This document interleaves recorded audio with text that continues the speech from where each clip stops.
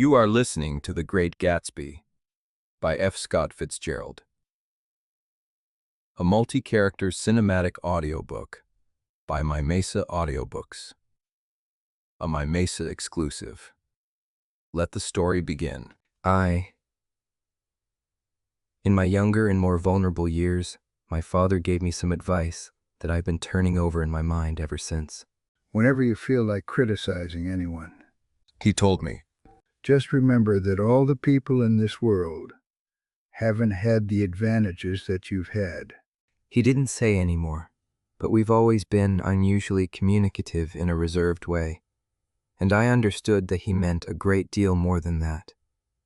In consequence, I'm inclined to reserve all judgments, a habit that has opened up many curious natures to me and also made me the victim of not a few veteran bores.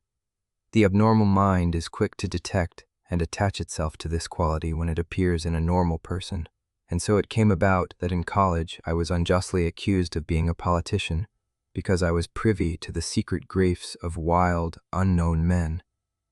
Most of the confidences were unsought. Frequently I have feigned sleep, preoccupation, or a hostile levity when I realized by some unmistakable sign that an intimate revelation was quivering on the horizon. For the intimate revelations of young men, or at least the terms in which they express them, are usually plagiaristic and marred by obvious suppressions. Reserving judgments is a matter of infinite hope.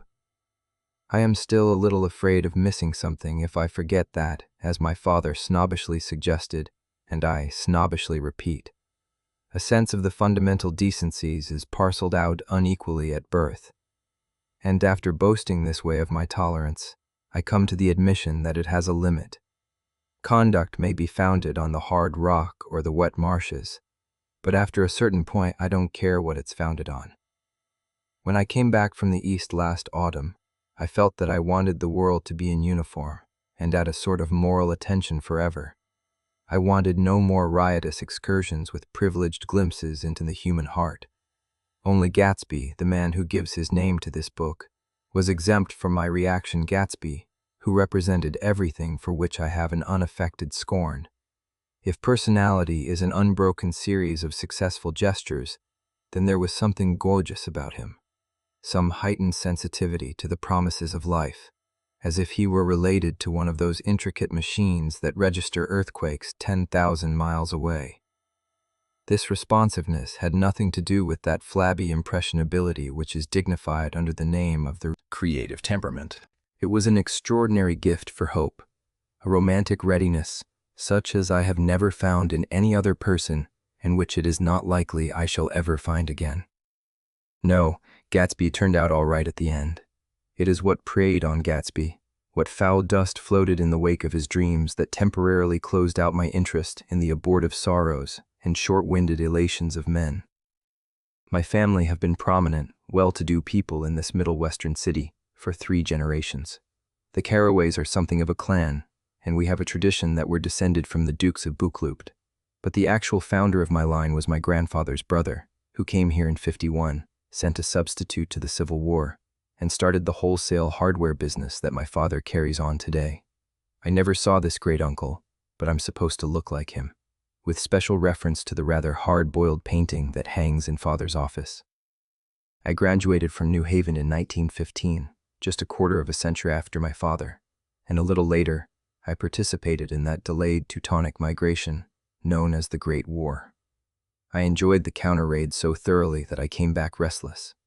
Instead of being the warm center of the world, the Middle West now seemed like the ragged edge of the universe. So I decided to go east and learn the bond business. Everybody I knew was in the bond business, so I supposed it could support one more single man. All my aunts and uncles talked it over as if they were choosing a prep school for me, and finally said, "Why, yes," with very grave, hesitant faces. Father agreed to finance me for a year, and after various delays, I came east, permanently, I thought, in the spring of '22. The practical thing was to find rooms in the city, but it was a warm season, and I had just left a country of wide lawns and friendly trees. So when a young man at the office suggested that we take a house together in a commuting town, it sounded like a great idea. He found the house, a weather-beaten cardboard bungalow at $80 a month. But at the last minute, the firm ordered him to Washington, and I went out to the country alone. I had a dog, at least I had him for a few days until he ran away, and an old Dodge and a Finnish woman who made my bed and cooked breakfast and muttered Finnish wisdom to herself over the electric stove.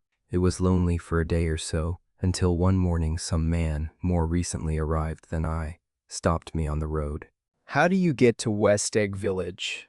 He asked helplessly. I told him. And as I walked on, I was lonely, no longer. I was a guide, a pathfinder, an original settler. He had casually conferred on me the freedom of the neighborhood. And so, with the sunshine and the great bursts of leaves growing on the trees, just as things grow in fast movies, I had that familiar conviction that life was beginning over again with the summer. There was so much to read, for one thing, and so much fine health to be pulled down out of the young, breath-giving air. I bought a dozen volumes on banking and credit and investment securities, and they stood on my shelf in red and gold like new money from the mint, promising to unfold the shining secrets that only Midas and Morgan and Maecenas knew. And I had the high intention of reading many other books besides. I was rather literary in college. One year I wrote a series of very solemn and obvious editorials for the Yale News, and now I was going to bring back all such things into my life and become again that most limited of all specialists, that Well-rounded man. This isn't just an epigram. Life is much more successfully looked at from a single window, after all. It was a matter of chance that I should have rented a house in one of the strangest communities in North America.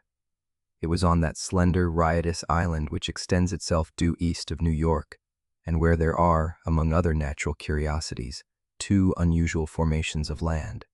20 miles from the city, a pair of enormous eggs, identical in contour and separated only by a courtesy bay, jut out into the most domesticated body of salt water in the Western Hemisphere, the great wet barnyard of Long Island Sound. They are not perfect ovals.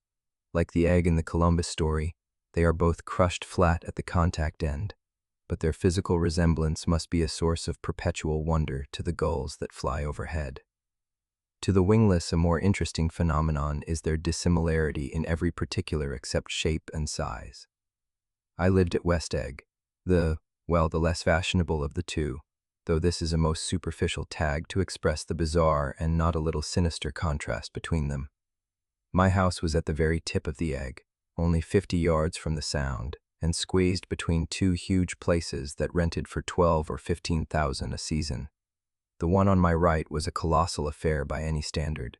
It was a factual imitation of some Hôtel de Ville in Normandy, with a tower on one side, spanking new under a thin beard of raw ivy, and a marble swimming pool, and more than 40 acres of lawn and garden. It was Gatsby's mansion, or rather, as I didn't know Mr. Gatsby, it was a mansion inhabited by a gentleman of that name. My own house was an eyesore, but it was a small eyesore, and it had been overlooked. So I had a view of the water, a partial view of my neighbor's lawn, and the consoling proximity of millionaires, all for $80 a month. Across the courtesy bay, the white palaces of fashionable East Egg glittered along the water, and the history of the summer really begins on the evening I drove over there to have dinner with the Tom Buchanans. Daisy was my second cousin, once removed, and I'd known Tom in college, and just after the war I spent 2 days with them in Chicago. Her husband, among various physical accomplishments, had been one of the most powerful ends that ever played football at New Haven, a national figure in a way, one of those men who reach such an acute limited excellence at 21 that everything afterwards savors of anticlimax. His family were enormously wealthy. Even in college his freedom with money was a matter for reproach, but now he'd left Chicago and come east in a fashion that rather took your breath away. For instance, he'd brought down a string of polo ponies from Lake Forest. It was hard to realize that a man in my own generation was wealthy enough to do that. Why they came east, I don't know. They had spent a year in France for no particular reason, and then drifted here and there unrestfully wherever people played polo and were rich together. This was a permanent move, said Daisy over the telephone, but I didn't believe it. I had no sight into Daisy's heart, but I felt that Tom would drift on forever seeking, a little wistfully, for the dramatic turbulence of some irrecoverable football game. And so it happened that on a warm, windy evening I drove over to East Egg to see two old friends, whom I scarcely knew at all, Their house was even more elaborate than I expected, a cheerful red and white Georgian colonial mansion overlooking the bay. The lawn started at the beach and ran towards the front door for a quarter of a mile, jumping over sundials and brick walks and burning gardens. Finally, when it reached the house, drifting up the side in bright vines as though from the momentum of its run. The front was broken by a line of French windows, glowing now with reflected gold and wide open to the warm, windy afternoon, and Tom Buchanan in riding clothes was standing with his legs apart on the front porch. He had changed since his New Haven years. Now he was a sturdy, straw-haired man of 30, with a rather hard mouth and a supercilious manner. Two shining, arrogant eyes had established dominance over his face, and gave him the appearance of always leaning aggressively forward. Not even the effeminate swank of his riding clothes could hide the enormous power of that body. He seemed to fill those glistening boots until he strained the top lacing, and you could see a great pack of muscle shifting when his shoulder moved under his thin coat. It was a body capable of enormous leverage, a cruel body. His speaking voice, a gruff, husky tenor, added to the impression of fractiousness he conveyed. There was a touch of paternal contempt in it, even toward people he liked. And there were men at New Haven who had hated his guts. "Now, don't think my opinion on these matters is final," he seemed to say. Just because I'm stronger and more of a man than you are. We were in the same senior society, and while we were never intimate, I always had the impression that he approved of me and wanted me to like him with some harsh, defiant wistfulness of his own. We talked for a few minutes on the sunny porch. "I've got a nice place here," he said, his eyes flashing about restlessly. Turning me around by one arm, he moved a broad, flat hand along the front vista, including in its sweep a sunken Italian garden, a half-acre of deep, pungent roses, and a snub-nosed motorboat that bumped the tide offshore. "It belonged to Domain, the oil man." He turned me around again, politely and abruptly. "We'll go inside." We walked through a high hallway into a bright, rosy-colored space, fragilely bound into the house by French windows at either end. The windows were ajar and gleaming white against the fresh grass outside that seemed to grow a little way into the house. A breeze blew through the room, blew curtains in at one end and out the other like pale flags, twisting them up toward the frosted wedding cake of the ceiling, and then rippled over the wine-colored rug, making a shadow on it, as wind does on the sea. The only completely stationary object in the room was an enormous couch on which two young women were buoyed up as though upon an anchored balloon. They were both in white, and their dresses were rippling and fluttering as if they had just been blown back in after a short flight around the house. I must have stood for a few moments listening to the whip and snap of the curtains and the groan of a picture on the wall. Then there was a boom as Tom Buchanan shut the rear windows and the caught wind died out about the room, and the curtains and the rugs and the two young women ballooned slowly to the floor. The younger of the two was a stranger to me. She was extended full length at her end of the divan, completely motionless, and with her chin raised a little, as if she were balancing something on it which was quite likely to fall. If she saw me out of the corner of her eyes, she gave no hint of it. Indeed, I was almost surprised into murmuring an apology for having disturbed her by coming in. The other girl, Daisy, made an attempt to rise. She leaned slightly forward with a conscientious expression. Then she laughed, an absurd, charming little laugh, and I laughed too and came forward into the room. "I'm paralyzed with happiness. She laughed again, as if she said something very witty, and held my hand for a moment, looking up into my face, promising that there was no one in the world she so much wanted to see. That was a way she had. She hinted in a murmur that the surname of the balancing girl was Baker. I've heard it said that Daisy's murmur was only to make people lean toward her, an irrelevant criticism that made it no less charming. At any rate, Miss Baker's lips fluttered. She nodded at me almost imperceptibly, and then quickly tipped her head back again. The object she was balancing had obviously tottered a little and given her something of a fright. Again, a sort of apology arose to my lips. Almost any exhibition of complete self-sufficiency draws a stunned tribute from me. I looked back at my cousin, who began to ask me questions in her low, thrilling voice. It was the kind of voice that the ear follows up and down, as if each speech is an arrangement of notes that will never be played again. Her face was sad and lovely with bright things in it, bright eyes and a bright, passionate mouth. But there was an excitement in her voice that men who had cared for her found difficult to forget. A singing compulsion, a whispered, "Listen," a promise that she had done gay, exciting things just a while since, and that there were gay, exciting things hovering in the next hour. I told her how I had stopped off in Chicago for a day on my way east, and how a dozen people had sent their love through me. Do they miss me? she cried ecstatically. The whole town is desolate. All the cars have the left rear wheel painted black as a mourning wreath, and there's a persistent wail all night along the North Shore. How gorgeous. Let's go back, Tom. Tomorrow. Then she added irrelevantly, You ought to see the baby. I'd like to. She's asleep. She's 3 years old. Haven't you ever seen her? Never. Well, you ought to see her. She is. Tom Buchanan, who had been hovering restlessly about the room, stopped and rested his hand on my shoulder. What you doing, Nick? I'm a bondman, Who with? I told him. Never heard of them. he remarked decisively. This annoyed me. You will. I answered shortly. You will if you stay in the East. Oh, I'll stay in the East. Don't you worry. He said, glancing at Daisy and then back at me, as if he were alert for something more. I'd be a goddamn fool to live anywhere else. At this point, Miss Baker said, Absolutely. With such suddenness that I started. It was the first word she had uttered since I came into the room.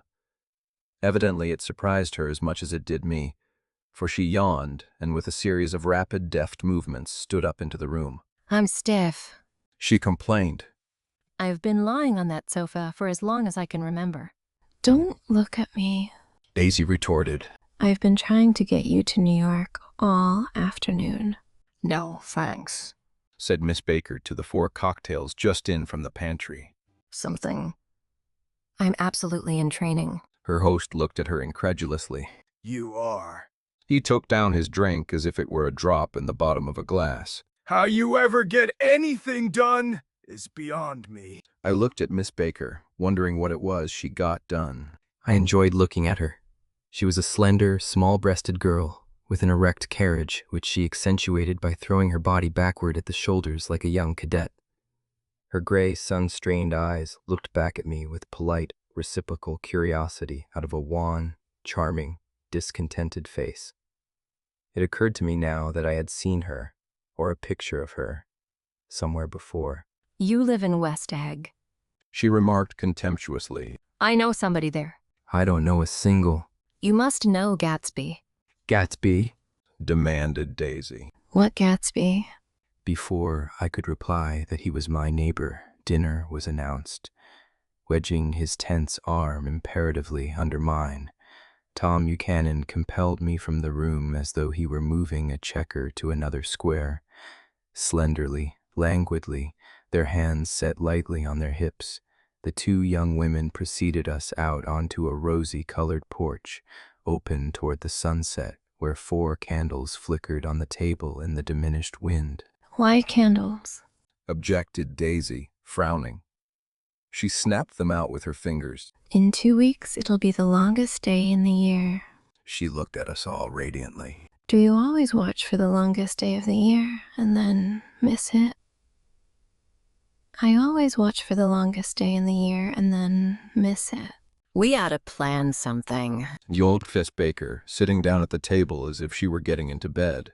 All right. Said Daisy. What'll we plan? She turned to me, helplessly. What do people plan?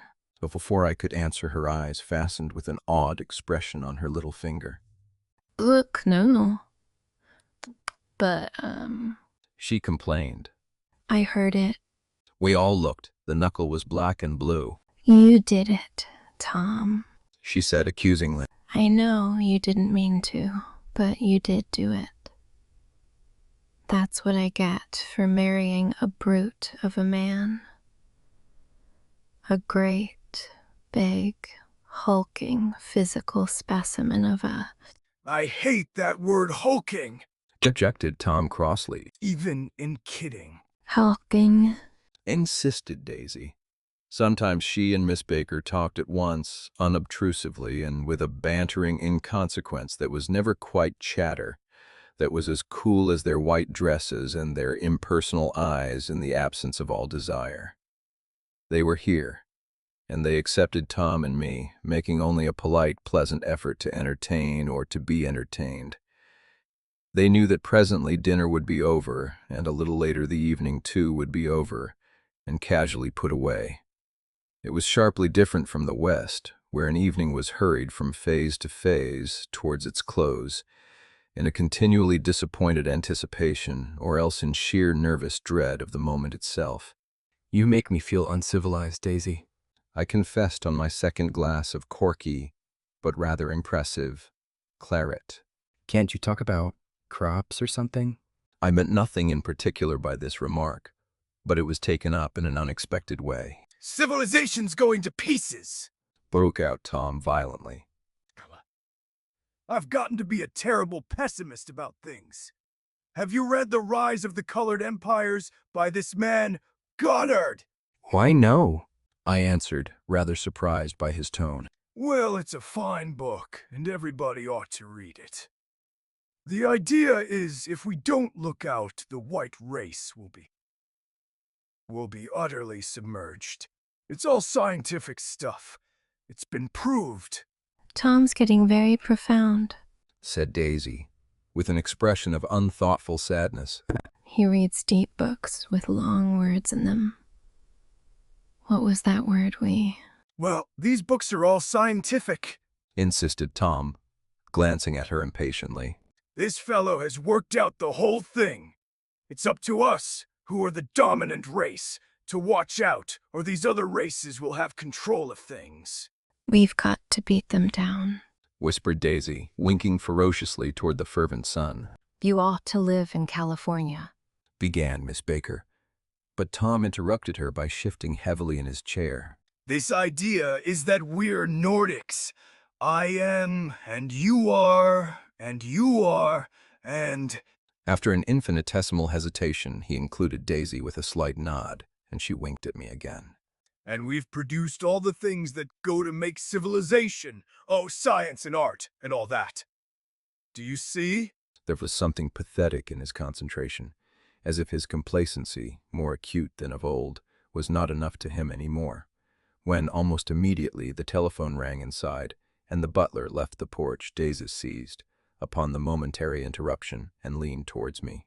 I'll tell you a family secret. She whispered enthusiastically. It's about the butler's nose. Do you want to hear about the butler's nose? That's why I came over tonight. The same thing. I don't share the value. It wasn't always a butler. He used to be the silver polisher for some people in New York that had a silver service for 200 people. He had to polish it from morning till night, until finally it began to affect his nose. Things went from bad to worse. She texted Miss Baker. Yes, things went from bad to worse, until finally he had to give up his position. For a moment the last sunshine fell with romantic affection upon her glowing face. Her voice compelled me forward breathlessly as I listened. Then the glow faded, each light deserting her with lingering regret, like children leaving a pleasant street at dusk. The butler came back and murmured something close to Tom's ear, whereupon Tom frowned, pushed back his chair, and without a word went inside. As if his absence quickened something within her, Daisy leaned forward again, her voice glowing and singing. I love to see you at my table, Nick. You remind me of a rose, an absolute rose, doesn't he? She turned to Miss Baker for confirmation. An absolute rose? This was untrue. I am not even faintly like a rose. She was only extemporizing, but a stirring warmth flowed from her, as if her heart was trying to come out to you concealed in one of those breathless, thrilling words. Then suddenly she threw her napkin on the table and excused herself and went into the house. Miss Baker and I exchanged a short glance consciously devoid of meaning. I was about to speak when she sat up alertly and said, Shay. in a warning voice, A subdued, impassioned murmur was audible in the room beyond, and Miss Baker leaned forward unashamed, trying to hear. The murmur trembled on the verge of coherence, sank down, mounted excitedly, and then ceased altogether. This Mr. Gatsby you spoke of is my neighbor. I began. Don't talk. I want to hear what happens. Is something happening? I inquired innocently, You mean to say you don't know? said Miss Baker, honestly surprised. I thought everybody knew. I don't. Why? She said hesitantly. Tom's got some woman in New York. Got some women? I repeated blankly. Miss Baker nodded. She might have the decency not to telephone him at dinner time, don't you think? Almost before I had grasped her meaning, there was the flutter of a dress and the crunch of leather boots, and Tom and Daisy were back at the table. It couldn't be helped. Cried Daisy with tense gaiety. She sat down, glanced searchingly at Miss Baker, and then at me, and continued. I looked outdoors for a minute, and it's very romantic outdoors. There's a bird on the lawn that I think must be a nightingale come over on the Cunard or White Star Line. He's singing away. Her voice sang. It's romantic, isn't it, Tom? Very romantic. He said, and then miserably to me, If it's light enough after dinner, I want to take you down to the stables. The telephone rang inside, startlingly, and as Daisy shook her head decisively at Tom, the subject of the stables, in fact all subjects, vanished into air. Among the broken fragments of the last 5 minutes at table, I remember the candles being lit again, pointlessly, and I was conscious of wanting to look squarely at everyone, and yet to avoid all eyes. I couldn't guess what Daisy and Tom were thinking, but I doubt if even Miss Baker, who seemed to have mastered a certain hearty skepticism, was able utterly to put this fifth guest's shrill, metallic urgency out of mind. To a certain temperament, the situation might have seemed intriguing. My own instinct was to telephone immediately for the police. The horses, needless to say, were not mentioned again. Tom and Miss Baker, with several feet of twilight between them, strolled back into the library, as if to a vigil beside a perfectly tangible body, while, trying to look pleasantly interested and a little deaf, I followed Daisy around a chain of connecting verandas to the porch in front. In its deep gloom, we sat down side by side on a wicker settee.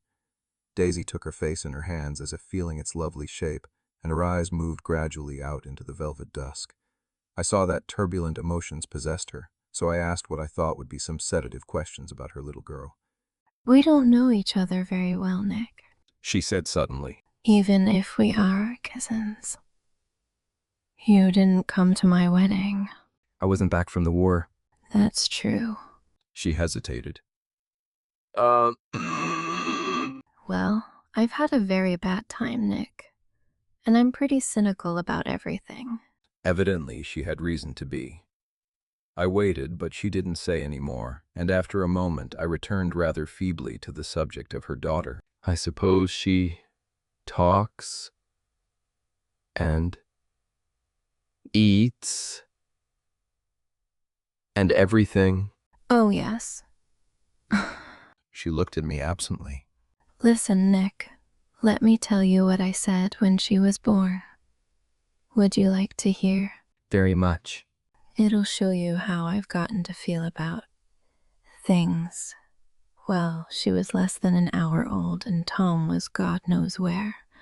I woke up out of the ether with an utterly abandoned feeling and asked the nurse right away if it was a boy or a girl. She told me it was a girl, and so I turned my head away and wept.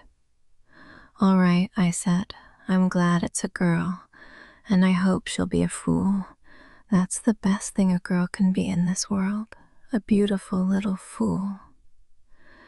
You see, I think everything's terrible anyhow. She went on in a convinced way. Everybody thinks so, the most advanced people. And I know. I've been everywhere and seen everything and done everything. Her eyes flashed around her in a defiant way, rather like Tom's, and she laughed with thrilling scorn. Sophisticated. God, I'm sophisticated. The instant her voice broke off, ceasing to compel my attention, my belief, I felt the basic insincerity of what she had said. It made me uneasy, as though the whole evening had been a trick of some sort, to exact a contributory emotion from me. I waited, and sure enough, in a moment she looked at me with an absolute smirk on her lovely face, as if she had asserted her membership in a rather distinguished secret society to which she and Tom belonged. Inside, the crimson room bloomed light. Tom and Miss Baker sat at either end of the long couch, and she read aloud to him from the Saturday Evening Post. The words, murmurous and uninflected, running together in a soothing tune. The lamplight, bright on his boots and dull on the autumn leaf yellow of her hair, glinted along the paper as she turned a page with a flutter of slender muscles in her arms. When we came in, she held us silent for a moment with a lifted hand. To be continued, She said, tossing the magazine on the table. In our very next issue. Her body asserted itself with a restless movement of her knee, and she stood up. Tanakola, She remarked, apparently finding the time on the ceiling. time for this good girl to go to bed. Jordan's going to play in the tournament tomorrow, Explained Daisy. over at Westchester. Oh, you're Dan Baker.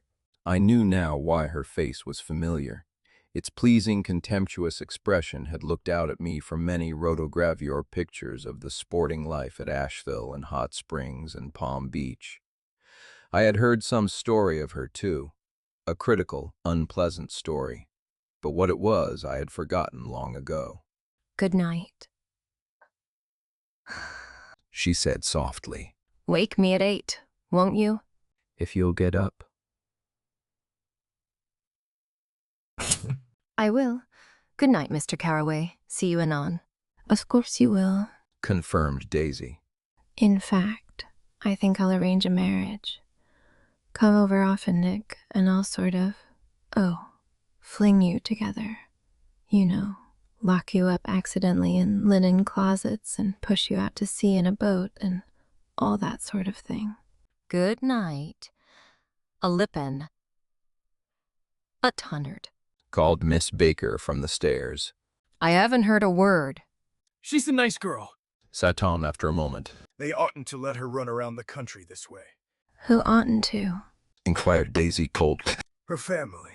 Blah! Her family is one aunt about 1,000 years old. Besides, Nick's gonna look after her, aren't you, Nick? She's going to spend lots of weekends out here this summer. I think the home influence will be very good for her. Daisy and Tom looked at each other for a moment in silence. Is she from New York? I asked quickly. From Louisville. Our white girlhood was passed together there. Our beautiful white. Did you give Nick a little heart-to-heart talk on the veranda? Demanded Tom suddenly. Did I? She looked at me. I can't seem to remember, but I think we talked about the Nordic race. Yes, I'm sure we did. It sort of crept up on us, and first thing you know...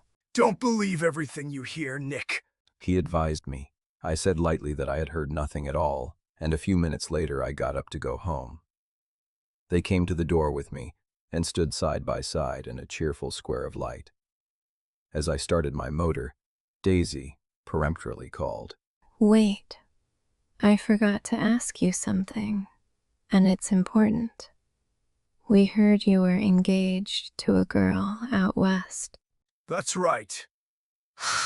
Corroborated Tom kindly. We heard that you were engaged. It's a libel. I'm too poor. But we heard it. Insisted Daisy, surprising me by opening up again in a flower-like way. We heard it from 3 people, so it must be true.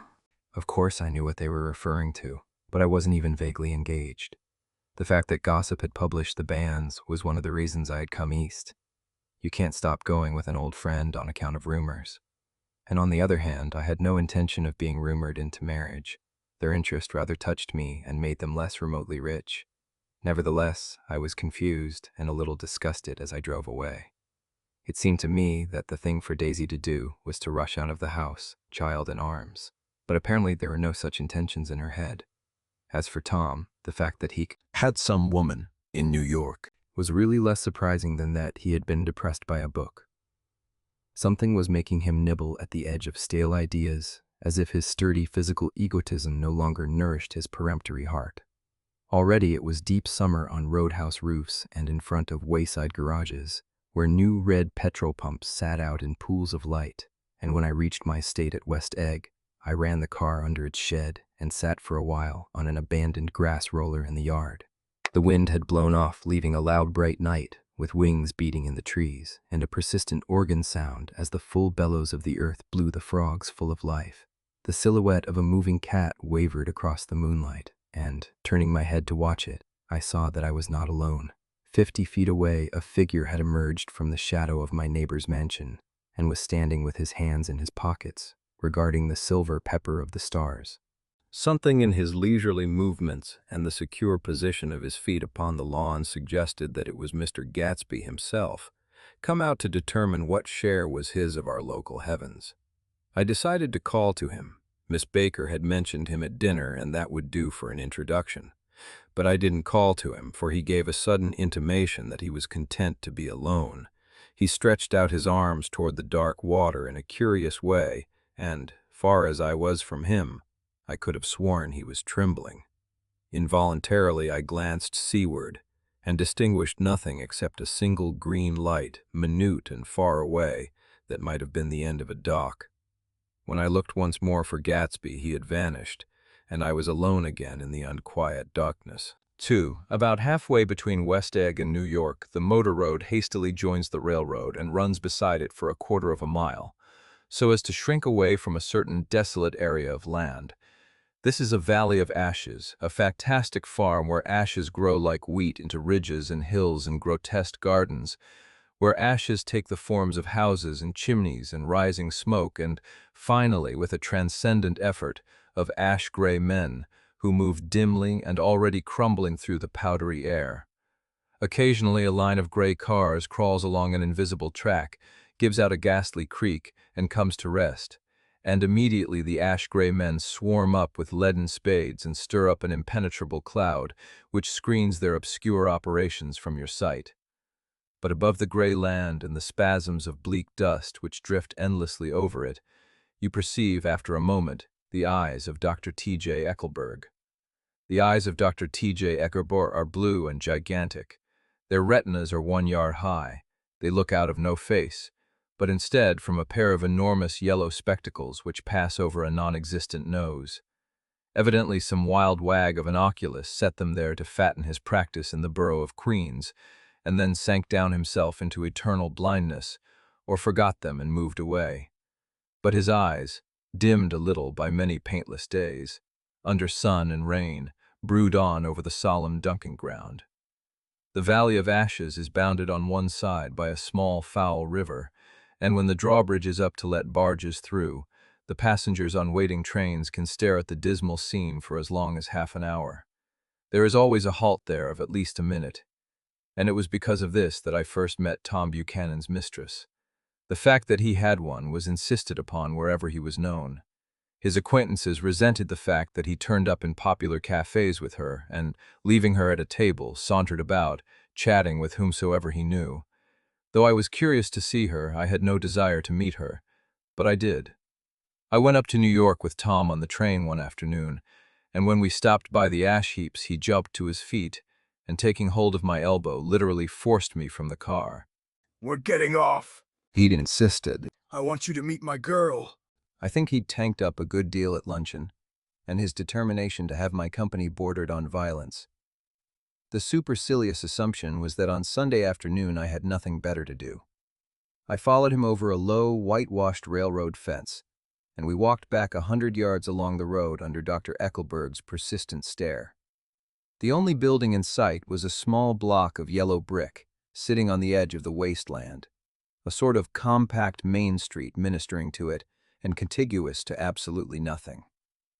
One of the 3 shops it contained was for rent, and another was an all-night restaurant approached by a trail of ashes. The third was a garage, repairs, George B. Wilson, cars bought and sold, and I followed Tom inside. The interior was unprosperous and bare. The only car visible was the dust-covered wreck of a Ford which crouched in a dim corner. It had occurred to me that this shadow of a garage must be a blind, and that sumptuous and romantic apartments were concealed overhead, when the proprietor himself appeared in the door of an office, wiping his hands on a piece of waste. He was a blond, spiritless man, anemic, and faintly handsome. When he saw us, a damp gleam of hope sprang into his light blue eyes. Hello, Wilson, old man. Said Tom, slapping him jovially on the shoulder. How's business? Because I can't complain. Answered Wilson unconvincingly. When are you going to sell me that car? Next week. I've got my man working on it now. Works pretty slow, don't he? No, he doesn't. Said Tom coldly. And if you feel that way about it, maybe I'd better sell it somewhere else after all. I don't mean that. Explained Wilson quickly. I just meant... His voice faded off, and Tom glanced impatiently around the garage.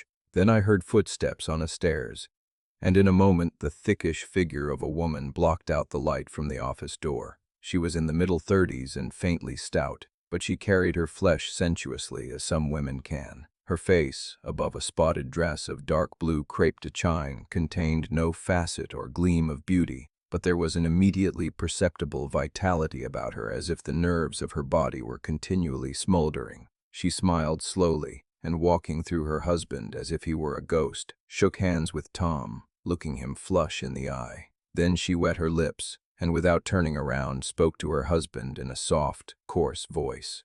Get some chairs, why don't you, so somebody can sit down? Oh, sure. Agreed Wilson hurriedly, and went toward the little office, mingling immediately with the cement color of the walls.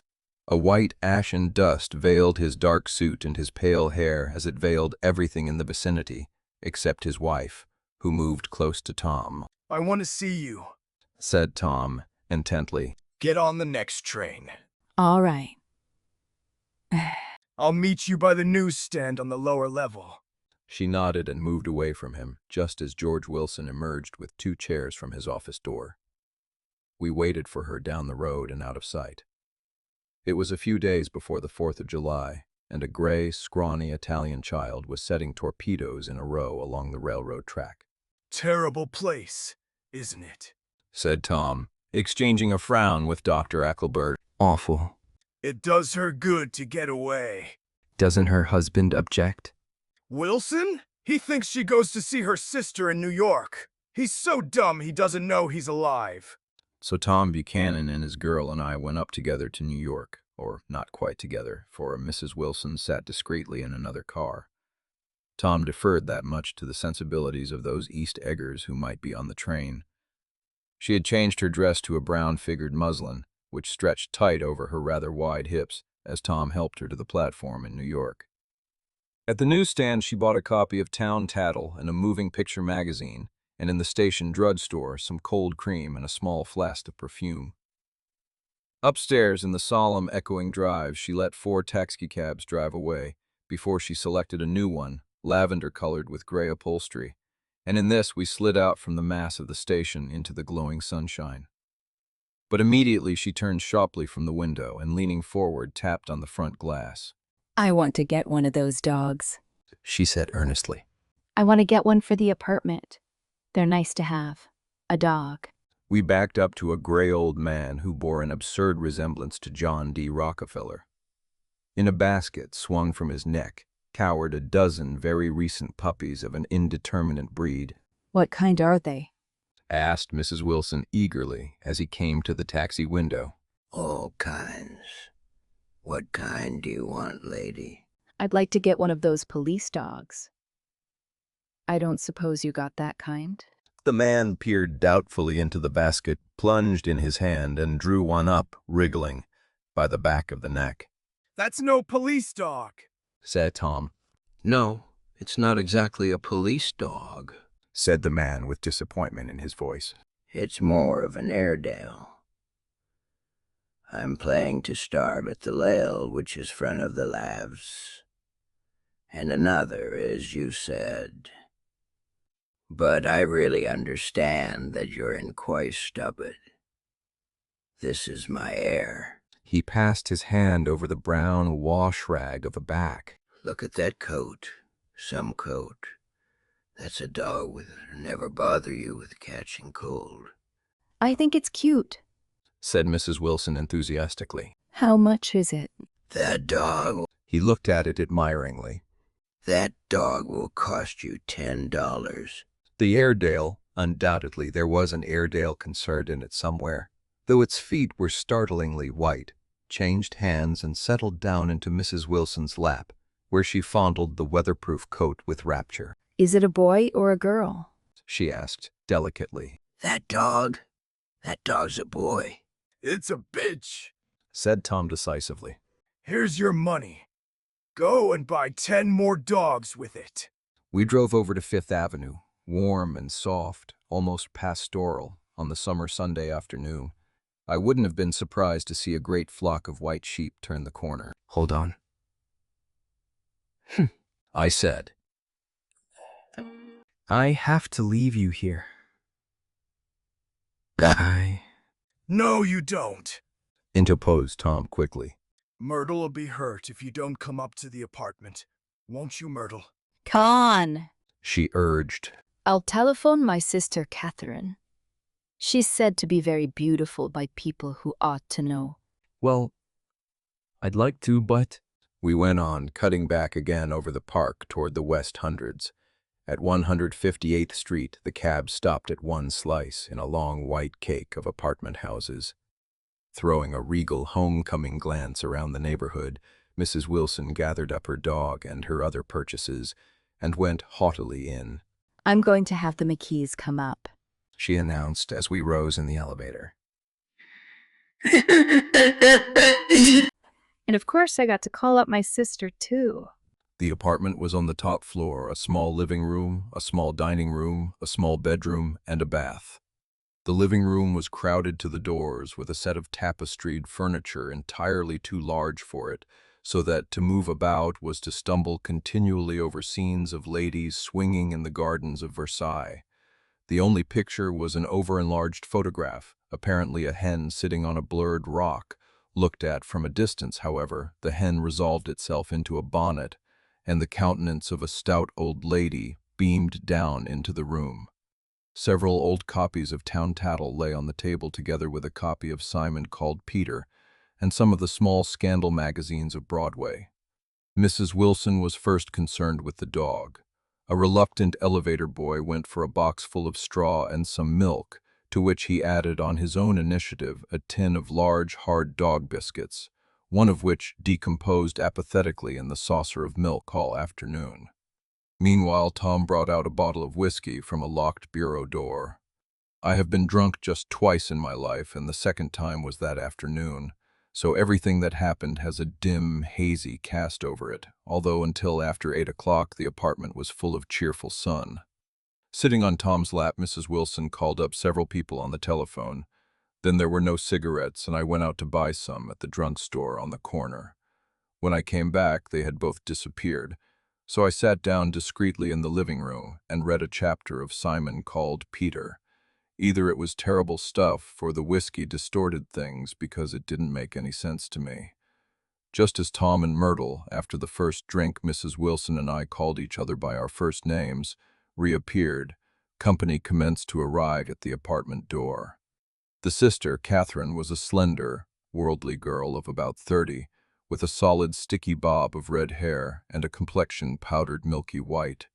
Her eyebrows had been plucked and then drawn on again at a more rakish angle, but the efforts of nature toward the restoration of the old alignment gave a blurred air to her face. When she moved about, there was an incessant clicking as innumerable pottery bracelets jingled up and down upon her arms. She came in with such a proprietary haste and looked around so possessively at the furniture that I wondered if she lived here. But when I asked her, she laughed immoderately, repeated my question aloud, and told me she lived with a girlfriend at a hotel. Mr. McKee was a pale, feminine man from the flat below. He had just shaved, for there was a white spot of lather on his cheekbone, and he was most respectful in his greeting to everyone in the room. He informed me that he was in the autistic game. and I gathered later that he was a photographer and had made the dim enlargement of Mrs. Wilson's mother which hovered like an ectoplasm on the wall. His wife was shrill, languid, handsome, and horrible. She told me with pride that her husband had photographed her 127 times since they had been married. Mrs. Wilson had changed her costume some time before, and was now attired in an elaborate afternoon dress of cream-colored chiffon, which gave out a continual rustle as she swept about the room. With the influence of the dress, her personality had also undergone a change. The intense vitality that had been so remarkable in the garage was converted into impressive hauteur. Her laughter, her gestures, her assertions became more violently affected moment by moment, and as she expanded, the room grew smaller around her, until she seemed to be revolving on a noisy, creaking pivot through the smoky air. My dear, She told her sister in a high, mincing shout. Most of these fellas will cheat you every time. All they think of is money. I had a woman up here last week to look at my feet, and when she gave me the bill, you'd have thought she had my appendicitis out. What was the name of the woman? Asked Mrs. McKee. Mrs. Eberhardt. She goes around looking at people's feet in their own homes. I like your dress. Remarked Mrs. McKee. I think it's adorable. Mrs. Wilson rejected the compliment by raising her eyebrow in disdain. It's just a crazy old thing, She said. I just slip it on sometimes when I don't care what I look like. But it looks wonderful on you, if you know what I mean. Pursued Mrs. McKee. If Chester could only get you in that pose, I think he could make something of it.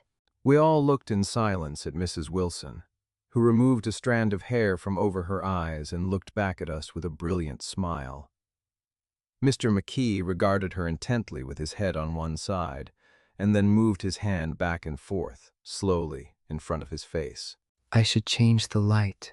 He said after a moment. I'd like to bring out the modeling of the features. And I'd try to get hold of all the back hair. I wouldn't think of changing the light. Cried Mrs. McKee. I think it's... Her husband said.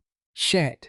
And we all looked at the subject again, whereupon Tom Buchanan yawned audibly and got to his feet. You McKees have something to drink, He said. Get some more ice and mineral water, Myrtle, before everybody goes to sleep. I told that boy about the ice.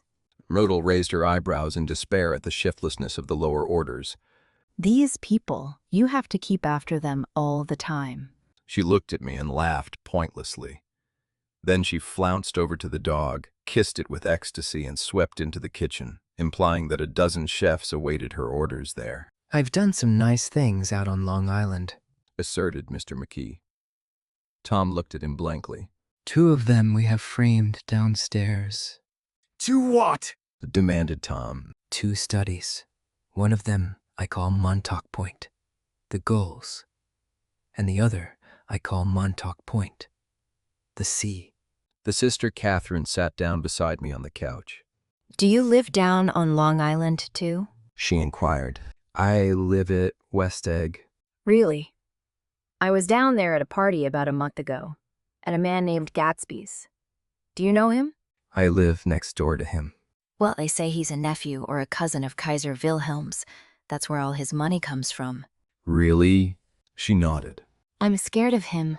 I'd hate to have him get anything on me. This absorbing information about my neighbor was interrupted by Mrs. McKee's pointing suddenly at Catherine. Chester, I think you could do something with her. She broke out, but Mr. McKee only nodded in a bored way and turned his attention to Tom. I'd like to do more work on Long Island. If I could get the entry. All I ask is that they should give me a start. Ask Myrtle, Said Tom, breaking into a short shout of laughter as Mrs. Wilson entered with a tray. She'll give you a letter of introduction, won't you, Myrtle? Do what? She asked, startled. You'll give McKee a letter of introduction to your husband, so he can do some studies of him. His lips moved silently for a moment as he invented. George B. Wilson at the gasoline pump? Or something like that. Catherine leaned close to me and whispered in my ear. Neither of them can stand the person they're married to. Can't they? Can't stand them. She looked at Myrtle and then at Tom. What I say is, why go on living with them if they can't stand them? If I was them, I'd get a divorce and get married to each other right away. Doesn't she like Wilson either? The answer to this was unexpected. It came from Myrtle, who had overheard the question, and it was violent and obscene. You see, Cried Catherine triumphantly. She lowered her voice again. it's really his wife that's keeping them apart. She's a Catholic, and they don't believe in divorce. Daisy was not a Catholic, and I was a little shocked at the elaborateness of the lie. When they do get married, Continued Catherine. they're going west to live for a while until it blows over. It'd be more discreet to go to Europe. Oh, do you like Europe? She exclaimed surprisingly. I just got back from Monte Carlo. Really? Just last year. I went over there with another girl. Stay long? No, we just went to Monte Carlo and back. We went by way of Marseille. We had over $1,200 when we started, but we got giped out of it all in 2 days in the private rooms. We had an awful time getting back, I can tell you. God, how I hated that town. The late afternoon sky bloomed in the window for a moment, like the blue honey of the Mediterranean. Then the shrill voice of Mrs. McKee called me back into the room. I almost made a mistake, too. She declared vigorously. I almost married a little kike who'd been after me for years. I knew he was below me. Everybody kept saying to me, "Lucille, that man's way below you." But if I hadn't met Chester, he'd have got me sure. Yes. But listen, Said Myrtle Wilson, nodding her head up and down. at least you didn't marry him. I know, I didn't.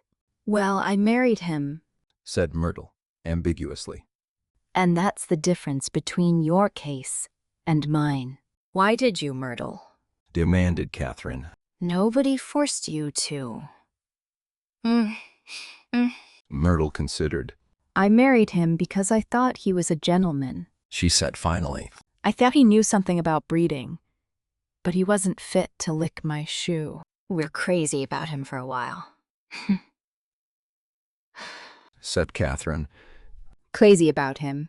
Cried Myrtle incredulously. Who said I was crazy about him?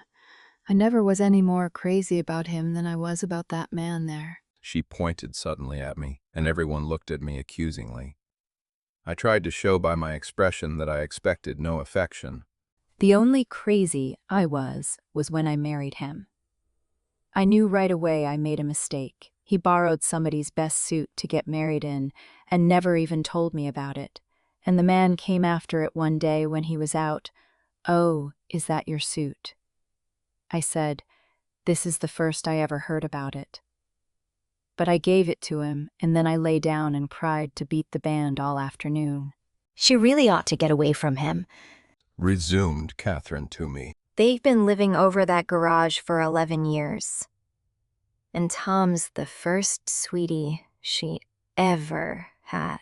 The bottle of whiskey, a second one, was now in constant demand by all present, excepting Catherine, who... Felt just as good on nothing at all. Tom rang for the janitor and sent him for some celebrated sandwiches, which were a complete supper in themselves. I wanted to get out and walk eastward toward the park through the soft twilight, but each time I tried to go, I became entangled in some wild, strident argument which pulled me back, as if with ropes, into my chair. Yet high over the city, our line of yellow windows must have contributed their share of human secrecy to the casual watcher in the darkening streets, and I saw him too, looking up and wondering. I was within and without, simultaneously enchanted and repelled by the inexhaustible variety of life. Myrtle pulled her chair close to mine, and suddenly her warm breath poured over me the story of her first meeting with Tom. It was on the two little seats facing each other that are always the last ones left on the train. I was going up to New York to see my sister and spend the night. He had on a dress suit and patent leather shoes, and I couldn't keep my eyes off him. But every time he looked at me, I had to pretend to be looking at the advertisement over his head.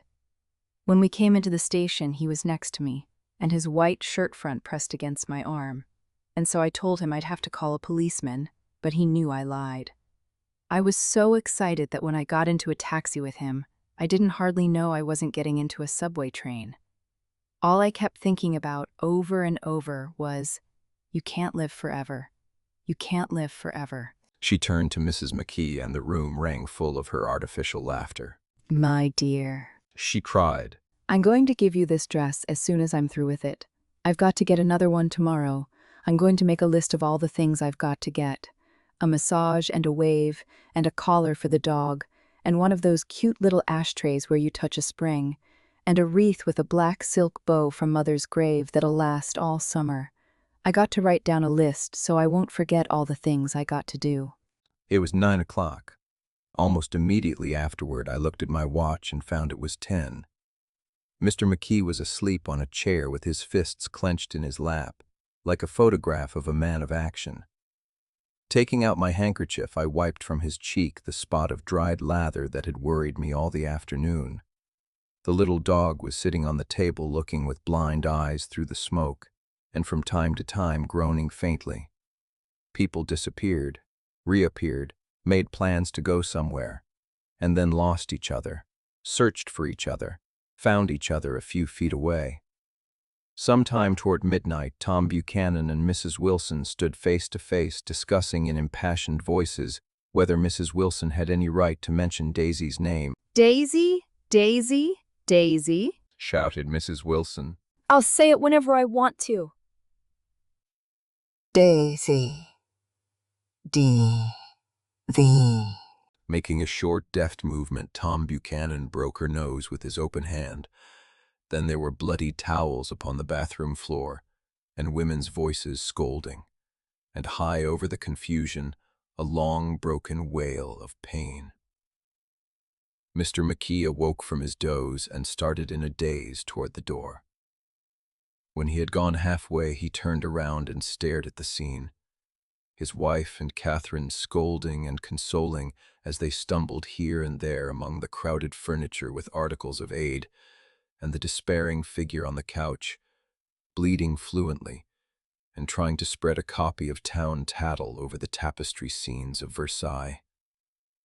Then Mr. McKee turned and continued on out the door. Taking my hat from the chandelier, I followed. Come to lunch someday, He suggested, as we groaned down in the elevator. Where? Anywhere. Keep your hands off the lever. Snapped the elevator boy. I beg your pardon? Said Mr. McKee with dignity. I didn't know I was touching it. All right, I'd agreed. I'll be glad to. I was standing beside his bed, and he was sitting up between the sheets, clad in his underwear, with a great portfolio in his hands. Beauty and the Beast. Loneliness. Old Grocery Horse. Brooklyn Bridge. Then I was lying half asleep in the cold lower level of the Pennsylvania station, staring at the Morning Tribune, and waiting for the 4 o'clock train. There was music from my neighbor's house through the summer nights. In his blue gardens, men and girls came and went like moths among the whisperings and the champagne and the stars. At high tide in the afternoon, I watched his guests diving from the tower of his raft, or taking the sun on the hot sand of his beach while his 2 motorboats slit the waters of the Sound, drawing aquaplanes over cataracts of foam. On weekends, his Rolls-Royce became an omnibus, bearing parties to and from the city between 9 in the morning and long past midnight, while his station wagon scampered like a brisk yellow bug to meet all trains. And on Mondays, 8 servants, including an extra gardener, toiled all day with mops and scrubbing brushes and hammers and garden shears, repairing the ravages of the night before. Every Friday, 5 crates of oranges and lemons arrived from a fruiterer in New York. Every Monday, these same oranges and lemons left his back door in a pyramid of pulpless halves. There was a machine in the kitchen which could extract the juice of 200 oranges in half an hour if a little button was pressed 200 times by a butler's thumb. At least once a fortnight, a corps of caterers came down with several hundred feet of canvas and enough colored lights to make a Christmas tree of Gatsby's enormous garden. On buffet tables, garnished with glistening horster, spiced baked hams crowded against salads of harlequin designs and pastry pigs and turkeys bewitched to a dark gold.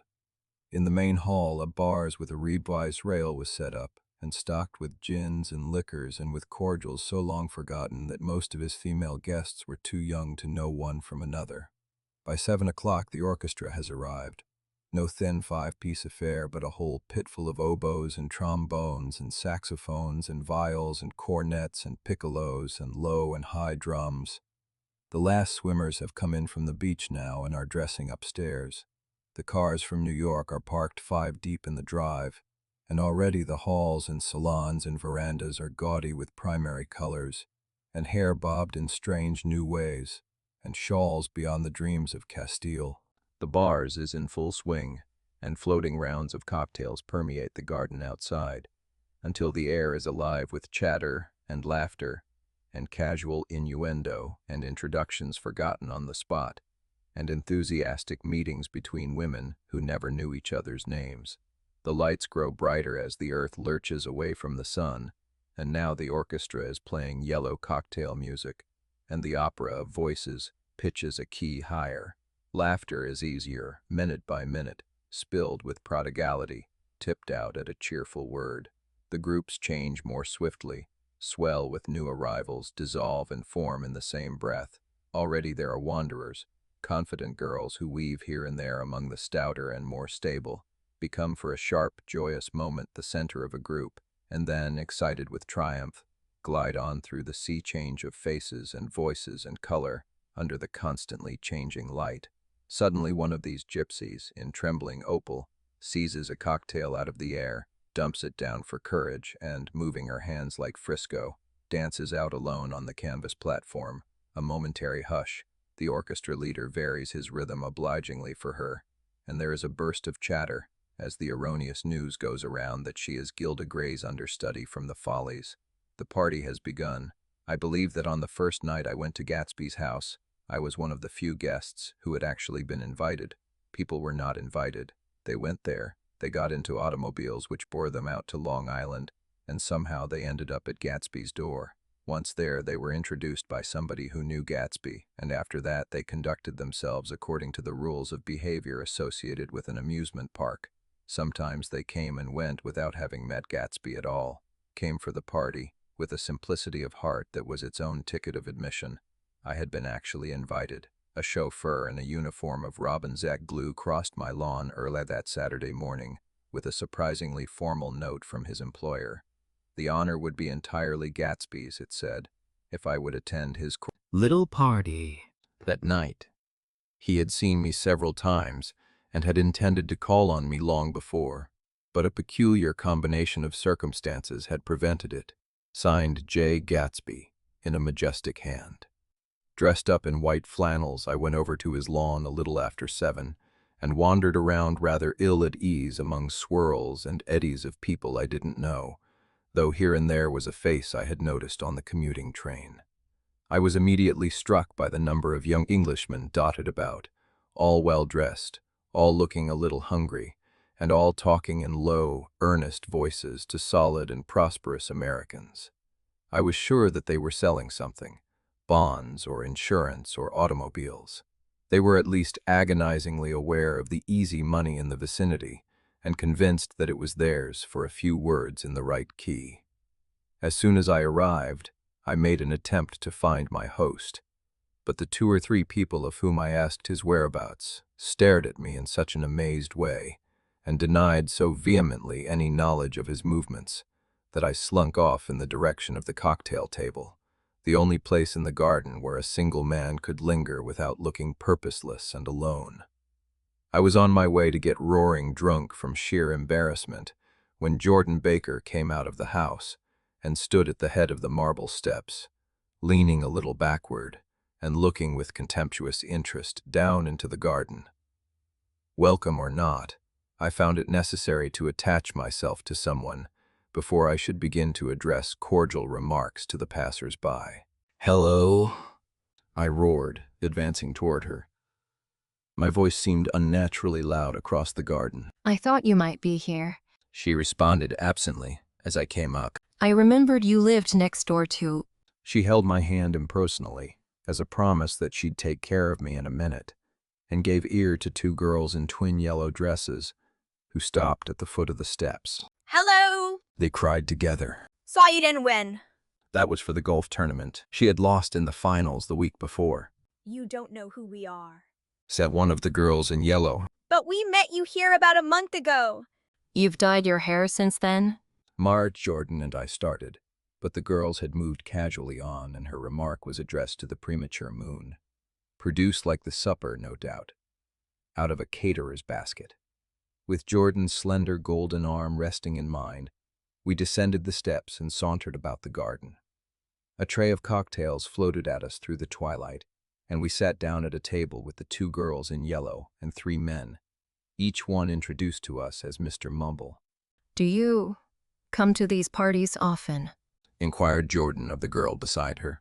The last one was the one I met you at. Answered the girl, in an alert, confident voice. She turned to her companion. Wasn't it for you, Lucille? It was for Lucille, too. I like to come.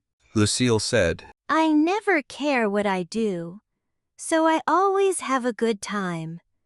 When I was here last, I tore my gown on a chair, and he asked me my name and address. Inside of a week, I got a package from Crorier's with a new evening gown in it. Did you keep it? Asked Jordan. Sure I did. I was gonna wear it tonight, but it was too big in the bust and had to be altered. It was gas blue with lavender beads. $265. There's something funny about a fella that'll do a thing like that. Said the other girl eagerly. He doesn't want any trouble with anybody. Who doesn't? I inquired. Gatsby, somebody told me. The 2 girls and Jordan leaned together confidentially. Somebody told me they thought he killed a man once. A thrill passed over all of us. The 3 Mr. Mumbles bent forward and listened eagerly. I don't think it's so much that. Argued Lucille skeptically. It's more that he was a German spy during the war. One of the men nodded in confirmation. I heard that from a man who knew all about him, grew up with him in Germany.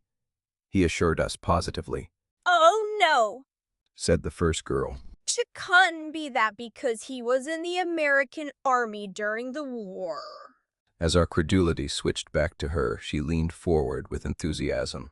You look at him sometimes.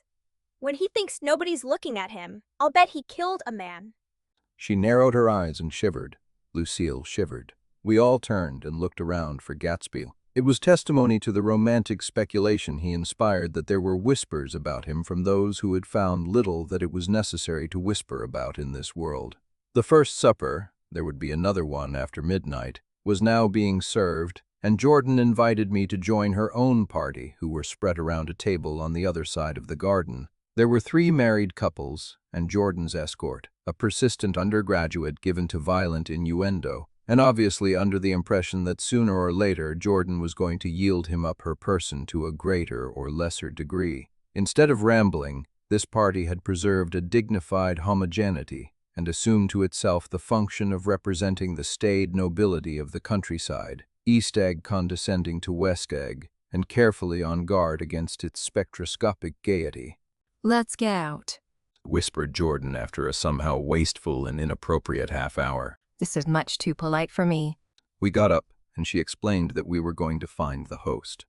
I had never met him, she said, and it was making me uneasy. The undergraduate nodded in a cynical, melancholy way. The bars where we glanced first was crowded, but Gatsby was not there. She couldn't find him from the top of the steps, and he wasn't on the veranda. On a chance, we tried an important-looking door and walked into a high Gothic library, paneled with carved English oak, and probably transported complete from some ruin overseas. A stout, middle-aged man with enormous owl-eyed spectacles was sitting somewhat drunk on the edge of a great table, staring with unsteady concentration at the shelves of books. As we entered, he wheeled excitedly around and examined Jordan from head to foot. What do you think? He demanded impetuously. About what? He waved a hand toward the bookshelves. About that. As a matter of fact, you need not bother to ascertain. I ascertained. They're real. The books? He nodded. Absolutely real. Have pages and everything. I thought they'd be a nice, durable cardboard. Matter of fact, they're absolutely real. Pages and... Here, let me show you. Taking our skepticism for granted, he rushed to the bookcases and returned with Volume 1 of the Stoddard Lectures. Nisid. See? He cried triumphantly. It's a bona fide piece of printed matter. It fooled me. This fella's a regular Belasco. It's a triumph. What thoroughness, what realism. Knew when to stop, too. Didn't cut the pages. But what do you want? What do you expect? He snatched the book from me and replaced it hastily on its shelf, muttering that if one brick was removed, the whole library was liable to collapse. Who brought you? He demanded. Or did you just come? I was brought. Most people were brought. Jordan looked at him alertly, cheerfully, without answering. I was brought by a woman named Roosevelt. He continued. Mrs. Claude Roosevelt. Do you know her? I met her somewhere last night. I've been drunk for about a week now, and I thought it might sober me up to sit in a library. Has it? A little bit, I think. I can't tell yet. I've only been here an hour. Did I tell you about the books? They're real? You told us. We shook hands with him gravely and went back outdoors. There was dancing now on the canvas in the garden. Old men pushing young girls backward in eternal, graceless circles. Superior couples holding each other tortuously, fashionably, and keeping in the corners, and a great number of single girls dancing individually or relieving the orchestra for a moment of the burden of the banjo or the traps. By midnight, the hilarity had increased. A celebrated tenor had sung in Italian, and a notorious contralto had sung in jazz. And between the numbers, people were doing stunts all over the garden, while happy, vacuous bursts of laughter rose toward the summer sky. A pair of stage twins, who turned out to be the girls in yellow, did a baby act in costume, and champagne was served in glasses bigger than finger bowls. The moon had risen higher, and floating in the sound was a triangle of silver scales, trembling a little to the stiff, tinny drip of the banjos on the lawn. I was still with Jordan Baker. We were sitting at a table with a man of about my age and a rowdy little girl who gave way upon the slightest provocation to uncontrollable laughter. I was enjoying myself now. I had taken 2 finger bowls of champagne, and the scene had changed before my eyes into something significant, elemental, and profound. At a lull in the entertainment, the man looked at me and smiled. Your face is familiar, He said, politely. Weren't you in the 1st Division during the war? Why, yes, I was in the 28th Infantry. I was in the 16th until June 1918. I knew I'd seen you somewhere before. We talked for a moment about some wet, gray little villages in France. Evidently, he lived in this vicinity, for he told me that he had just bought a hydroplane and was going to try it out in the morning. Want to go with me, old sport? Just near the shore along the Sound. What time? Any time that suits you best. It was on the tip of my tongue to ask his name when Jordan looked around and smiled. Having a gay time now? She inquired. Much better. I turned again to my new acquaintance. This is an unusual party for me. I haven't even seen the host. I live over there. I waved my hand at the invisible hedge in the distance. And this man Gatsby sent over his chauffeur with an invitation. For a moment, he looked at me as if he failed to understand. I'm Gatsby, he said suddenly. What? I exclaimed. Oh, I beg your pardon. I thought you knew, old sport. I'm afraid I'm not a very good host. He smiled understandingly, much more than understandingly. It was one of those rare smiles with a quality of eternal reassurance in it that you may come across 4 or 5 times in life. It faced, or seemed to face, the whole eternal world for an instant, and then concentrated on you with an irresistible prejudice in your favor. It understood you just so far as you wanted to be understood, believed in you as you would like to believe in yourself, and assured you that it had precisely the impression of you that, at your best, you hoped to convey. Precisely at that point it vanished, and I was looking at an elegant young roughneck, a year or 2 over 30, whose elaborate formality of speech just missed being absurd. Sometime before he introduced himself, I'd got a strong impression that he was picking his words with care. Almost at the moment when Mr. Gatsby identified himself, a butler hurried toward him with the information that Chicago was calling him on the wire. He excused himself with a small bow that included each of us in turn. If you want anything, just ask for it, old sport. He urged me. Excuse me. I will rejoin you later. When he was gone, I turned immediately to Jordan, constrained to assure her of my surprise. I had expected that Mr. Gatsby would be a florid and corpulent person in his middle years. Who is he? See, I demanded. Do you know? He's just a man named Gatsby. Where is he from, I mean, and what does he do? Now you restarted on the subject. She answered with a wan smile.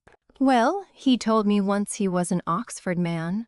A dim background started to take shape behind him, but at her next remark, it faded away. However, I don't believe it. Why not? I don't know. She insisted. I just don't think he went there. Something in her tone reminded me of the other girls, I think he killed a man. and had the effect of stimulating my curiosity.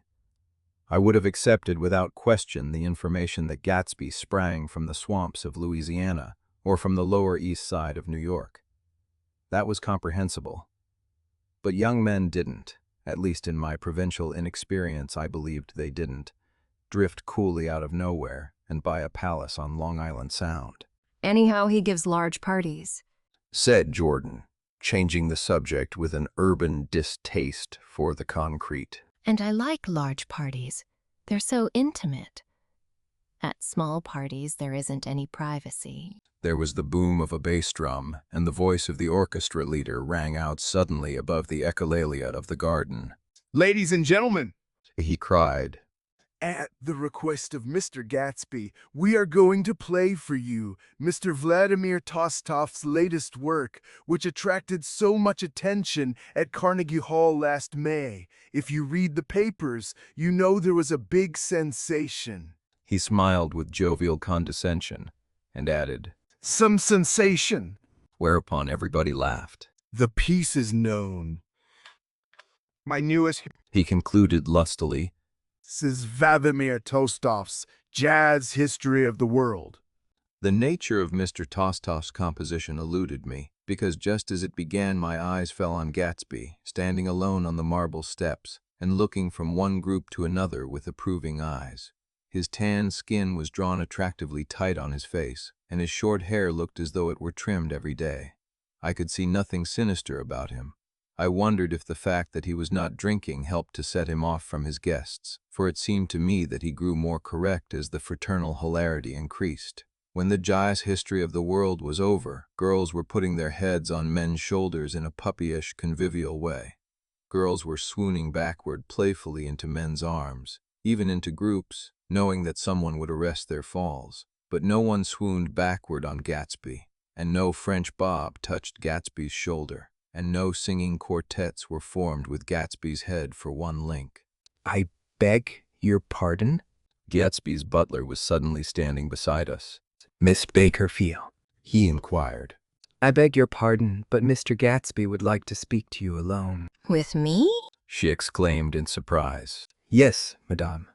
She got up slowly, raising her eyebrows at me in astonishment, and followed the butler toward the house. I noticed that she wore her evening dress, all her dresses like sports clothes. There was a jauntiness about her movements, as if she had first learned to walk upon golf courses on clean, crisp mornings. I was alone, and it was almost 2. For some time, confused and intriguing sounds had issued from a long, many-windowed room which overhung the terrace, eluding Jordan's undergraduate, who was now engaged in an obstetrical conversation with 2 chorus girls, and who implored me to join him. I went inside. The large room was full of people. One of the girls in yellow was playing the piano, and beside her stood a tall, red-haired young lady from a famous chorus, engaged in song. She had drunk a quantity of champagne, and during the course of her song she had decided, ineptly, that everything was very, very sad. She was not only singing, she was weeping too. Whenever there was a pause in the song, she filled it with gasping, broken sobs, and then took up the lyric again in a quavering soprano.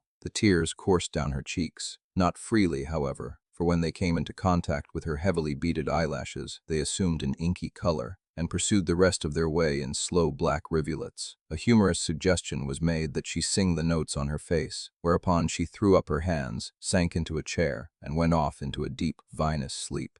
She had a fight with a man who says he's her husband. Think. I took to back the finio stickle to rye. Now? The first I post on this word is harp, because myself, as they look literally skinning, is to plain 2 times for the partices, clients. I throwed in the team or displending to the actions when they feel little to stubble and stravel in these processions, from the dedic, of ands in the debitonal.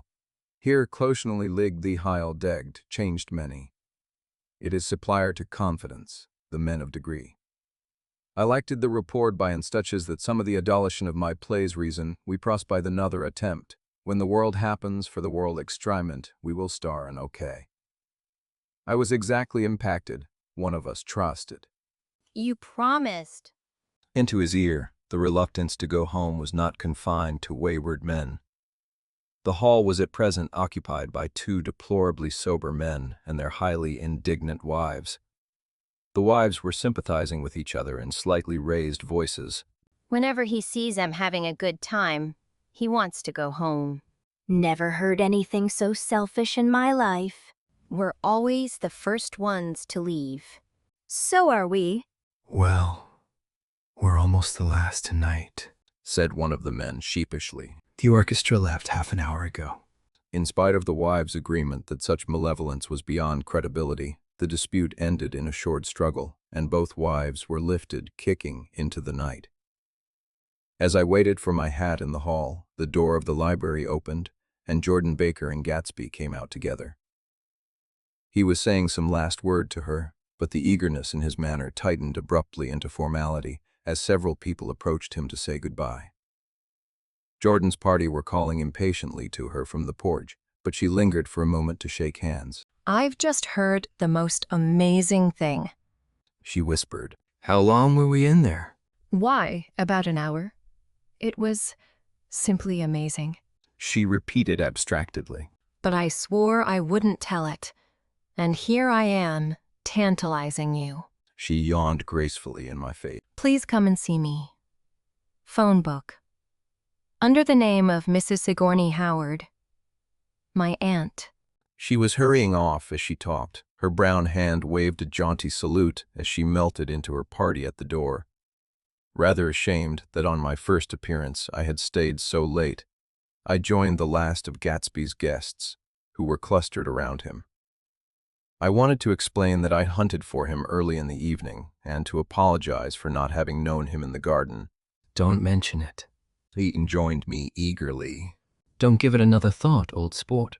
The familiar expression held no more familiarity than the hand which reassuringly brushed my shoulder.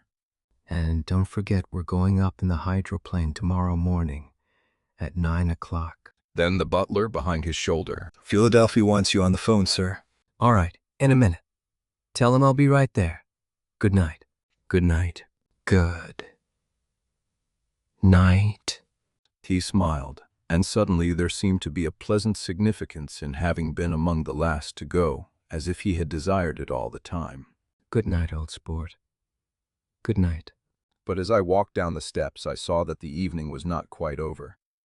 50 feet from the door, a dozen headlights illuminated a bizarre and tumultuous scene. In the ditch beside the road, right side up, but violently shorn of one wheel, rested a new coupe which had left Gatsby's drive not 2 minutes before. The sharp jut of a wall accounted for the detachment of the wheel, which was now getting considerable attention from half a dozen curious chauffeurs. However, as they had left their cars blocking the road, a harsh, discordant din from those in the rear had been audible for some time, and added to the already violent confusion of the scene. A man in a long duster had dismounted from the wreck, and now stood in the middle of the road, looking from the car to the tire, and from the tire to the observers in a pleasant, puzzled way. See? He explained. It went in the ditch. The fact was infinitely astonishing to him, and I recognized first the unusual quality of wonder, and then the man. It was the late patron of Gatsby's library. How'd it happen? He shrugged his shoulders. I know nothing whatever about mechanics, He said decisively. But how did it happen? Did you run into the wall? Don't ask me. Said Owl Eyes, washing his hands of the whole matter. I know very little about driving. Next to nothing, it happened. And that's all I know. Well, if you're a poor driver, you oughtn't to try driving at night. But I wasn't even trying. He explained indignantly. I wasn't even trying. An odd hush fell upon the bystanders. Do you want to commit suicide? You're lucky it was just a wheel, a bad driver, and not even trying. You don't understand. Explained the criminal. I wasn't driving. There's another man in the car. The shock that followed this declaration found voice in a sustained ah-ha-ha as the door of the coupe swung slowly open. The crowd, it was now a crowd, stepped back involuntarily, and when the door had opened wide, there was a ghostly pause. Then, very gradually, part by part, a pale, dangling individual stepped out of the wreck, pawing tentatively at the ground with a large, uncertain dancing shoe. Blinded by the glare of the headlights and confused by the incessant groaning of the horns, the apparition stood swaying for a moment before he perceived the man in the duster. What's matter? He inquired calmly. Did we run out of gas? Look. Half a dozen fingers pointed at the amputated wheel. He stared at it for a moment, and then looked upward as though he suspected that it had dropped from the sky. It came off, someone explained. He nodded. At first I didn't notice we'd stopped. A pause. Then, taking a long breath and straightening his shoulders, he remarked in a determined voice. Wonder. Tell me where there's a gas line station. At least a dozen men, some of them a little better off than he was, explained to him that wheel and car were no longer joined by any physical bond. Back out, he suggested after a moment. Put her in reverse. But the wheel's off. He hesitated. No harm in trying, he said. The caterwauling horns had reached a crescendo, and I turned away and cut across the lawn toward home. I glanced back once. A wafer of a moon was shining over Gatsby's house, making the night fine as before, and surviving the laughter and the sound of his still glowing garden. A sudden emptiness seemed to flow now from the windows and the great doors, endowing with complete isolation the figure of the host, who stood on the porch, his hand up in a formal gesture of farewell. Reading over what I have written so far, I see I have given the impression that the events of 3 nights, several weeks apart, were all that absorbed me. On the contrary, they were merely casual events in a crowded summer, and, until much later, they absorbed me infinitely less than my personal affairs. Most of the time I worked. In the early morning, the sun threw my shadow westward as I hurried down the white chasms of lower New York to the Probity Trust. I knew the other clerks and young bond salesmen by their first names, and lunched with them in dark, crowded restaurants on little pig sausages and mashed potatoes and coffee. I even had a short affair with a girl who lived in Jersey City and worked in the accounting department. But her brother began throwing mean looks in my direction, so when she went on her vacation in July, I let it blow quietly away. I took dinner usually at the Yale Club. For some reason, it was the gloomiest event of my day. And then I went upstairs to the library and studied investments and securities for a conscientious hour. There were generally a few rioters around, but they never came into the library, so it was a good place to work. After that, if the night was mellow, I strolled down Madison Avenue past the old Murray Hill Hotel and over 33rd Street to the Pennsylvania Station. I began to like New York, the racy, adventurous feel of it at night, and the satisfaction that the constant flicker of men and women and machines gives to the restless eye. I liked to walk up Fifth Avenue and pick out romantic women from the crowd and imagine that in a few minutes I was going to enter into their lives, and no one would ever know or disapprove. Sometimes, in my mind, I followed them to their apartments on the corners of hidden streets, and they turned and smiled back at me before they faded through a door into warm darkness. At the enchanted metropolitan twilight, I felt a haunting loneliness sometimes, and felt it in others.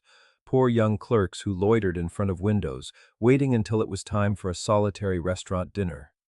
Young clerks in the dusk, wasting the most poignant moments of night and life.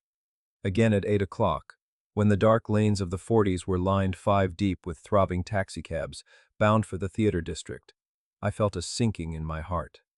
Forms leaned together in the taxis as they waited, and voices sang, and there was laughter from unheard jokes, and lighted cigarettes made unintelligible circles inside.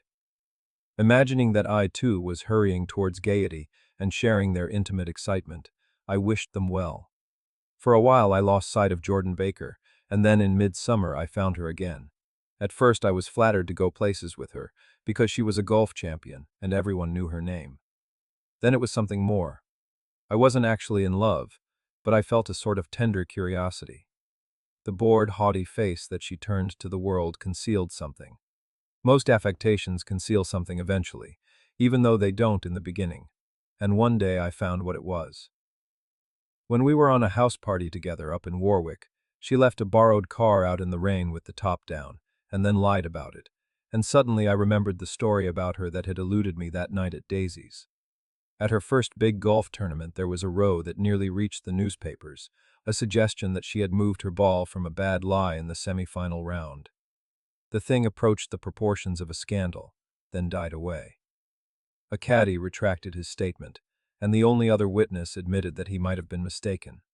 The incident and the name had remained together in my mind. Jordan Baker instinctively avoided clever, shrewd men, and now I saw that this was because she felt safer on a plane where any divergence from a code would be thought impossible. She was incurably dishonest. She wasn't able to endure being at a disadvantage, and given this unwillingness, I suppose, she had begun dealing in subterfuges when she was very young, in order to keep that cool, insolent smile turned to the world, and yet satisfy the demands of her hard, jaunty body. It made no difference to me. Dishonesty in a woman is a thing you never blame deeply. I was casually sorry, and then I forgot. It was on that same house party that we had a curious conversation about driving a car. It started because she passed so close to some workmen that our fender flicked a button on one man's coat. "You're a rotten driver," I protested. "Either you ought to be more careful, or you oughtn't to drive at all." I am careful. "No, you're not," Well, other people are. she said lightly. "What's that got to do with it?" They'll keep out of my way. She insisted. It takes two to make an accident. "Suppose you met somebody just as careless as yourself." I hope I never will.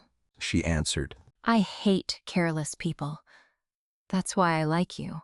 Her gray, sun-strained eyes stared straight ahead, but she had deliberately shifted our relations, and for a moment I thought I loved her.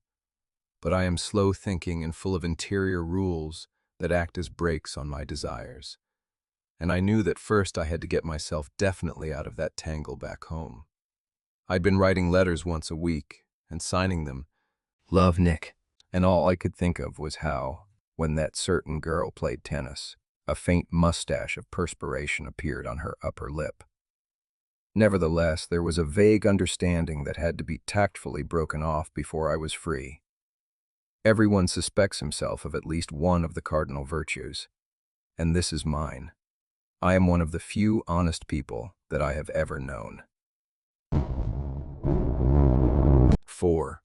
On Sunday morning, while church bells rang in the villages along shore, the world and its mistress returned to Gatsby's house and twinkled hilariously on his lawn. "He's a bootlegger," said the young ladies, moving somewhere between his cocktails and his flowers. One time he killed a man who had found out that he was nephew to von Hindenburg and second cousin to the devil. Reach me a rose, honey, and pour me a last drop into that there crystal glass. Once I wrote down on the empty spaces of a timetable the names of those who came to Gatsby's house that summer. It is an old timetable now, disintegrating at its folds, and headed "This schedule in effect July 5, 1922. But I can still read the gray names, and they will give you a better impression than my generalities of those who accepted Gatsby's hospitality and paid him the subtle tribute of knowing nothing whatever about him.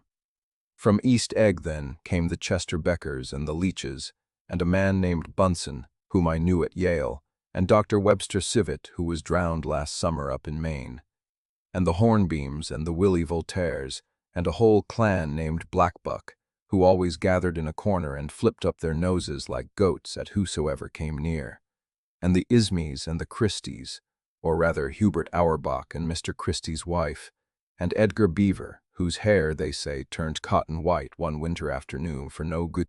A man named Clip Springer was there so often that he became known as the Boarder. I doubt if he had any other home. Of theatrical people there were Gus Wise and Horace O'Donovan and Lester Meyer and George Duckweed and Francis Bull. Also from New York were the Cromes and the Backhissons and the Denekers and Russell Betty and the Corrigans and the Kellerys and the DeWars and the Scullys and S.W. Belcher and the Smirkus and the young Quinns, divorced now, and Henry L. Palmetto, who killed himself by jumping in front of a subway train in Times Square. Benny McClenahan arrived always with 4 girls. They were never quite the same ones in physical person, but they were so identical one with another that it inevitably seemed they had been there before. I have forgotten their names. Jacqueline, I think, or else Consuela, or Gloria, or Judy, or June, and their last names were either the melodious names of flowers and months, or the sterner ones of the great American capitalists whose cousins, if pressed, they would confess themselves to be.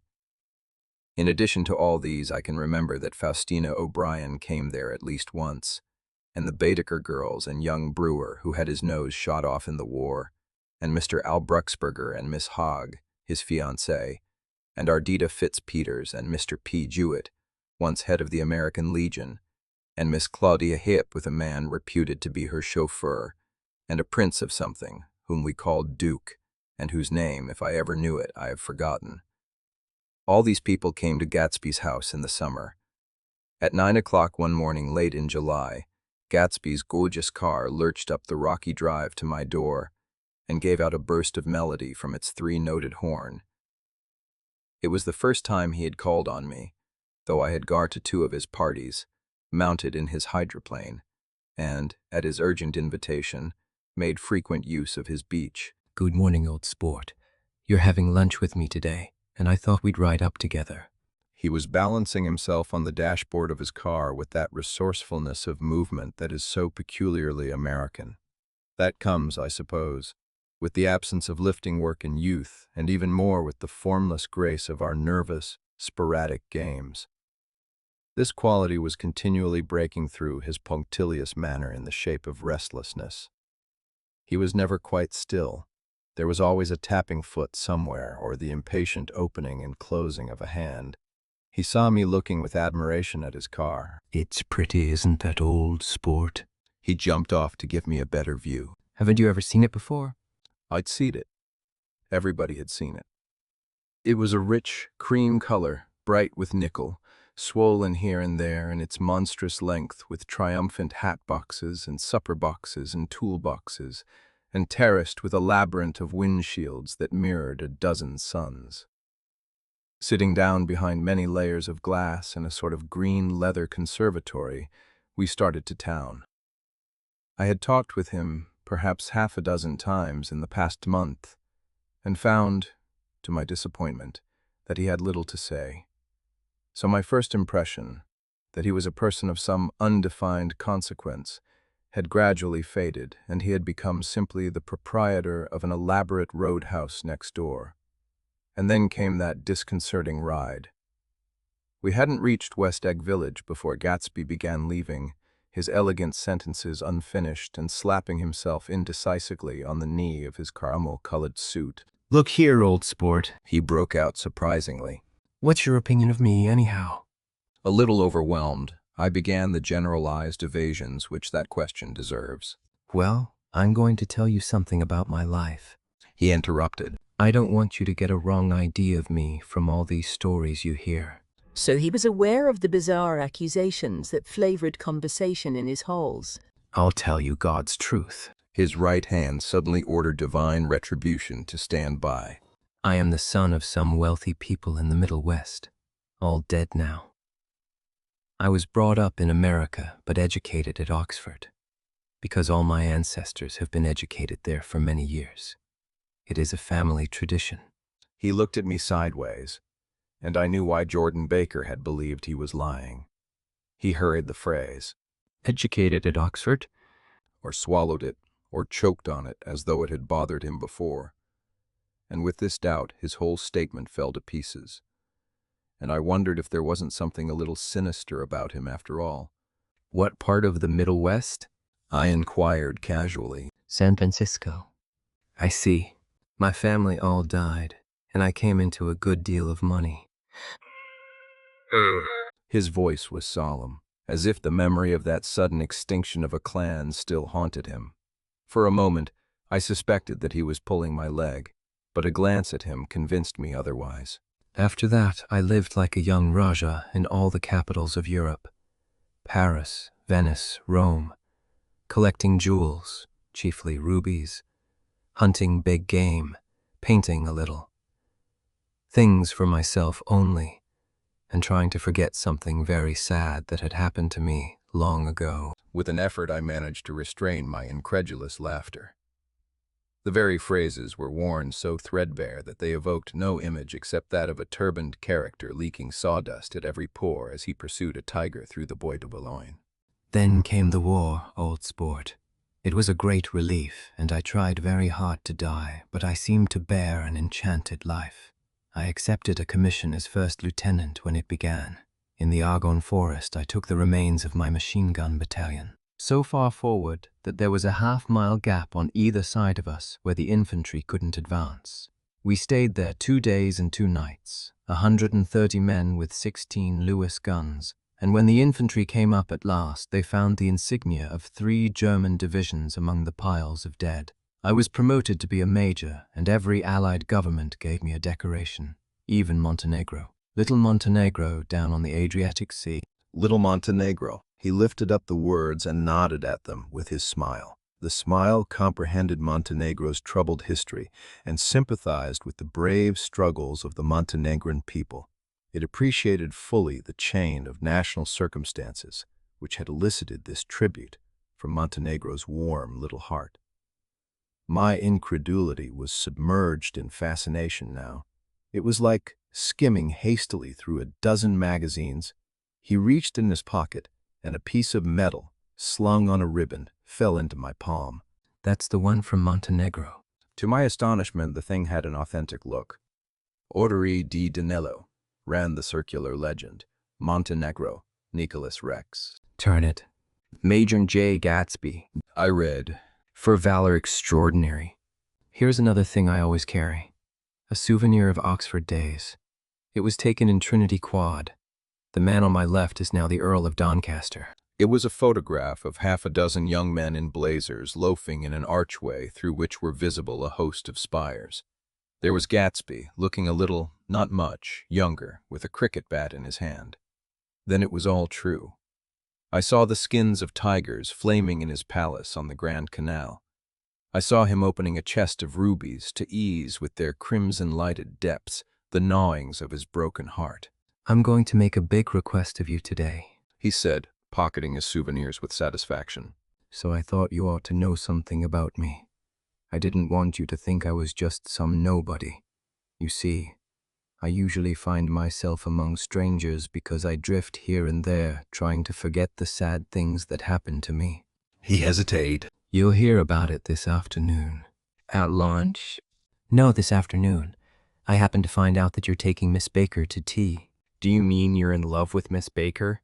No, old sport, I'm not. But Miss Baker has kindly consented to speak to you about this matter. I hadn't the faintest idea what this matter was, but I was more annoyed than interested. I hadn't asked Jordan to tea in order to discuss Mr. Jay Gatsby. I was sure the request would be something utterly fantastic, and for a moment I was sorry I'd ever set foot upon his overpopulated lawn. He wouldn't say another word. His correctness grew on him as we neared the city. We passed Port Roosevelt, where there was a glimpse of red-belted ocean-going ships, and sped along a cobbled slum lined with the dark, undeserted saloons of the faded gilt 1900s. Then the Valley of Ashes opened out on both sides of us, and I had a glimpse of Mrs. Wilson straining at the garage pump with panting vitality as we went by. With fenders spread like wings, we scattered light through half Astoria. Only half, for as we twisted among the pillars of the elevated, I heard the familiar jug jug spat of a motorcycle, and a frantic policeman rode alongside. "All right, old sport," called Gatsby. We slowed down. Taking a white card from his wallet, he waved it before the man's eyes. "Right you are," agreed the policeman, tipping his cap. "Know you next time, Mr. Gatsby. Excuse me." "What was that?" I inquired. "The picture of Oxford. I was able to do the commissioner a favor once, and he sends me a Christmas card every year." Over the great bridge, with the sunlight through the girders making a constant flicker upon the moving cars, with the city rising up across the river in white heaps and sugar lumps, all built with a wish out of non-olfactory money. The city scene from the Queensboro Bridge is always the city scene for the first time, in its first wild promise of all the mystery and the beauty in the world. A dead man passed us in a hearse heaped with blooms, followed by 2 carriages with drawn blinds, and by more cheerful carriages for friends. The friends looked out at us with the tragic eyes and short upper lips of southeastern Europe, and I was glad that the sight of Gatsby's splendid car was included in their somber holiday. As we crossed Blackwell's Island, a limousine passed us, driven by a white chauffeur, in which sat 3 modish Negroes, 2 bucks and a girl. I laughed aloud as the yolks of their eyeballs rolled toward us in haughty rivalry. "Anything can happen now that we've slid over this bridge." I thought. "Anything at all." Even Gatsby could happen. Without any particular wonder. Roaring noon. In a well-fanned 42nd Street cellar, I met Gatsby for lunch. Blinking away the brightness of the street outside, my eyes picked him out obscurely in the anteroom, talking to another man. "Mr. Carraway, this is my friend, Mr. Wilshheim." A small, flat-nosed Jew raised his large head and regarded me with 2 fine growths of hair which luxuriated in either nostril. After a moment, I discovered his tiny eyes in the half-darkness. "So I took one look at him," said Mr. Wilshheim, shaking my hand earnestly. "And what do you think I did?" "What?" I inquired politely, but evidently he was not addressing me, for he dropped my hand and covered Gatsby with his expressive nose. "I handed the money to Catsby, and I said, 'All right, Catsby, don't pay him a penny till he shuts his mouth.'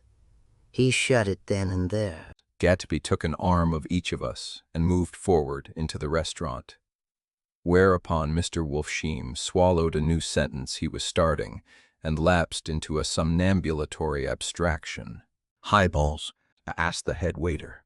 "This is a nice restaurant here," said Mr. Wilshheim, looking at the Presbyterian nymphs on the ceiling. "but I like across the street bet." "Yes, highballs," agreed Gatsby, and then to Mr. Wilshheim, "It's too hot over there. Hot and small, yes," said Mr. Wilshheim, "but full of memories." "What place is that?" I asked. "The old Metropole.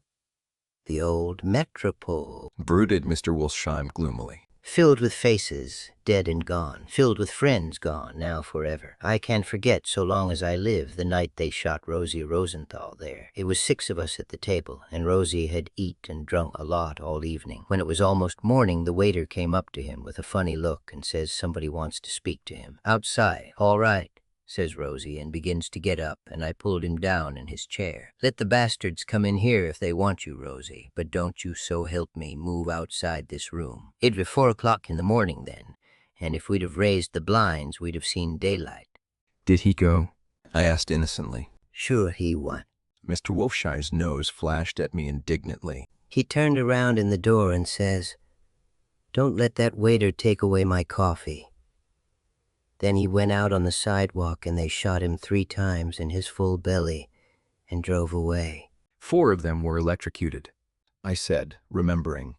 5 with Becker. His nostrils turned to me in an interested way. I understand you're looking for a business teen. The juxtaposition of these two remarks was startling. Gatsby answered for me. "Oh, no," he exclaimed. "This isn't the man." "No?" Mr. Wolfsheim seemed disappointed. "This is just a friend.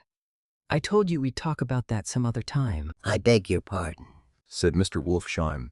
"I had a wrong man." A succulent hash arrived, and Mr. Wolfsheim, forgetting the more sentimental atmosphere of the old metropole, began to eat with ferocious delicacy. His eyes, meanwhile, roved very slowly all around the room. He completed the arc by turning to inspect the people directly behind. I think that, except for my presence, he would have taken one short glance beneath our own table. "Look here, old sport," said Gatsby, leading toward me. "I'm afraid I made you a little angry this morning in the car." There was the smile again, but this time I held out against it. "I don't like mysteries," I answered. "And I don't understand why you won't come out frankly and tell me what you want. Why has it all got to come through Miss Baker?" "Oh, it's nothing underhand," he assured me. "Miss Baker's a great sportswoman, you know, and she'd never do anything that wasn't all right." Suddenly he looked at his watch, jumped up, and hurried from the room, leaving me with Mr. Wolfsheim at the table. "He has to telephone," said Mr. Wolfsheim, following him with his eyes. "Fine fellow, isn't he? Handsome to look at, and a perfect gentleman." "Yes?" "He's an Oxford man." "Oh." "He went to Oxford College in England. You know Oxford College." "I've heard of it." "It's one of the most famous colleges in the world." "Have you known Gatsby for a long time?" I inquired. "Several years," he answered in a gratified way. "I made the pleasure of his acquaintance just after the war, but I knew I had discovered a man of fine breeding after I talked with him an hour. I said to myself, there's the kind of man you'd like to take home and introduce to your mother and sister." He paused. "I see you're looking at my cuff buttons." I hadn't been looking at them, but I did now. They were composed of oddly familiar pieces of ivory. "And finest specimens of human molars," he informed me.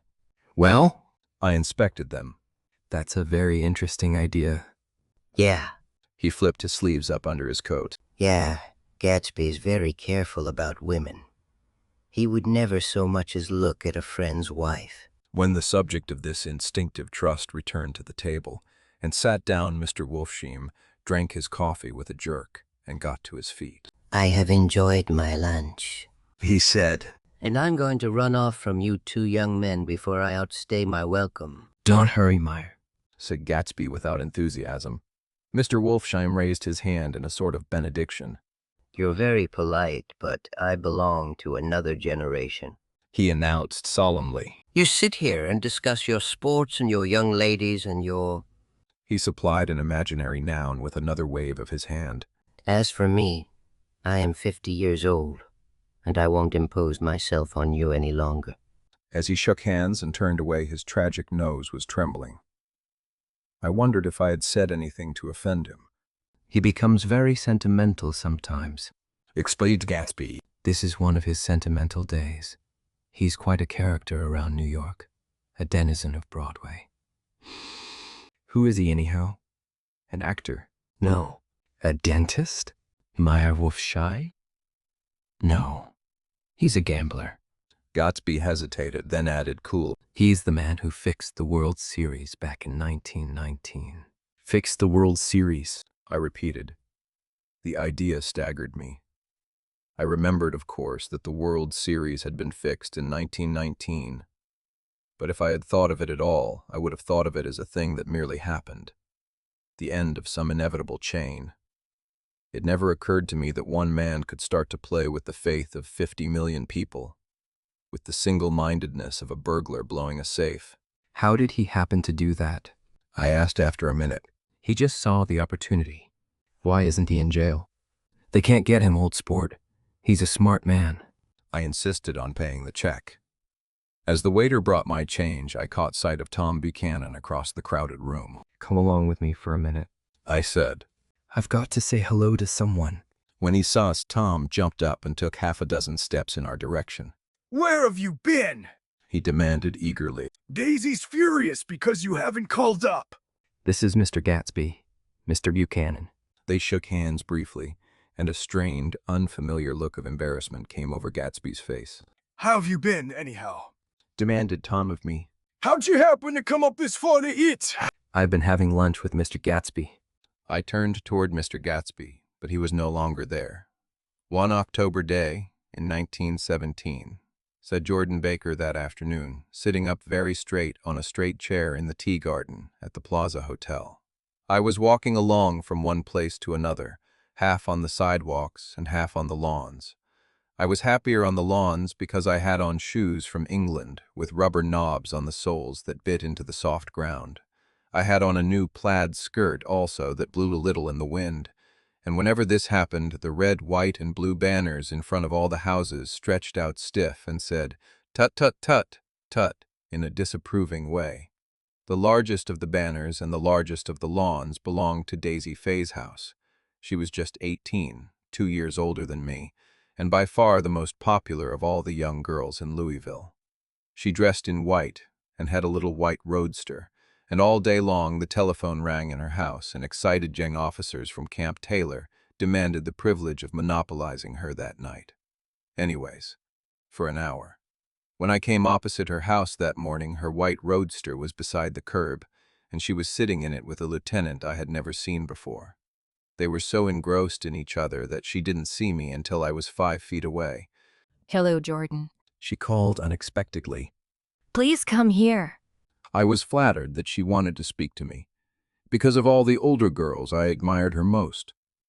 She asked me if I was going to the Red Cross to make bandages. I was. Well then, would I tell them that she couldn't come that day? The officer looked at Daisy while she was speaking, in a way that every young girl wants to be looked at sometime, and because it seemed romantic to me, I have remembered the incident ever since.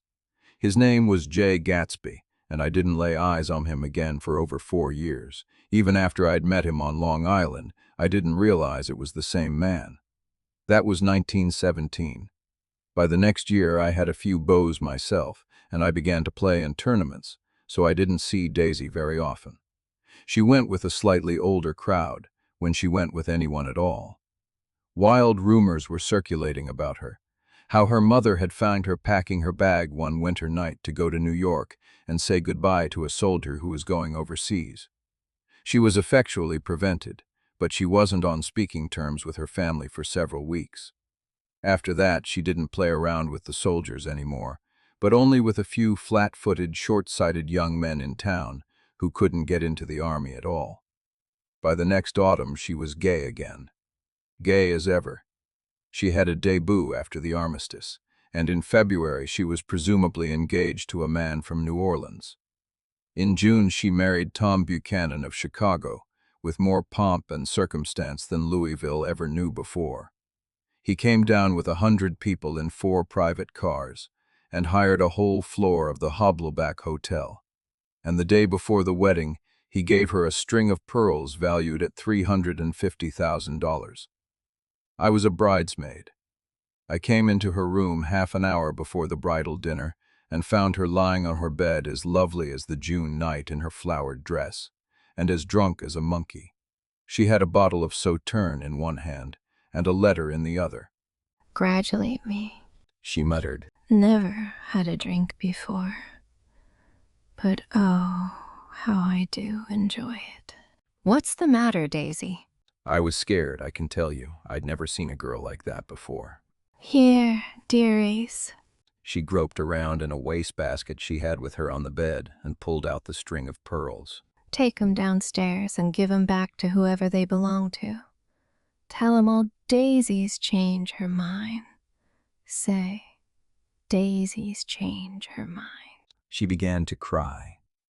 She cried and cried.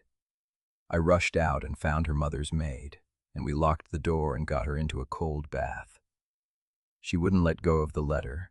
She took it into the tub with her and squeezed it up in a wet ball, and only let me leave it in the soap dish when she saw that it was coming to pieces like snow. But she didn't say another word.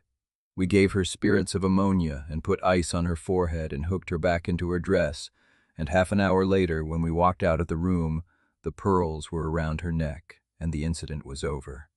Next day at 5 o'clock, she married Tom Buchanan without so much as a shiver, and started off on a 3-month trip to the South Seas. I saw them in Santa Barbara when they came back, and I thought I'd never seen a girl so mad about her husband. If he left the room for a minute, she'd look around uneasily and say, "Where's Tom gone?" and wear the most abstracted expression until she saw him coming in the door. She used to sit on the sand with his head in her lap by the hour, rubbing her fingers over his eyes and looking at him with unfathomable delight. It was touching to see them together. It made you laugh in a hushed, fascinated way. That was in August. A week after I left Santa Barbara, Tom ran into a wagon on the Ventura Road one night and ripped a front wheel off his car. The girl who was with him got into the papers, too, because her arm was broken. She was one of the chambermaids in the Santa Barbara hotel. The next April, Daisy had her little girl, and they went to France for a year. I saw them one spring in Cannes and later in Deauville, and then they came back to Chicago to settle down. Daisy was popular in Chicago, as you know. They moved with a fast crowd, all of them young and rich and wild, but she came out with an absolutely perfect reputation, perhaps because she doesn't drink. It's a great advantage not to drink among hard-drinking people. You can hold your tongue and, moreover, you can time any little irregularity of your own so that everybody else is so blind that they don't see or care. Perhaps Daisy never went in for amour at all, and yet there's something in that voice of hers. Well, about 6 weeks ago, she heard the name Gatsby for the first time in years. It was when I asked you, do you remember? If you knew Gatsby in West Egg. After you had gone home, she came into my room and woke me up and said, "Was Gatsby?" And when I described him, I was half asleep. She said in the strangest voice that it must be the man she used to know. It wasn't until then that I connected this Gatsby with the officer in her white car. When Jordan Baker had finished telling all this, we had left the plaza for half an hour and were driving in a Victoria through Central Park. The sun had gone down behind the tall apartments of the movie stars in the West 50s, and the clear voices of children, already gathered like crickets on the grass, rose through the hot twilight. "I'm the Sheik of Araby. Your love belongs to me. At night when you're asleep, into your tent I'll creep." It was a strange coincidence, I said. But it wasn't a coincidence at all. Why not? Gatsby bought that house so that Daisy would be just across the bay. Then it had not been merely the stars to which he had aspired on that June night. He came alive to me, delivered suddenly from the womb of his purposeless splendor. He wants to know. Continue, Joff. If you'll invite Daisy to your house some afternoon and then let him come over. The modesty of the demand shook me. He had waited 5 years and bought a mansion where he dispensed starlight to casual moths so that he could come over some afternoon to a stranger's garden.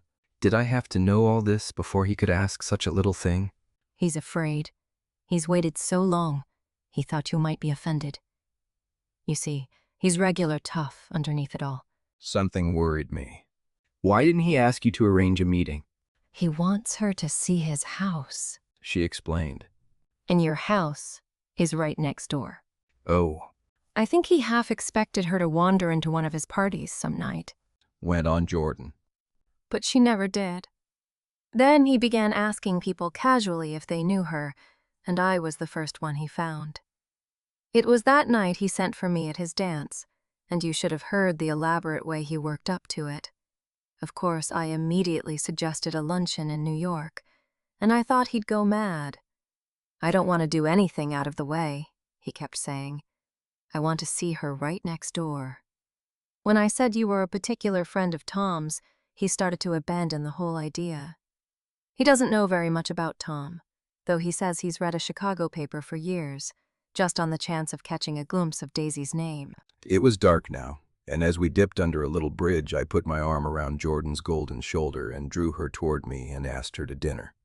Suddenly, I wasn't thinking of Daisy and Gatsby anymore, but of this clean, hard, limited person who dealt in universal skepticism and who leaned back jauntily just within the circle of my arm. A phrase began to beat in my ears with a sort of heady excitement. There are only the pursued, the pursuing, the busy, and the tired. And Daisy ought to have something in her life. Lerner Jordan to me. Does she want to see Gatsby? She's not to know about it. Gatsby doesn't want her to know. You're just supposed to invite her to tea. We passed a barrier of dark trees and then the facade of 59th Street. A block of delicate pale light beamed down into the park. Unlike Gatsby and Tom Buchanan, I had no girl whose disembodied face floated along the dark cornices and blinding signs, and so I drew up the girl beside me, tightening my arms. Her wan, scornful mouth smiled, and so I drew her up again closer, this time to my face.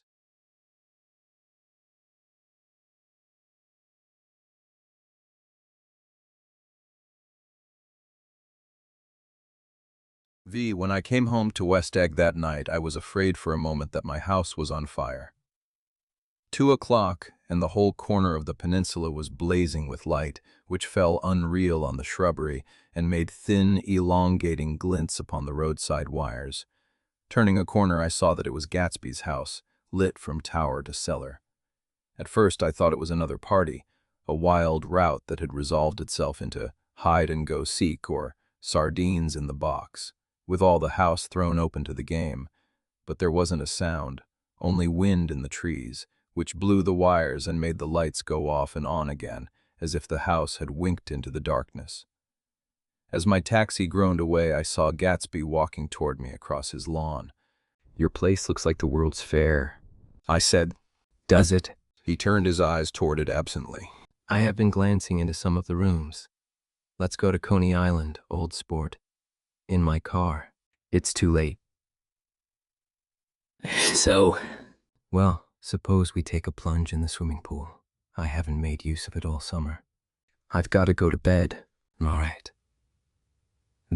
He waited, looking at me with suppressed eagerness. I talked with Miss Baker, I said after a moment. I'm going to call up Daisy tomorrow and invite her over here to tea.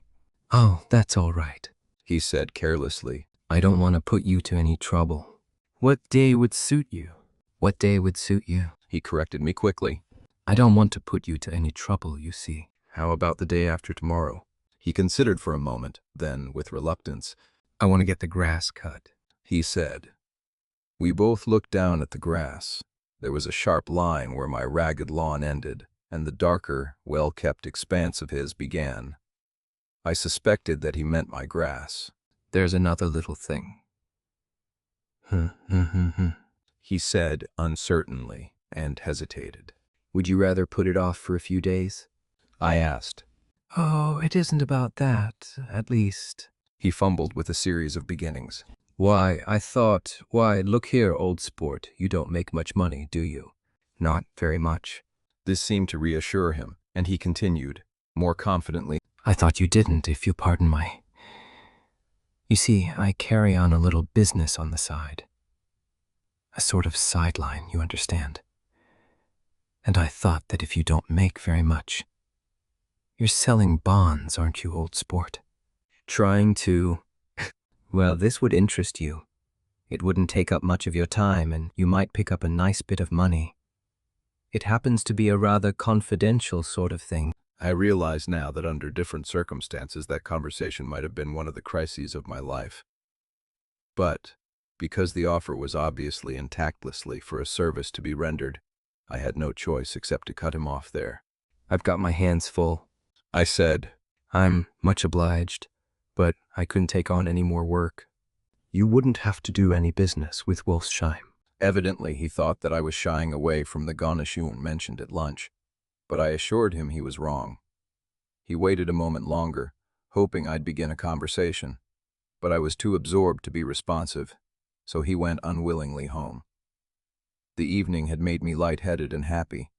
I think I walked into a deep sleep as I entered my front door, so I don't know whether or not Gatsby went to Coney Island, or for how many hours he glanced into rooms while his house blazed gaudily on. I called up Daisy from the office next morning and invited her to come to tea. Don't bring Tom. I warned her. What? Don't bring Tom. Who is Tom? She asked innocently. The day agreed upon was pouring rain. At 11 o'clock, a man in a raincoat dragging a lawnmower tapped at my front door and said that Mr. Gatsby had sent him over to cut my grass. This reminded me that I had forgotten to tell my Finn to come back, so I drove into West Egg Village to search for her among soggy, whitewashed alleys and to buy some cups and lemons and flowers. The flowers were unnecessary, for at 2 o'clock a greenhouse arrived from Gatsby's with innumerable receptacles to contain it. An hour later, the front door opened nervously, and Gatsby, in a white flannel suit, silver shirt, and gold-colored tie, hurried in. He was pale, and there were dark signs of sleeplessness beneath his eyes. Is everything all right? He asked immediately. The grass looks fine, if that's what you mean. What grass? He inquired blankly. Oh, the grass in the yard. He looked out the window at it, but, judging from his expression, I don't believe he saw a thing. Looks very good, he remarked vaguely. One of the papers said they thought the rain would stop about 4. I think it was the Journal. Have you got everything you need in the shape of tea? I took him into the pantry, where he looked a little reproachfully at the Finn. Together, we scrutinized the 12 lemon cakes from the delicatessen shop. Will they do? I asked. Of course. Of course, they're fine. And he added hollowly, Old sport. The rain cooled about 3:30 to a damp mist, through which occasional thin drops swam like dew.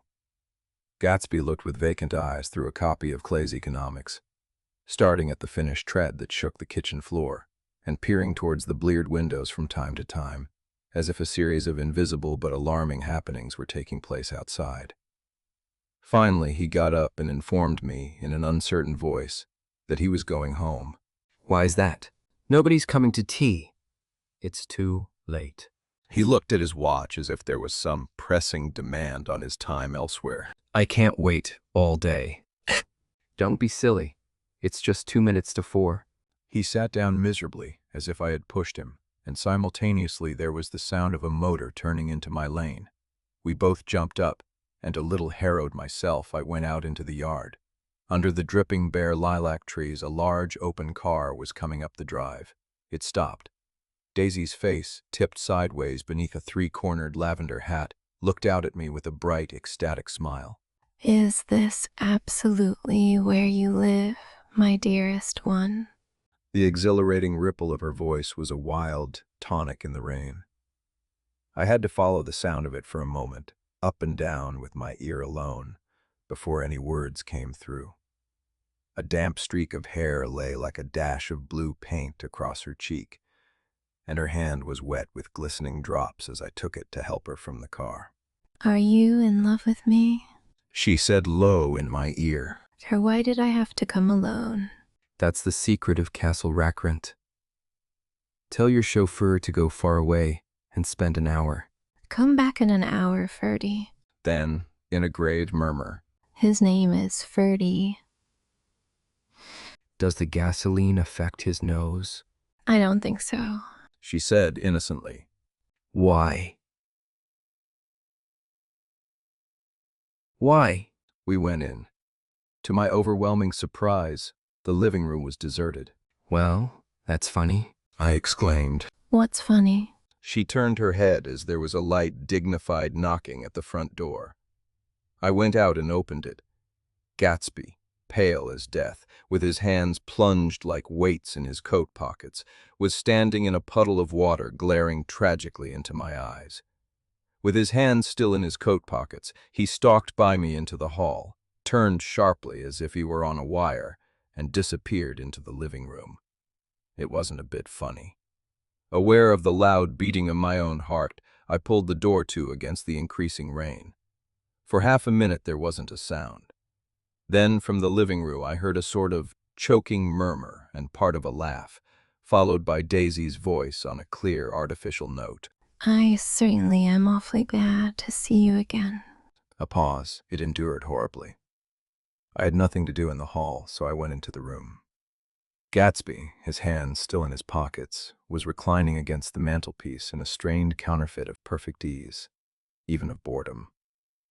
His head leaned back so far that it rested against the face of a defunct mantelpiece clock, and from this position his distraught eyes stared down at Daisy, who was sitting, frightened but graceful, on the edge of a stiff chair. We've met before, mocked Gatsby. His eyes glanced momentarily at me, and his lips parted with an abortive attempt at a laugh. Luckily, the clock took this moment to tilt dangerously at the pressure of his head, whereupon he turned and caught it with trembling fingers and set it back in place. Then he sat down, rigidly, his elbow on the arm of the sofa and his chin in his hand. I'm sorry about the clock, he said.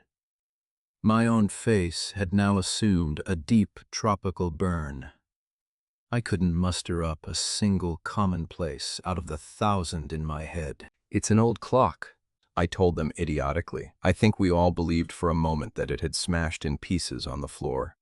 We haven't met for many years, said Daisy, her voice as matter-of-fact as it could ever be. 5 years next November. The automatic quality of Gatsby's answer set us all back at least another minute. I had them both on their feet with the desperate suggestion that they help me make tea in the kitchen when the demoniac Finn brought it in on a tray. Amid the welcome confusion of cups and cakes, a certain physical decency established itself. Gatsby got himself into a shadow and, while Daisy and I talked, looked conscientiously from one to the other of us with tense, unhappy eyes. However, as calmness wasn't an end in itself, I made an excuse with the first possible moment and got to my feet. Where are you going? Demanded Gatsby in immediate alarm. I'll be back. Know what? So thing. Without. I've got to speak to you about something before you go. He followed me wildly into the kitchen, closed the door, and whispered, Oh, God. In a miserable way. What's the matter? This is a terrible mistake. Speak, he said, shaking his head from side to side. A terrible, terrible mistake. You're just embarrassed, that's all. And luckily, I added, Daisy's embarrassed, too. She's embarrassed? He repeated incredulously. Just as much as you are. Don't talk so loud. You're acting like a little boy. I broke out impatiently. Not only that, but you're rude. Daisy's sitting in there all alone. He raised his hand to stop my words, looked at me with unforgettable reproach, and, opening the door cautiously, went back into the other room. I walked out the back way just as Gatsby had when he had made his nervous circuit of the house half an hour before, and ran for a huge black knotted tree, whose massed leaves made a fabric against the rain. Once more it was pouring, and my irregular lawn, well shaved by Gatsby's gardener, abounded in small muddy swamps and prehistoric marshes. There was nothing to look at from under the tree except Gatsby's enormous house, so I stared at it, like Kant at his church steeple, for half an hour. A brewer had built it early in the period craze a decade before, and there was a story that he'd agreed to pay 5 years' taxes on all the neighboring cottages if the owners would have their roofs thatched with straw. Perhaps their refusal took the heart out of his plan to found a family. He went into an immediate decline. His children sold his house with the black wreath still on door. Americans, while willing, even eager, to be serfs, have always been obstinate about being peasantry. After half an hour, the sun shone again, and the grocer's automobile rounded Gatsby's drive with the raw material for his servant's dinner. I felt sure he wouldn't eat a spoonful. A maid began opening the upper windows of his house, appeared momentarily in each, and, leaning from the large central bay, spat meditatively into the garden. It was time I went back. While the rain continued, it'd sing like the murmur of their voices, rising and swelling a little now and then with gusts of emotion. But in the new silence, I felt that silence had fallen within the house too. I went in, after making every possible noise in the kitchen, short of pushing over the stove, but I don't believe they heard a sound. They were sitting at either end of the couch, looking at each other as if some question had been asked or was in the air, and every vestige of embarrassment was gone. Daisy's face was smeared with tears, and when I came in, she jumped up and began wiping at it with her handkerchief before a mirror. But there was a change in Gatsby that was simply confounding. He literally glowed. Without a word or a gesture of exultation, a new well-being radiated from him and filled the little room. Oh, hello, old sport, he said, as if he hadn't seen me for years. I thought for a moment he was going to shake hands. It stopped raining. Has it? When he realized what I was talking about, that there were twinkle bells of sunshine in the room, he smiled like a weatherman, like an ecstatic patron of recurrent light, and repeated the news to Daisy. What do you think of that? It stopped raining. I'm glad, Jay. Her throat, full of aching, grieving beauty, told only of her unexpected joy. I want you and Daisy to come over to my house, he said. I'd like to show her around. You're sure you want me to come? Absolutely, old sport. Daisy went upstairs to wash her face.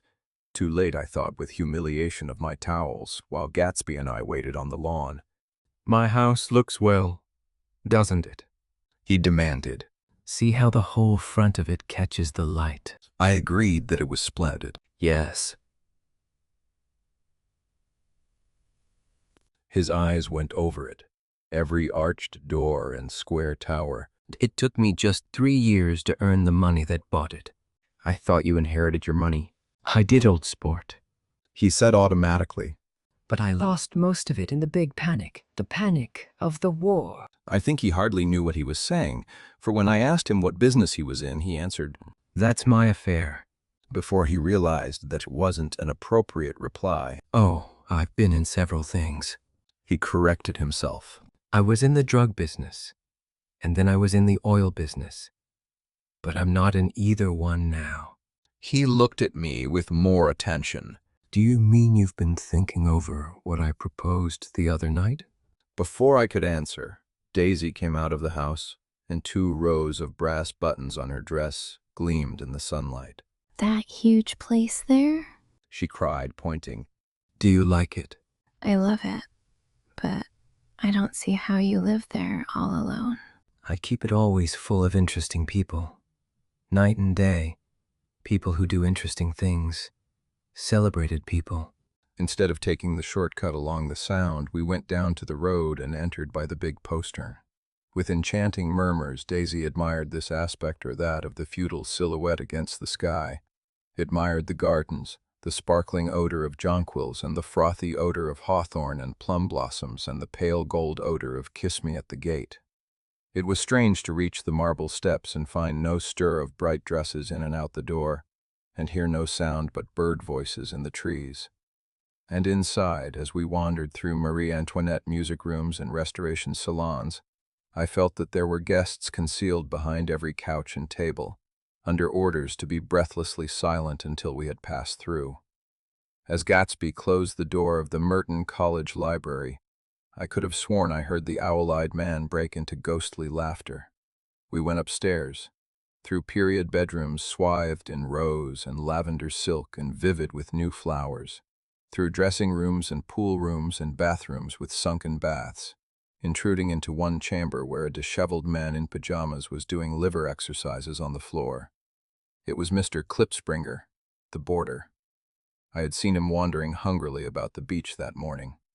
Finally, we came to Gatsby's own apartment, a bedroom and a bath and an Adam's study, where we sat down and drank a glass of some chartreuse he took from a cupboard in the wall.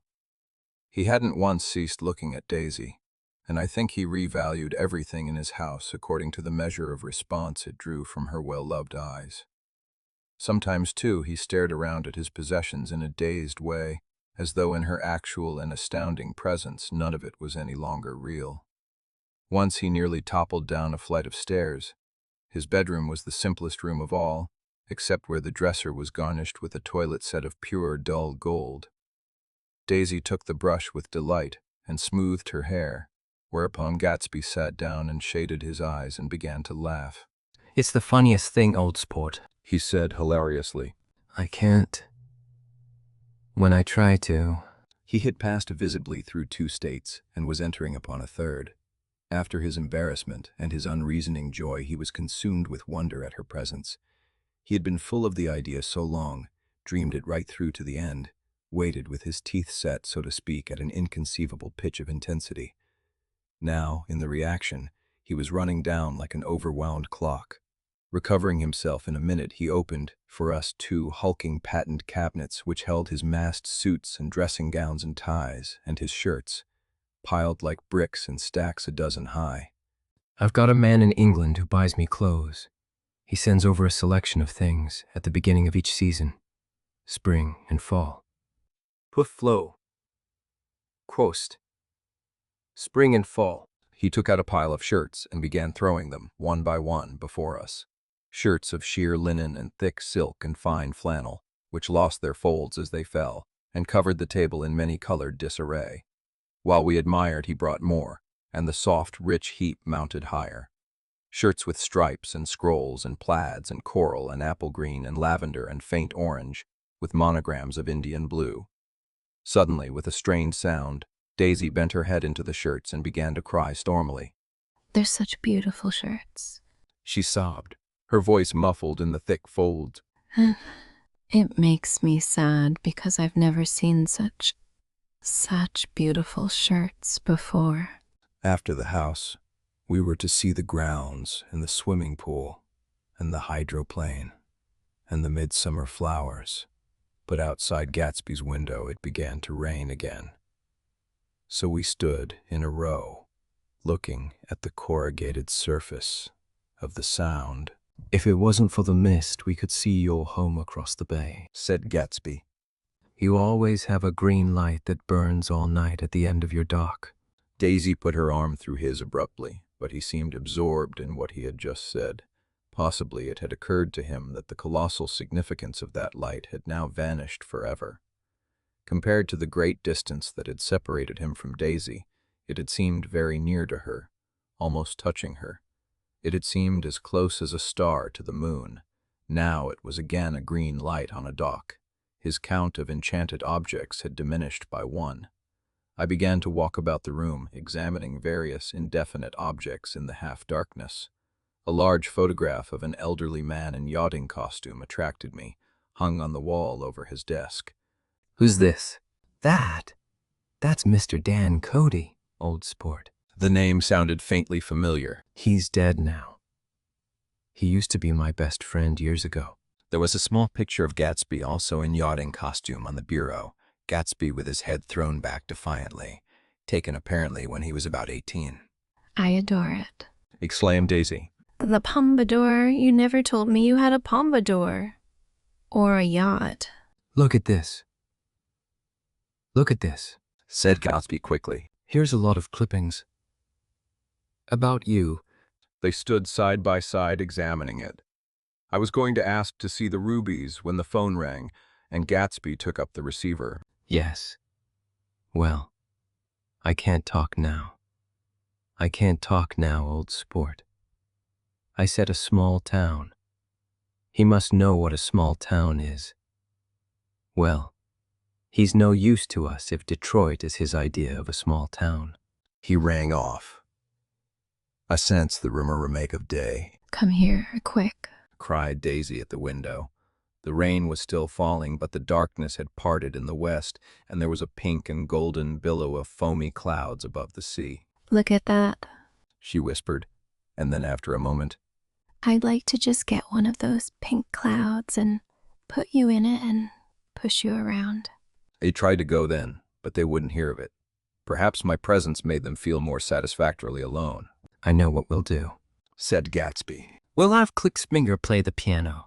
He went out of the room calling, Ewing, and returned in a few minutes, accompanied by an embarrassed, slightly worn young man with shell-rimmed glasses and scanty blonde hair.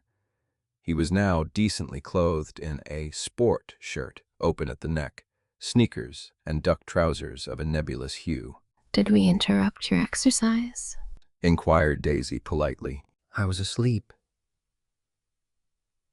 Through, cried Mr. Klickspringer in a spasm of embarrassment. That is, I'd been asleep. Then I got up. Klickspringer plays the piano, said Gatsby, cutting him off. Don't you in, old sport. I don't play well. I don't hardly play at all. I'm all out of prac. We'll go downstairs. Interrupted Gatsby. He flipped a switch. The gray windows disappeared as the house glowed full of light. In the music room, Gatsby turned on a solitary lamp beside the piano. He lit Daisy's cigarette from a trembling match and sat down with her on a couch far across the room, where there was no light save what the gleaming floor bounced in from the hall. When Klipspringer had played The Love Nest, he turned around on the bench and searched unhappily for Gatsby in the gloom. I'm all out of practice, you see. I told you I couldn't play. I'm all out of practice. Don't talk so much, old sport, commanded Gatsby. Play. In the morning, in the evening. Ain't we got fun? Outside, the wind was loud, and there was a faint flow of thunder along the sound. All the lights were going on in West Egg now. The electric trains men carrying were plunging home through the rain from New York.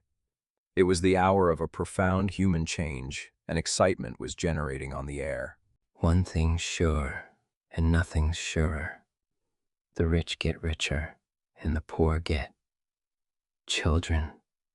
In the meantime, in between time. As I went over to say goodbye, I saw that the expression of bewilderment had come back into Gatsby's face, as though a faint doubt had occurred to him as to the quality of his present happiness. Almost 5 years.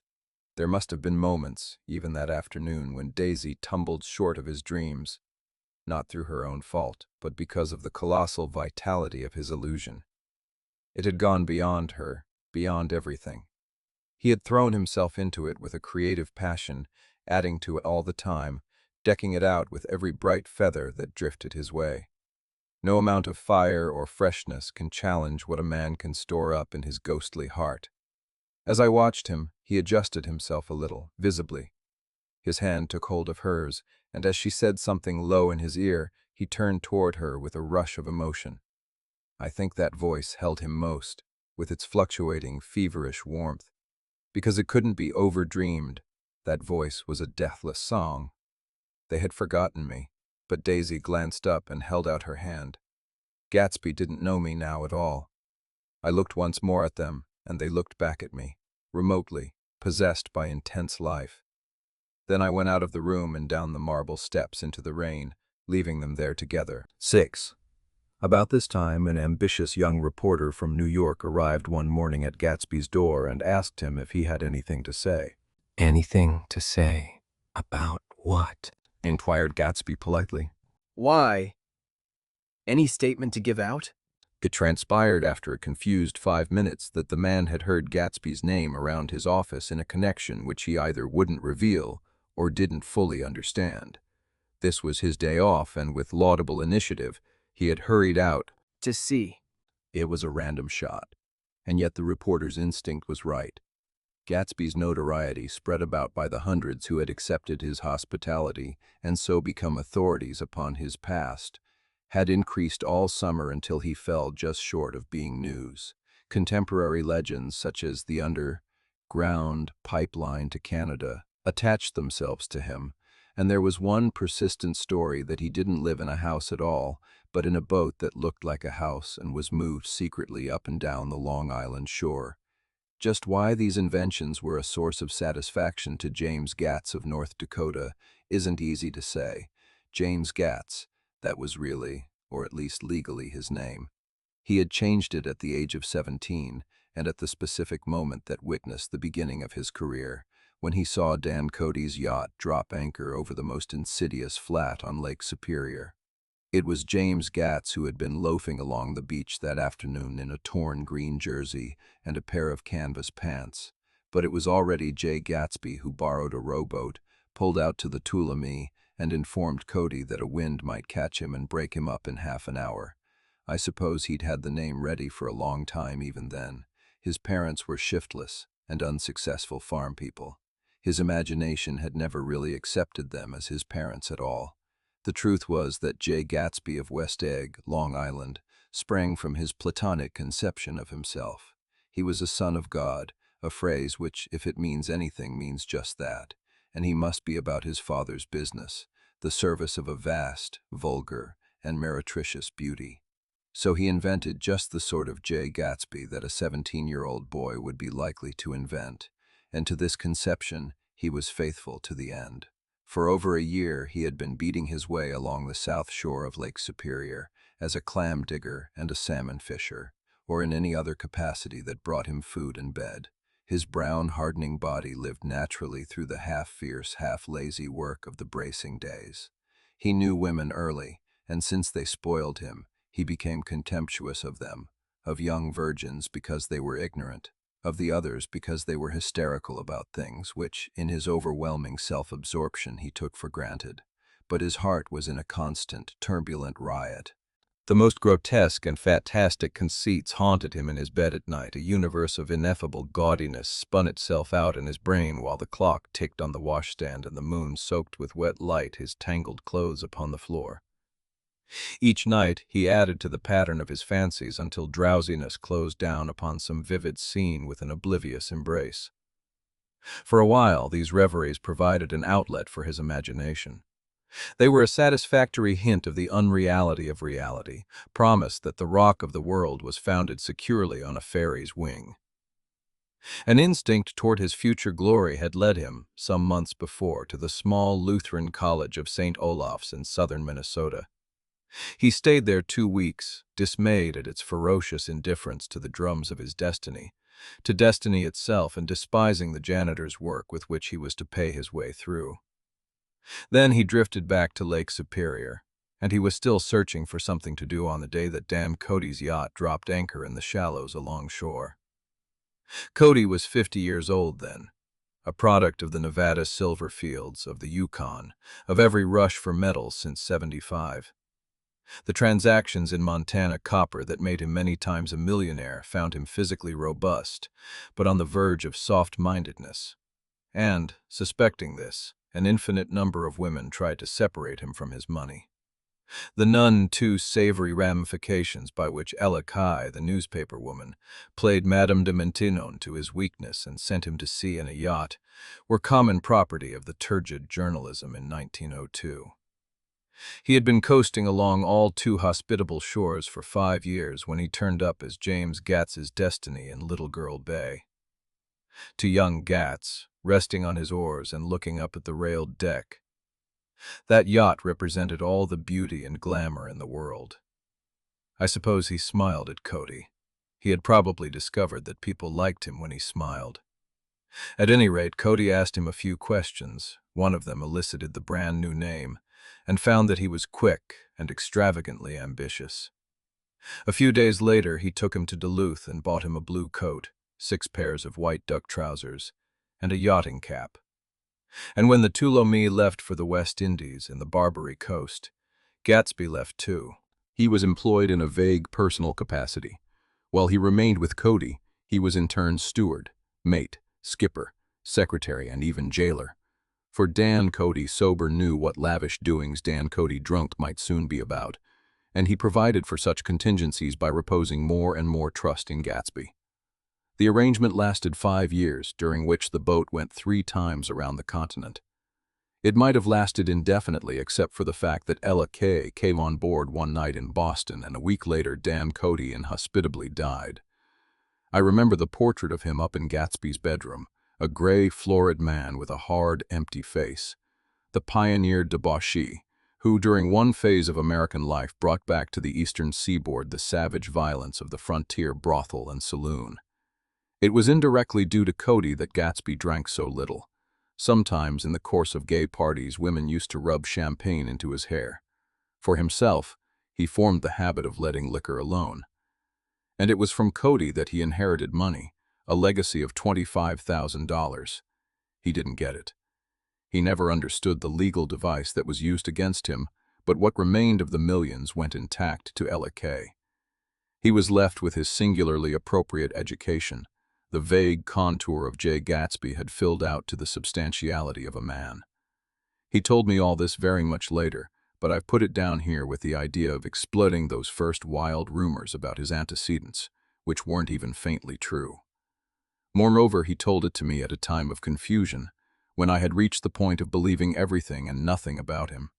So, I take advantage of this short halt, while Gatsby, so to speak, caught his breath, to clear this set of misconceptions away. It was a halt, too, in my association with his affairs. For several weeks I didn't see him or hear his voice on the phone. Mostly I was in New York, trotting around with Jordan and trying to ingratiate myself with her senile aunt. But finally I went over to his house one Sunday afternoon. I hadn't been there 2 minutes when somebody brought Tom Buchanan in for a drink. I was startled, naturally, but the really surprising thing was that it hadn't happened before. They were a party of 3 on horseback, Tom and a man named Sloane, and a pretty woman in a brown riding habit, who had been there previously. "I'm delighted to see you," said Gatsby, standing on his porch. "I'm delighted that you dropped in." As though they cared. Sit right down. Have a cigarette or a cigar. He walked around the room quickly, ringing bells. "I'll have something to drink for you in just a minute." He was profoundly affected by the fact that Tom was there. But he would be uneasy anyhow until he had given them something, realizing in a vague way that that was all they came for. Mr. Sloane wanted nothing. A lemonade? No, thanks.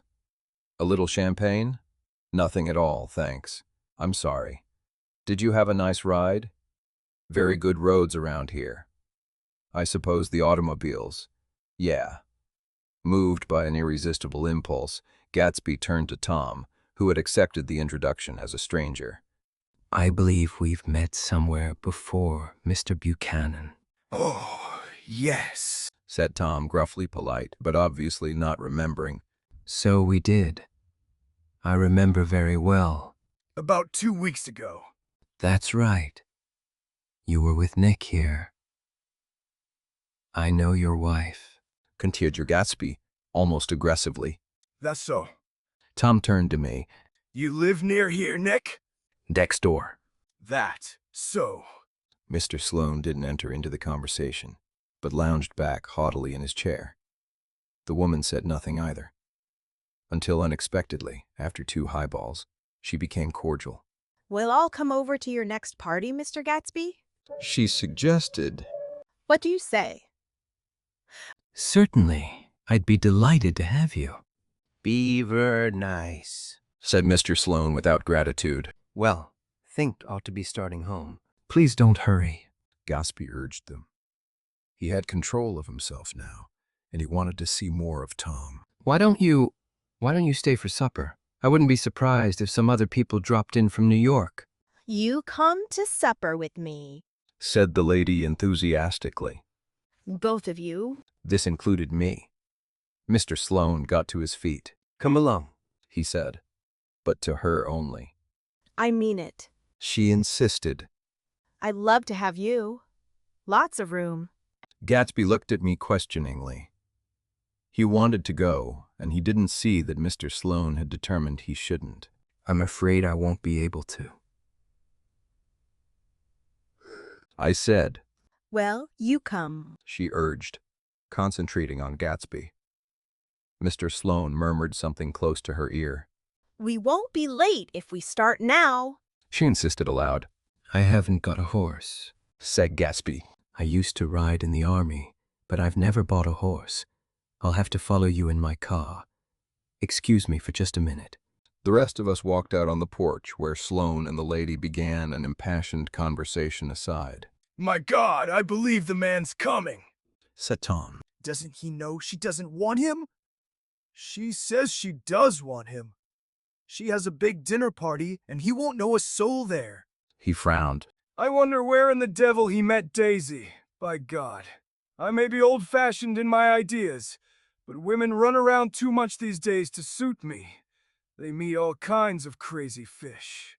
Subtly, Mr. Sloane and the lady walked down the steps and mounted their horses. "Come on," said Mr. Sloane to Tom. "We're late. We've gotta go." And then to me. "Tell him we couldn't wait, will you?" Tom and I shook hands. The rest of us exchanged a cool nod, and they trotted quickly down the drive, disappearing under the August foliage just as Gatsby, with hat and light overcoat in hand, came out the front door. Tom was evidently perturbed at Daisy's running around alone, for on the following Saturday night he came with her to Gatsby's party. Perhaps his presence gave the evening its peculiar quality of oppressiveness. It stands out in my memory from Gatsby's other parties that summer. There were the same people, or at least the same sort of people. the same profusion of champagne, the same many-colored, many-keyed commotion, but I felt an unpleasantness in the air, a pervading harshness that hadn't been there before. Or perhaps I had merely grown used to it, grown to accept West Egg as a world complete in itself, with its own standards and its own great figures, second to nothing because it had no consciousness of being so. And now I was looking at it again, through Daisy's eyes. It is invariably saddening to look through new eyes at things upon which you have expended your own powers of adjustment. They arrived at twilight, and as we strolled out among the sparkling hundreds, Daisy's voice was playing murmurous tricks in her throat. These things excite me so. She whispered. If you want to kiss me any time during the evening, Nick, just let me know and I'll be glad to arrange it for you. Just mention my name or present a green card. I'm giving out green. Look around, suggested Gatsby. I'm looking around. I'm having a marvelous... You must see the faces of many people you've heard about. Tom's arrogant eyes roamed the crowd. We don't go around very much, he said. In fact, I was just thinking I don't know a soul here. Perhaps you know that lady. Gatsby indicated a gorgeous, scarcely human orchid of a woman who sat in state under a white plum tree.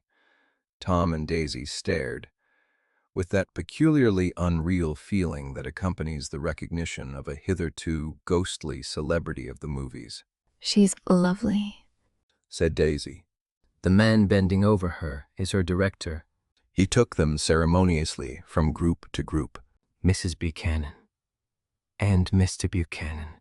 After an instant's hesitation, he added, The polo player. Oh no, ejected Tom quickly. Not me. But evidently the sound of it pleased Gatsby, for Tom remained the polo player for the rest of the evening. I've never met so many celebrities, Daisy exclaimed. I like that man. What was his name? With a sort of blue nose. Gatsby identified him, adding that he was a small producer. Well, I liked him anyhow. I'd a little rather not be the polo player, said Tom, pleasantly. I'd rather look at all these famous people. In oblivion. Daisy and Gatsby danced. I remember being surprised by his graceful, conservative foxtrot. I had never seen him dance before.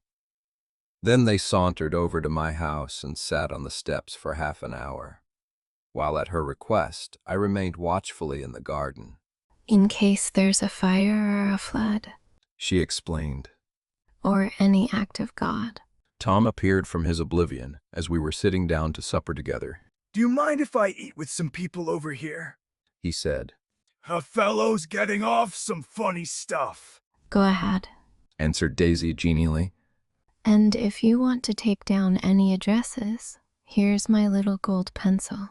She looked around after a moment and told me the girl was common, but pretty. And I knew that except for the half hour she'd been alone with Gatsby, she wasn't having a good time. We were at a particularly tipsy table. That was my fault. Gatsby had been called to the phone, and I'd enjoyed these same people only 2 weeks before. But what had amused me then turned septic on the air now.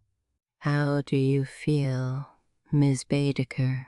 The girl addressed was trying, unsuccessfully, to slunk against my shoulder. At this inquiry, she sat up and opened her eyes. What? Aping. A massive and lethargic woman, who had been urging Daisy to play golf with her at the local club tomorrow, spoke in Miss Baedeker's defense. Oh, she's all right now. When she's had 5 or 6 cocktails, she always starts screaming like that. I tell her she ought to leave it alone. I do leave it alone, affirmed the accused hollowly. We heard you yelling, so I said to Doc Civet here, there's somebody that needs your help, Doc. She's much obliged, I'm sure, said another friend, without gratitude. But you got her dress all wet when you stuck her head in the pool. Anything I hate is to get my head stuck in a pool, mangered Miss Baedeker. They almost drowned me once over in New Jersey. Then you ought to leave it alone, After Dr. Suvit, Speak for yourself. cried Miss Baedeker violently. Your hand shakes. I wouldn't let you operate on me. It was like that. Almost the last thing I remember was standing with Daisy and watching the moving picture director and his star. They were still under the white plum tree, and their faces were touching except for a pale, thin ray of moonlight between. It occurred to me that he had been very slowly bending toward her all evening to attain this proximity. And even while I watched, I saw him stoop one ultimate degree and kiss at her cheek. I like her. Said Daisy. I think she's lovely. But the rest offended her, and inarguably because it wasn't a gesture but an emotion. She was appalled by West Egg, this unprecedented place that Broadway had begotten upon a Long Island fishing village, appalled by its raw vigor that chafed under the old euphemisms, and by the too obtrusive fate that herded its inhabitants along a shortcut from nothing to nothing. She saw something awful in the very simplicity she failed to understand. I sat on the front steps with them while they waited for their car. It was dark here in front. Only the bright door sent 10 square feet of light volleying out into the soft black morning. Sometimes a shadow moved against a dressing room blind above, gave way to another shadow, an indefinite procession of shadows, who rouged and powdered in an invisible glass. Who is this Gatsby anyhow? Demanded Tom suddenly. Some big bootlegger. Where'd you hear that? I inquired. I didn't hear it. I imagined it. A lot of these newly rich people are just big bootleggers, you know. Not Gatsby, I said, shortly. He was silent for a moment. The pebbles of the drive crunched under his feet. Well, he certainly must have strained himself to get this menagerie together.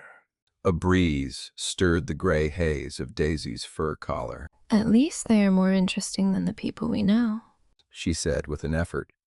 You didn't look so interested. Well, I was. Tom laughed and turned to me. Did you notice Daisy's face when that girl asked her to put her under a cold shower? Daisy began to sing with the music in a husky, rhythmic whisper, bringing out a meaning in each word that it had never had before and would never have again. When the melody rose, her voice broke up sweetly, following it in a way contralto voices have, and each change tipped out a little of her warm human magic upon the air. Lots of people come who haven't been invited, she said suddenly. That girl hadn't been invited. They simply forced their way in, and he's too polite to object. I'd like to know who he is and what he does, insisted Tom. And I think I'll make a point of finding out. I can tell you right now, she answered. He owns some drugstores. A lot of drugstores. He built them up himself. The dilatory limousine came rolling up the drive. Good night, Nick, said Daisy. Her glance left me and sought the lighted top of the steps, where, 3:00 in the morning, a neat, sad little waltz of that year was drifting out the open door. After all, in the very casualness of Gatsby's party, there were romantic possibilities totally absent from her world. What was it up there in the song that seemed to be calling her back inside? What would happen now in the dim, incalculable hours? Perhaps some unbelievable guest would arrive, a person infinitely rare and to be marveled at, some authentically radiant young girl who, with one fresh glance at Gatsby, one moment of magical encounter, would blot out those 5 years of unwavering devotion. I stayed late that night. Gatsby asked me to wait until he was free, and I lingered in the garden until the inevitable swimming party had run up, chilled and exalted, from the black beach, until the lights were extinguished in the guest rooms overhead. When he came down the steps at last, the tanned skin was drawn unusually tight on his face, and his eyes were bright and tired. She didn't like it, he said immediately. Of course she did. She didn't like it, he insisted. She didn't have a good time. He was silent, and I guessed at his unutterable depression. I feel far away from her, he said.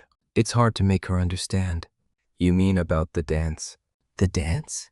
He dismissed all the dances he had given with a snap of his fingers. Old sport, the dance is unimportant. He wanted nothing less of Daisy than that she should go to Tom and say, I never loved you.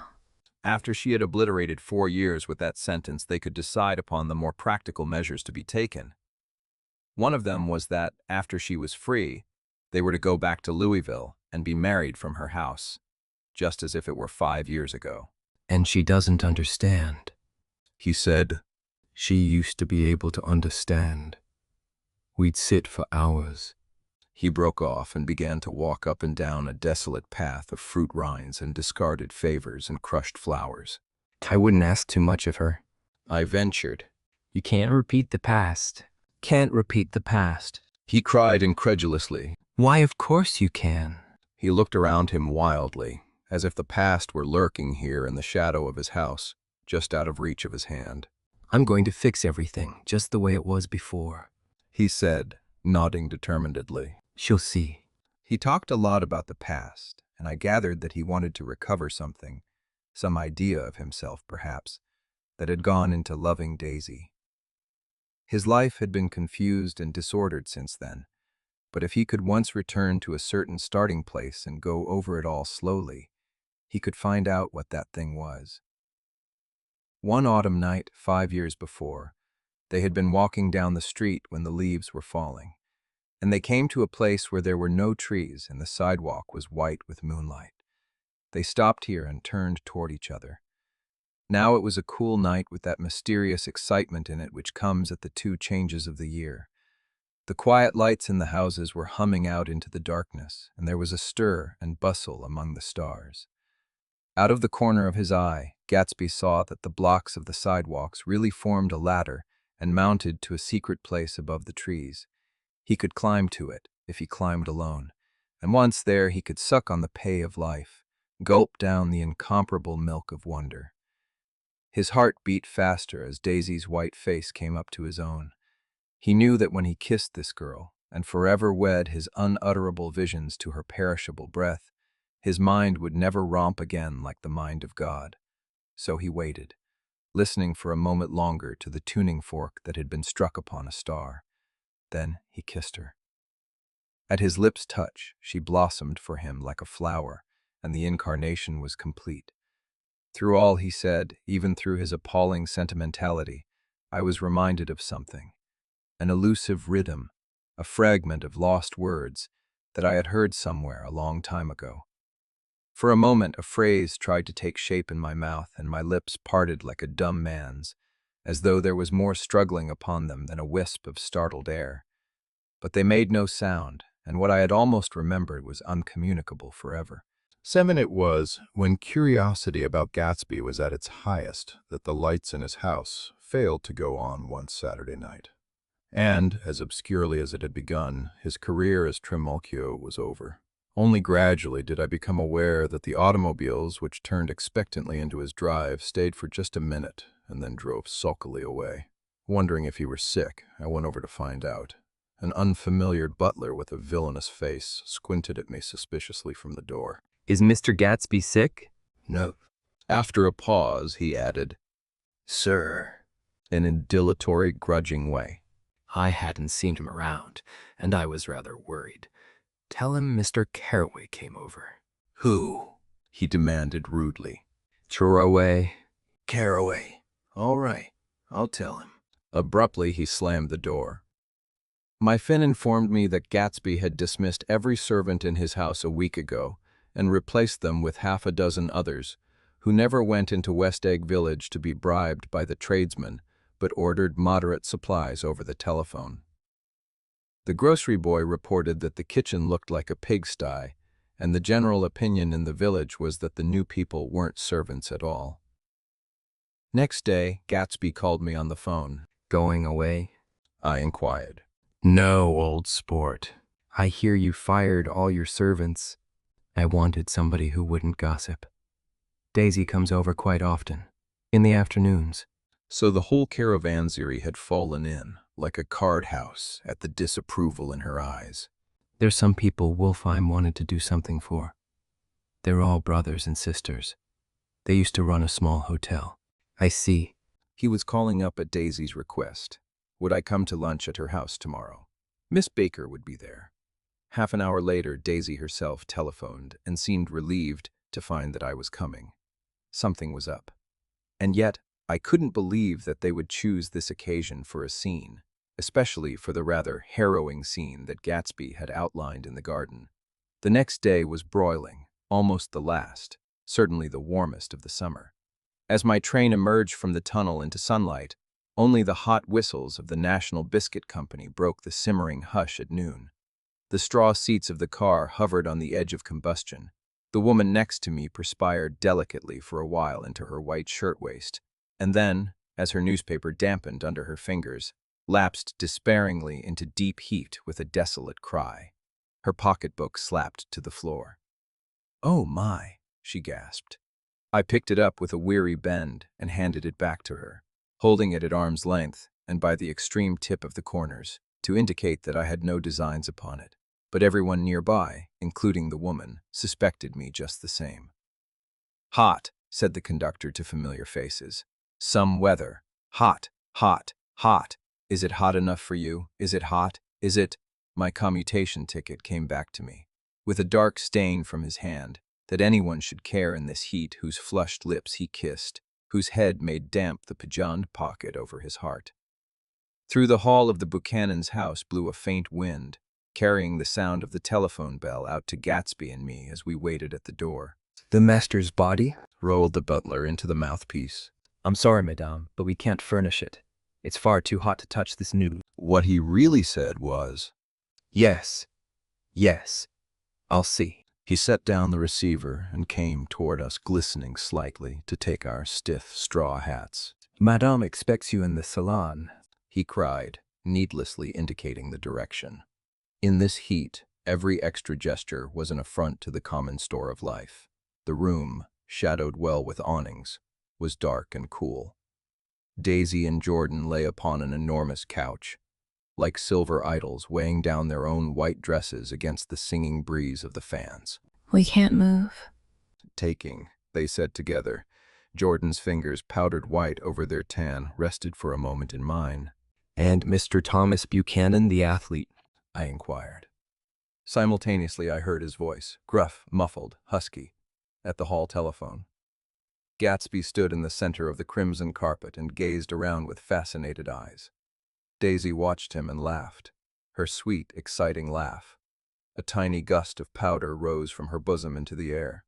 "The rumor is," whispered Jordan, "that's Tom's girl on the telephone." We were silent.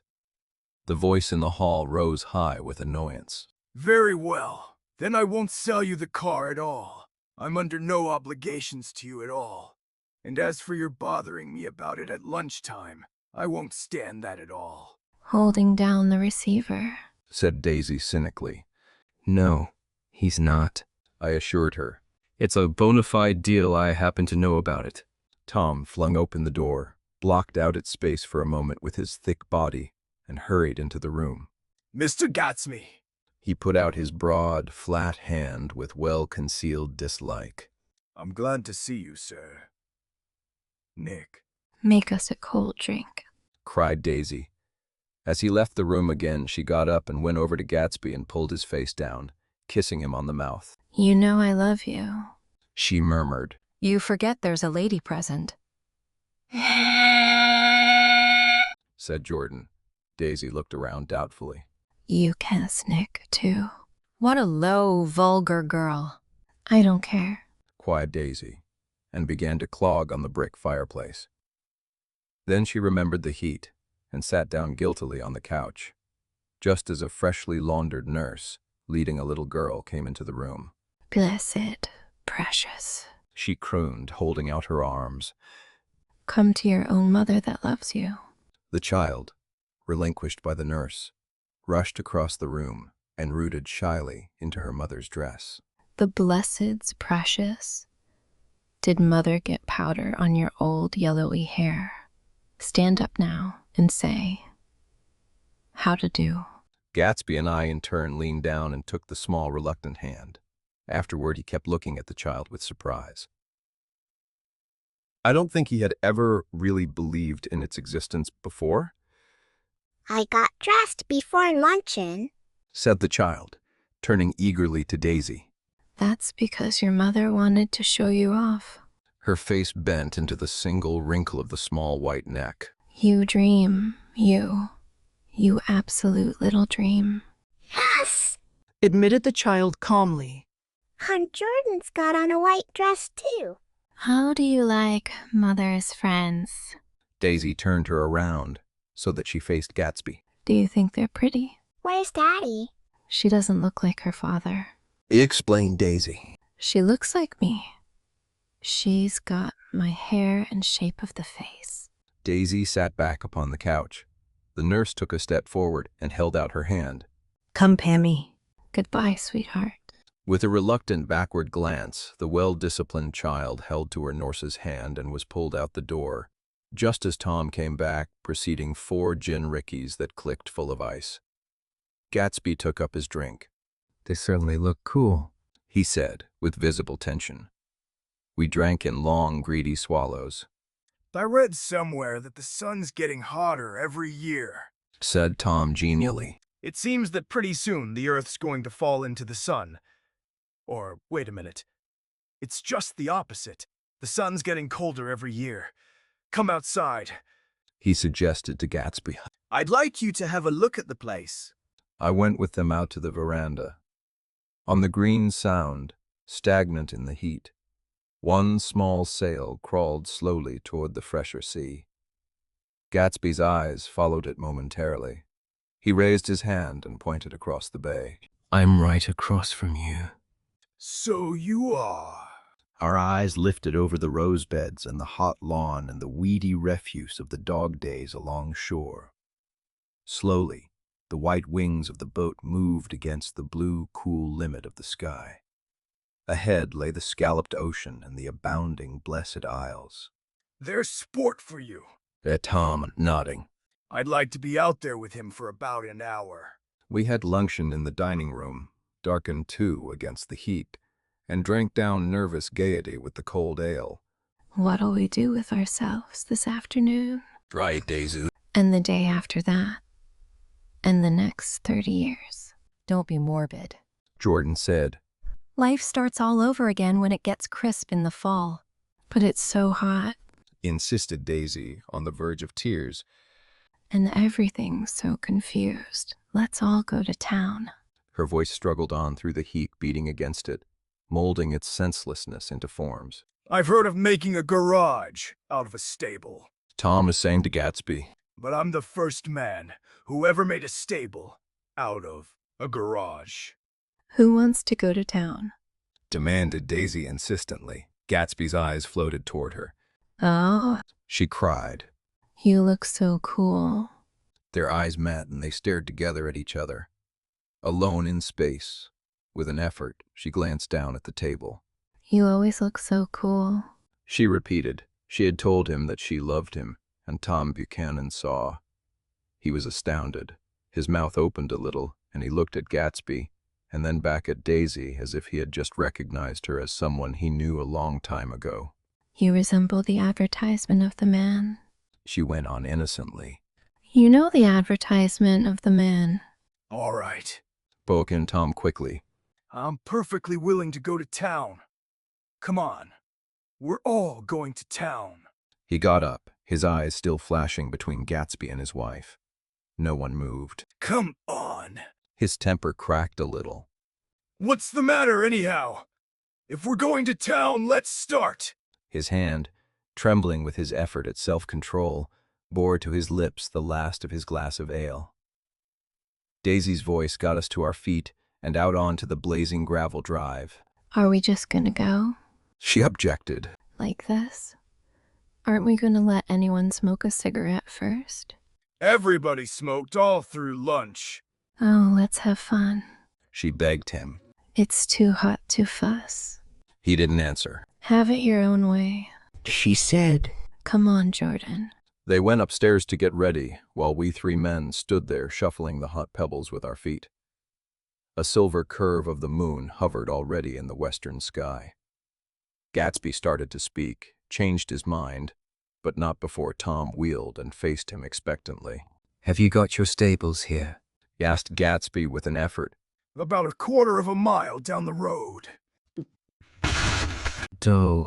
A pause. I don't see the idea of going to town. Broke out Tom savagely. Women get these notions in their heads. Shall we take anything to drink? Called Daisy from an upper window. I'll get some whiskey, answered Tom. He went inside. Gatsby turned to me rigidly. I can't say anything in his house, old sport. She's got an indiscreet voice. I remarked. It's full of... I hesitated. Her voice is full of money. He said suddenly. That was it. I'd never understood before. It was full of money. That was the inexhaustible charm that rose and fell in it. The jingle of it. The cymbal's song of it. High in a white palace, the king's daughter. The golden girl. Tom came out of the house wrapping a quart bottle in a towel, followed by Daisy and Jordan, wearing small, tight hats of metallic cloth and carrying light capes over their arms. Shall we all go in my car? Suggested Gatsby. He felt the hot, green leather of the seat. I ought to have left it in the shade. Is it standard shift? Demanded Tom. Yes. Well, you take my coupe and let me drive your car to town. The suggestion was distasteful to Gatsby. I don't think there's much gas. He objected. Plenty of gas, said Tom boisterously. He looked at the gauge. And if it runs out, I can stop at a drugstore. You can buy anything at a drugstore nowadays. A pause followed this apparently pointless remark. Daisy looked at Tom, frowning, and an indefinable expression, at once definitely unfamiliar and vaguely recognizable, as if I had only heard it described in words, passed over Gatsby's face. Come on, Daisy, said Tom, pressing her with his hand toward Gatsby's car. I'll take you in this circus wagon. He opened the door, but she moved out from the circle of his arm. You take Nick and Jordan. We'll follow you in the coupe. She walked close to Gatsby, touching his coat with her hand. Jordan and Tom and I got into the front seat of Gatsby's car. Tom pushed the unfamiliar gears tentatively, and we shot off into the oppressive heat, leaving them out of sight behind. Did you see that? Demanded Tom. See what? He looked at me keenly, realizing that Jordan and I must have known all along. You think I'm pretty dumb, don't you? He suggested. Perhaps I am, but I have almost a second sight sometimes that tells me what to do. Maybe you don't believe that, but science. He paused. The immediate contingency overtook him, pulled him back from the edge of theoretical abyss. I've made a small investigation of this fellow, he continued. I could have gone deeper if I'd known. Do you mean you've been to a medium? Inquired Jordan humorously. What? Confused, he stared at us as we laughed. A medium? About Gatsby. About Gatsby? No, I haven't. I said I'd been making a small investigation of his past. And you found he was an Oxford man, said Jordan helpfully. An Oxford man? He was incredulous. Like hell he is. He wears a pink suit. Nevertheless, he's an Oxford man. Oxford, New Mexico, snorted Tom contemptuously. Or something like that. Listen, Tom, if you're such a snob, why did you invite him to lunch? Demanded Jordan crossly. Daisy invited him. She knew him before we were married. God knows where. We were all irritable now with the fading ale, and aware of it, we drove for a while in silence. Then, as Dr. T.J. Eckelberg's faded eyes came into sight down the road, I remembered Gatsby's caution about gasoline. We've got enough to get us to town, said Tom. But there's a garage right here, objected Jordan.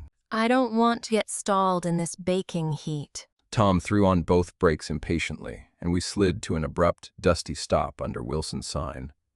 After a moment, the proprietor emerged from the interior of his establishment and gazed hollow-eyed at the car. Let's have some gas, cried Tom roughly. What do you think we stopped for? To admire the view. I'm sick, said Wilson, without moving. Been sick all day. What's the matter? I'm all run down. Well, shall I help myself? Tom demanded. You sounded well enough on the phone. With an effort, Wilson left the shade and support of the doorway, and breathing hard, unscrewed the cap of the tank. In the sunlight, his face was green. I didn't mean to interrupt your lunch, he said. But I need money pretty bad. And I was wondering what you were going to do with your old car. How do you like this one? Inquired Tom. I bought it last week. It's a nice yellow one, said Wilson as he strained at the handle. Like to buy it? Big chance. Wilson smiled faintly. No, but I could make some money on the other. What do you want money for, all of a sudden? I've been here too long. I want to get away. My wife and I want to go west. Your wife does? Exclaimed Tom, startled. She's been talking about it for 10 years. He rested for a moment against the pump, shading his eyes.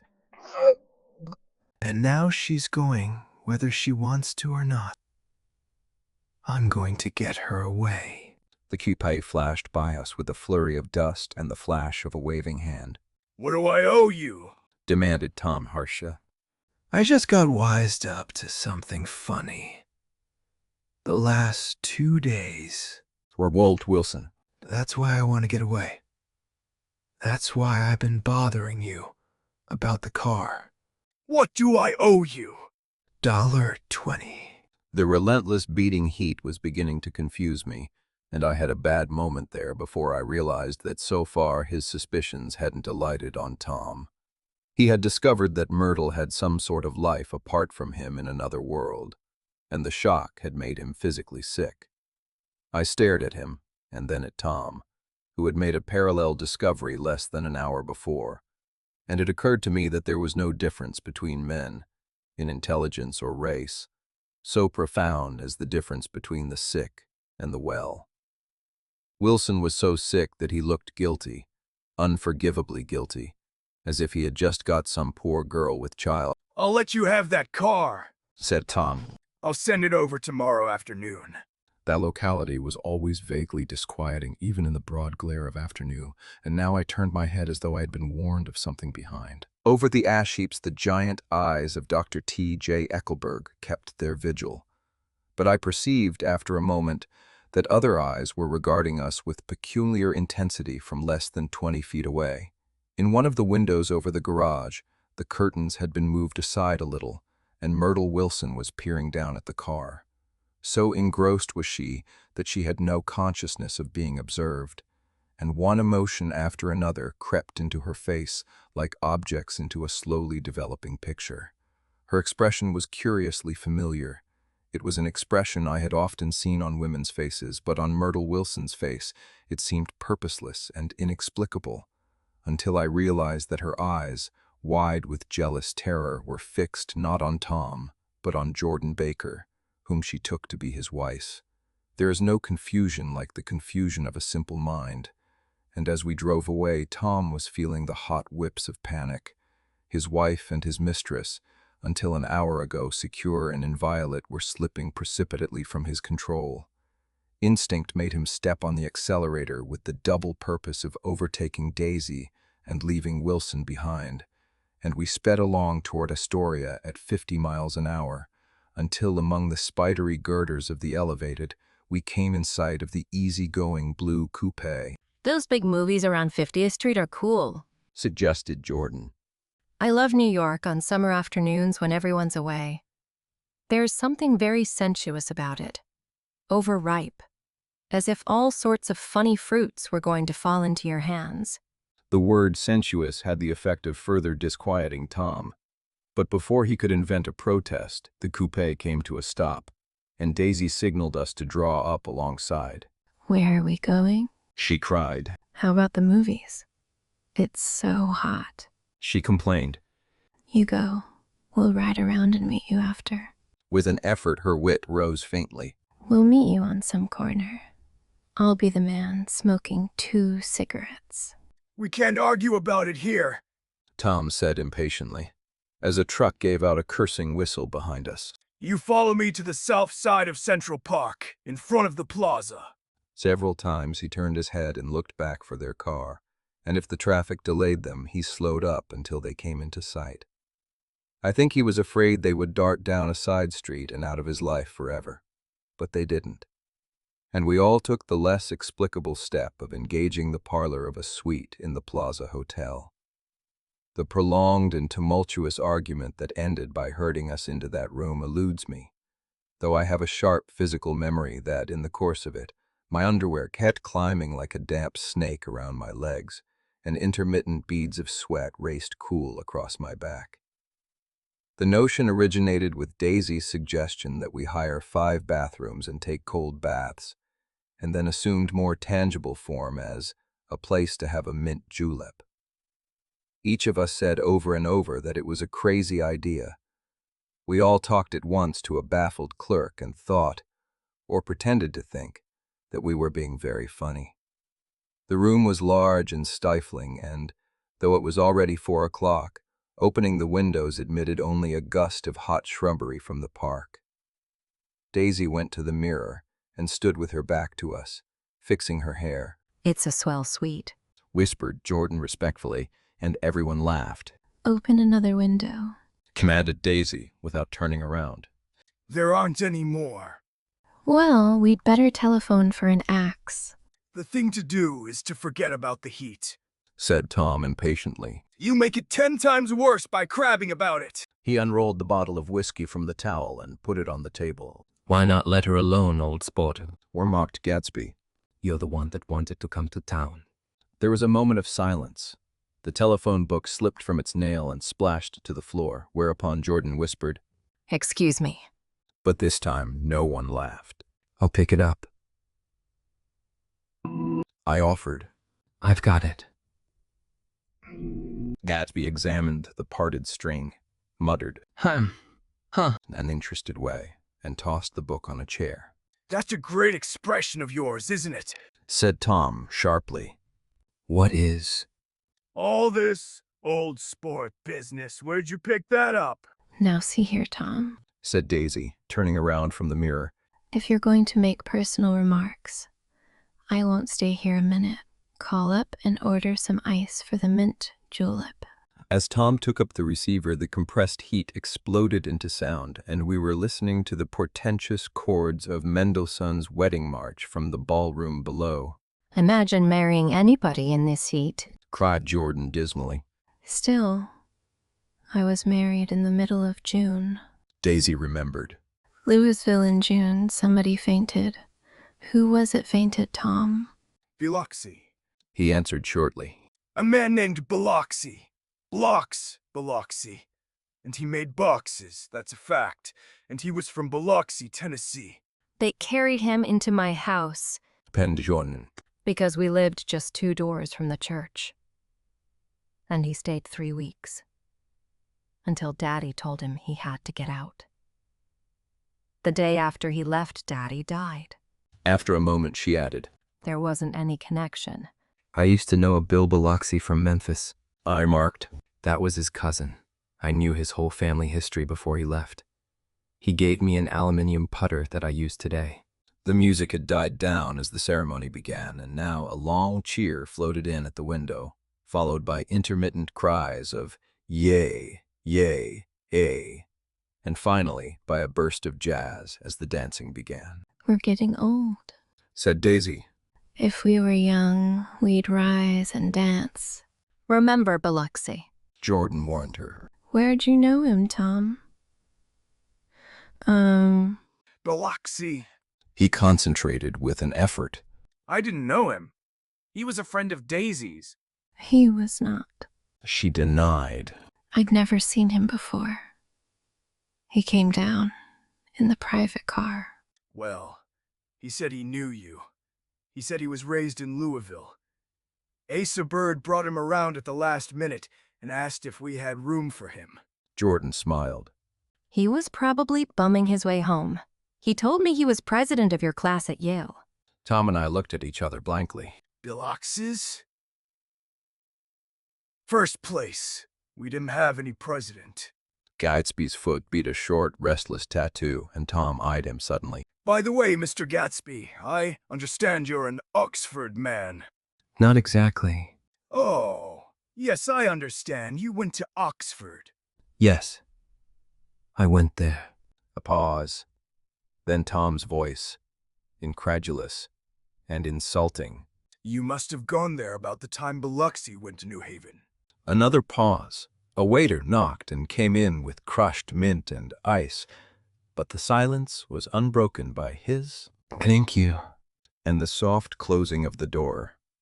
This tremendous detail was to be cleared up at last. I told you I went there, said Gatsby. I heard you, but I'd like to know when. It was in 1919. I only stayed 5 months. That's why I can't really call myself an Oxford man. Tom glanced around to see if we mirrored his unbelief, but we were all looking at Gatsby. It was an opportunity they gave to some of the officers after the armistice. He continued. We could go to any of the universities in England or France. I wanted to get up and slap him on the back. I had one of those renewals of complete faith in him that I'd experienced before. Daisy rose, smiling faintly, and went to the table. Open the whiskey, Tom. She ordered. And I'll make you a mint julep. Then you won't seem so stupid to yourself. Look at the mint. Wait a minute. Neptune. I want to ask Mr. Gatsby one more question. Go on. Gatsby said politely. What kind of a row are you trying to cause in my house, anyhow? They were out in the open at last, and Gatsby was content. He isn't causing a row. Daisy looked desperately from one to the other. You're causing a row. Please have a little self-control. Self-control, repeated Tom incredulously. I suppose the latest thing is to sit back and let Mr. Nobody from Nowhere make love to your wife. Well, if that's the idea, you can count me out. Nowadays, people begin by sneering at family life and family institutions. And next they'll throw everything overboard and have intermarriage between black and white. Flushed with his impassioned gibberish, he saw himself standing alone on the last barrier of civilization. We're all white here, murmured Jordan. I know, I'm not very popular. I don't give big parties. I suppose you've got to make your house into a pigsty in order to have any friends in the modern world. Angry as I was, as we all were, I was tempted to laugh whenever he opened his mouth. The transition from libertine to prig was so complete. I've got something to tell you, old sport, began Gatsby, but Daisy guessed at his intention. Please don't. She interrupted helplessly. Please, let's all go home. Why don't we all go home? That's a good idea. I got up. Come on, Tom. Nobody wants a drink. I want to know what Mr. Gatsby has to tell me. Your wife doesn't love you, said Gatsby. She's never loved you. She loves me. You must be crazy, exclaimed Tom automatically. Gatsby sprang to his feet, vivid with excitement. She never loved you. Do you hear? He cried. She only married you because I was poor and she was tired of waiting for me. It was a terrible mistake. But in her heart, she never loved anyone except me. At this point, Jordan and I tried to go, but Tom and Gatsby insisted with competitive firmness that we remain, as though neither of them had anything to conceal, and it would be a privilege to partake vicariously of their emotions. Sit down, Daisy. Tom's voice groped unsuccessfully for the paternal note. What's been going on? I want to hear all about it. I told you what's been going on, said Gatsby. Going on for 5 years, and you didn't know. Tom turned to Daisy sharply. You've been seeing this fellow for 5 years? Not seeing, said Gatsby. No, we couldn't meet. But both of us loved each other all that time, old sport. And you didn't know? I used to laugh sometimes. But there was no laughter in his eyes. To think that you didn't know. Oh, that's all. Tom tapped his thick fingers together like a clergyman and leaned back in his chair. You're crazy, he exploded. I can't speak about what happened 5 years ago, because I didn't know Daisy then. And I'll be damned if I see how you got within a mile of her, unless you brought the groceries to the back door. But all the rest of that's a goddamned lie. Daisy loved me when she married me, and she loves me now. No, said Gatsby, shaking his head. She does, though. The trouble is that sometimes she gets foolish ideas in her head and doesn't know what she's doing. He nodded sagely. And what's more, I love Daisy, too. Once in a while, I go off on a spree and make a fool of myself. But I always come back, and in my heart, I love her all the time. You're revolting, said Daisy. She turned to me, and her voice, dropping an octave lower, filled the room with thrilling scorn.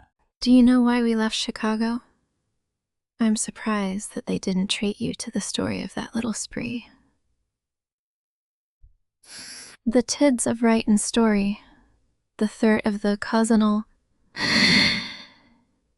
No. Gatsby walked over and stood beside her. Daisy, that's all over now, he said earnestly. It doesn't matter anymore. Just tell him the truth, that you never loved him, and it's all wiped out forever. She looked at him blindly. Why? How could I love him, possibly? You never loved him. She hesitated. Her eyes fell on Jordan and me with a sort of appeal, as though she realized at last what she was doing, and as though she had never, all along, intended doing anything at all. But it was done now. It was too late.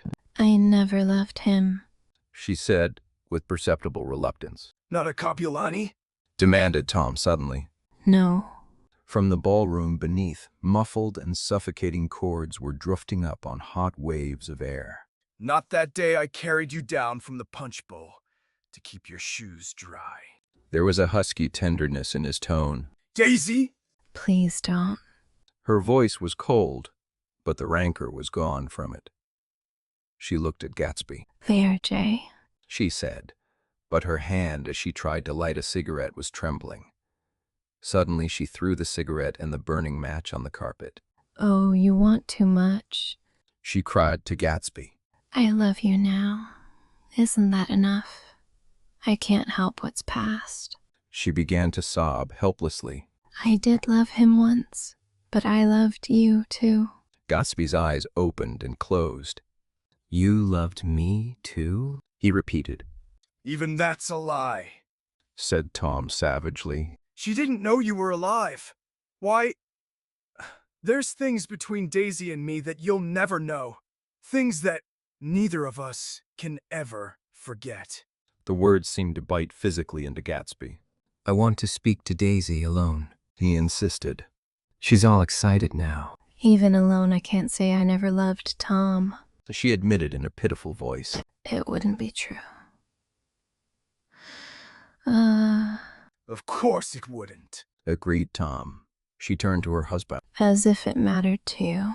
She said, Of course it matters. I'm going to take better care of you from now on. You don't understand, said Gatsby, with a touch of panic. You're not going to take care of her anymore. I'm not. Tom opened his eyes wide and laughed. He could afford to control himself now. Why's that? Daisy's leaving you. Nonsense. I am, though, she said with a visible effort. She's not leaving me.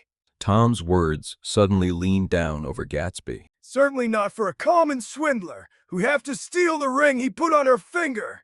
I won't stand this, cried Daisy. Oh, please, let's get out. Who are you anyhow? Broke out Tom. You're one of that bunch that hangs around with Meyer Wolfsheim. That much I happen to know. I've made a little investigation into your affairs, and I'll carry it further tomorrow. You can suit yourself about that, old sport, said Gatsby steadily. I found out what your drug stores were. He turned to us and spoke rapidly. He and this Wolfsheim bought up a lot of side street drug stores here and in Chicago and sold grain alcohol over the counter. That's one of his little stunts.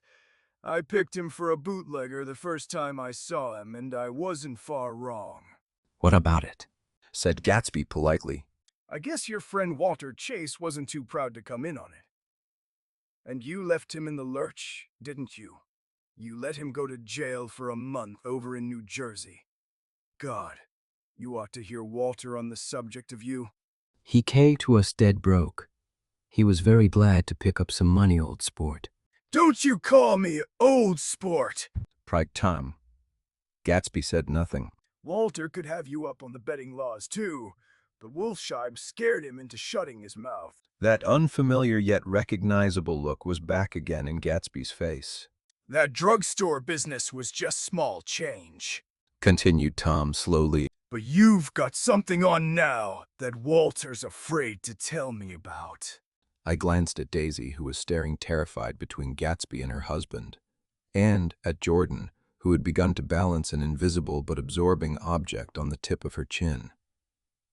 Then I turned back to Gatsby and was startled at his expression. He looked, and this is said in all contempt for the babbled slander of his garden, as if he had killed a man.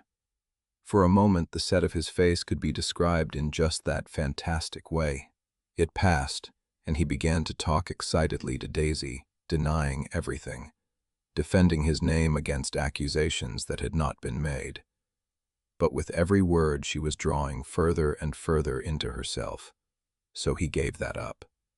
And only the dead dream fought on as the afternoon slipped away, trying to touch what was no longer tangible, struggling unhappily, undespairingly toward that lost voice across the room. The voice begged again to go. Please, Tom, I can't stand this anymore. Her frightened eyes told that whatever intentions, whatever courage she had had, were definitely gone. You two start on home, Daisy, said Tom. and Mr. Gatsby's car. She looked at Tom, alarmed now, but he insisted with magnanimous scorn. Go on. He won't annoy you. I think he realizes that his presumptuous little flirtation is over. They were gone, without a word snapped out, made accidental, isolated, like ghosts, even from our pity. After a moment, Tom got up and began wrapping the unopened bottle of whiskey in the towel. Want any of this stuff, Jordan? Nick? I didn't answer. Nick! He asked again. What? Want any? No, I just remembered that today's my birthday. I was 30. Before me stretched the portentous, menacing road of a new decade. It was 7 o'clock when we got into the coupe with him and started for Long Island. Tom talked incessantly, exulting and laughing, but his voice was as remote from Jordan and me as the foreign clamor on the sidewalk or the tumult of the elevated overhead. Human sympathy has its limits, and we were content to let all their tragic arguments fade with the city lights behind. 30, the promise of a decade of loneliness, a thinning list of single men to know, a thinning briefcase of enthusiasm, thinning hair. But there was Jordan beside me, who, unlike Daisy, was too wise ever to carry well-forgotten dreams from age to age. As we passed over the dark bridge, her wan face fell lazily against my coat's shoulder, and the formidable stroke of 30 died away with the reassuring pressure of her hand. So we drove on toward death through the cooling twilight. The young Greek, Michaelis, who ran the coffee joint beside the ash heaps, was the principal witness at the inquest. He had slept through the heat until after 5, when he strolled over to the garage and found George Wilson sick in his office. Really sick, pale as his own pale hair and shaking all over. Michaelis advised him to go to bed, but Wilson refused, saying that he'd miss a lot of business if he did. While his neighbor was trying to persuade him, a violent racket broke out overhead. I've got my wife locked in up there, explained Wilson calmly. She's going to stay there till the day after tomorrow, and then we're going to move away. Michaelis was astonished. They had been neighbors for 4 years, and Wilson had never seemed faintly capable of such a statement. Generally, he was one of these worn-out men. When he wasn't working, he sat on a chair in the doorway and stared at the people and the cars that passed along the road. When anyone spoke to him, he invariably laughed in an agreeable, colorless way. He was his wife's man, and not his own. So naturally, Michaelis tried to find out what had happened. But Wilson wouldn't say a word. Instead, he began to throw curious, suspicious glances at his visitor and ask him what he'd been doing at certain times on certain days. Just as the latter was getting uneasy, some workman came past the door bound for his restaurant, and Michaelis took the opportunity to get away, intending to come back later. But he didn't. He supposed he forgot to, that's all. When he came outside again, a little after 7, he was reminded of the conversation because he heard Mrs. Wilson's voice, loud and scolding, downstairs in the garage. "Beat me. He heard her cry. Throw me down and beat me, you dirty little coward." A moment later, she rushed out into the dusk, waving her hands and shouting. Before he could move from his door, the business was over. The death car, as the newspapers called it, didn't stop. It came out of the gathering darkness, wavered tragically for a moment, and then disappeared around the next bend. Mavro Michaelis wasn't even sure of its color. He told the first policeman that it was light green. The other car, the one going toward New York, came to rest 100 yards beyond, and its driver hurried back to where Myrtle Wilson, her life violently extinguished, knelt in the road and mingled her thick, dark blood with the dust. Michaelis and this man reached her first, but when they had torn open her shirtwaist, still damp with perspiration, they saw that her left breast was swinging loose like a flap, and there was no need to listen for the heart beneath.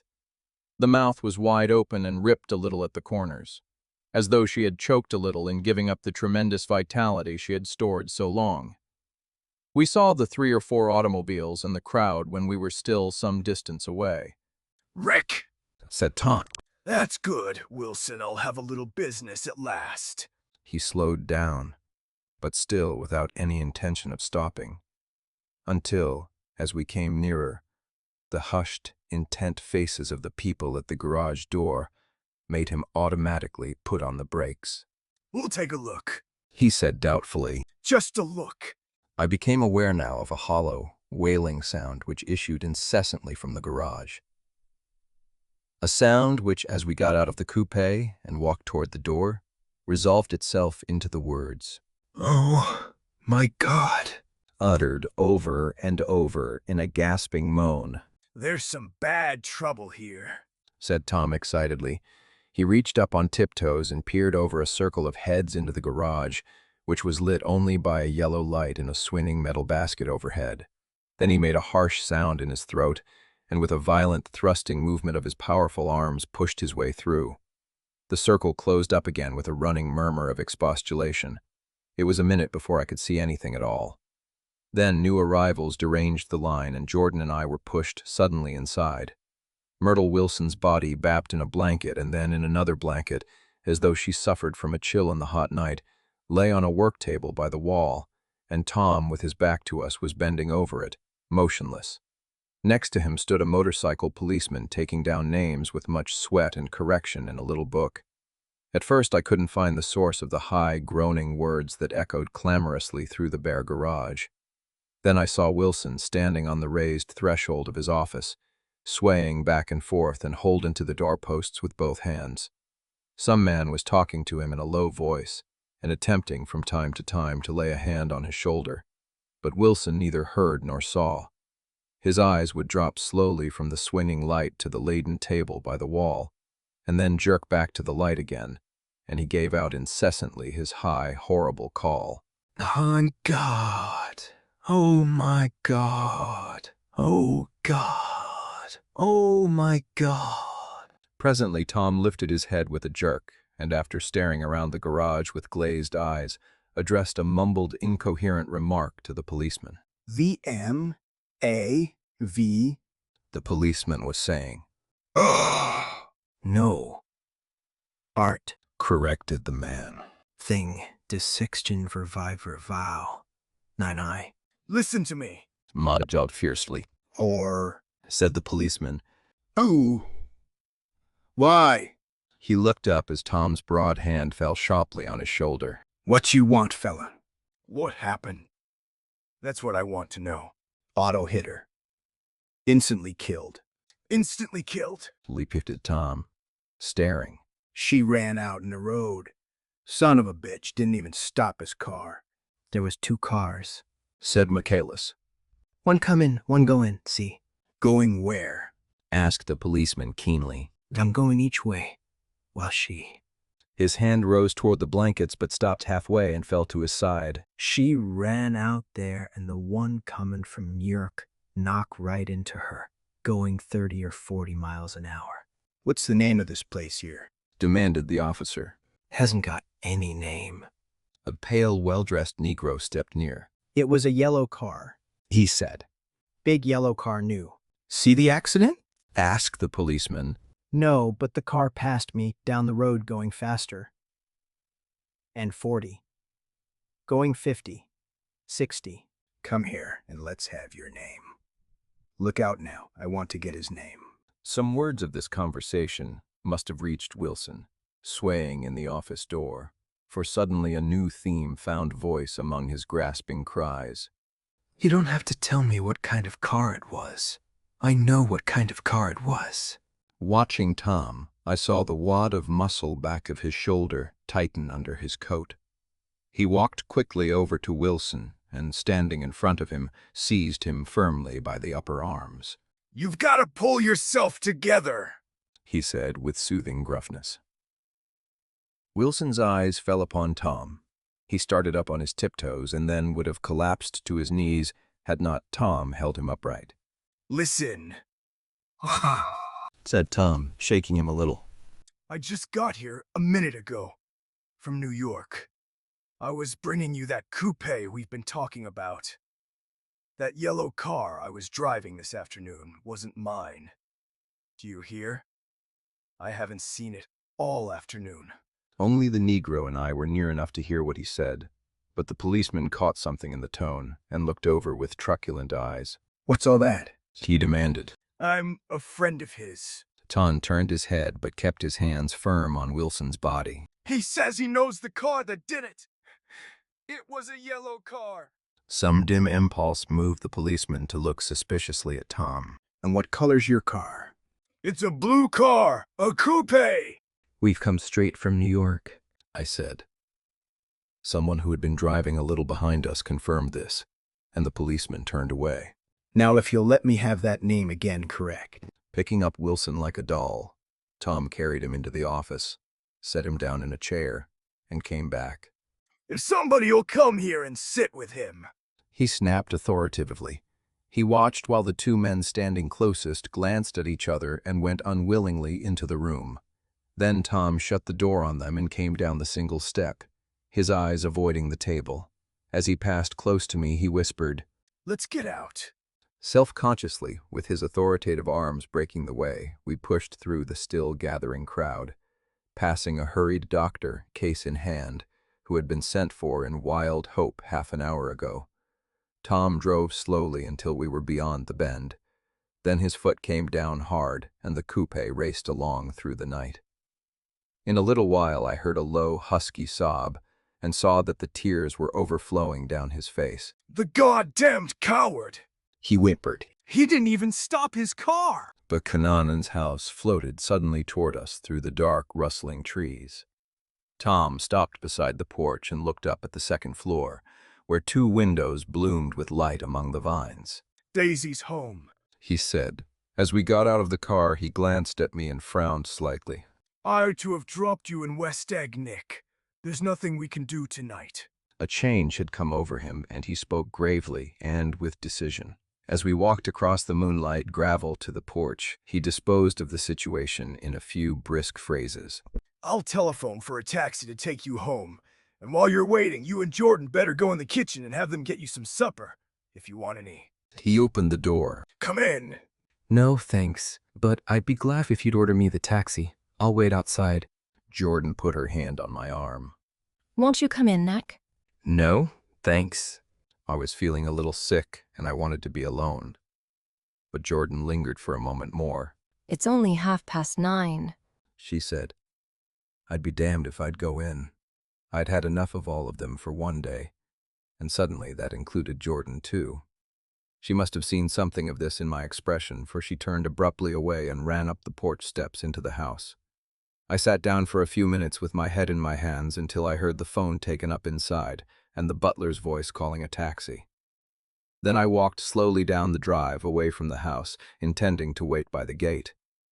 I hadn't gone 20 yards when I heard my name, and Gatsby stepped from between two bushes into the path.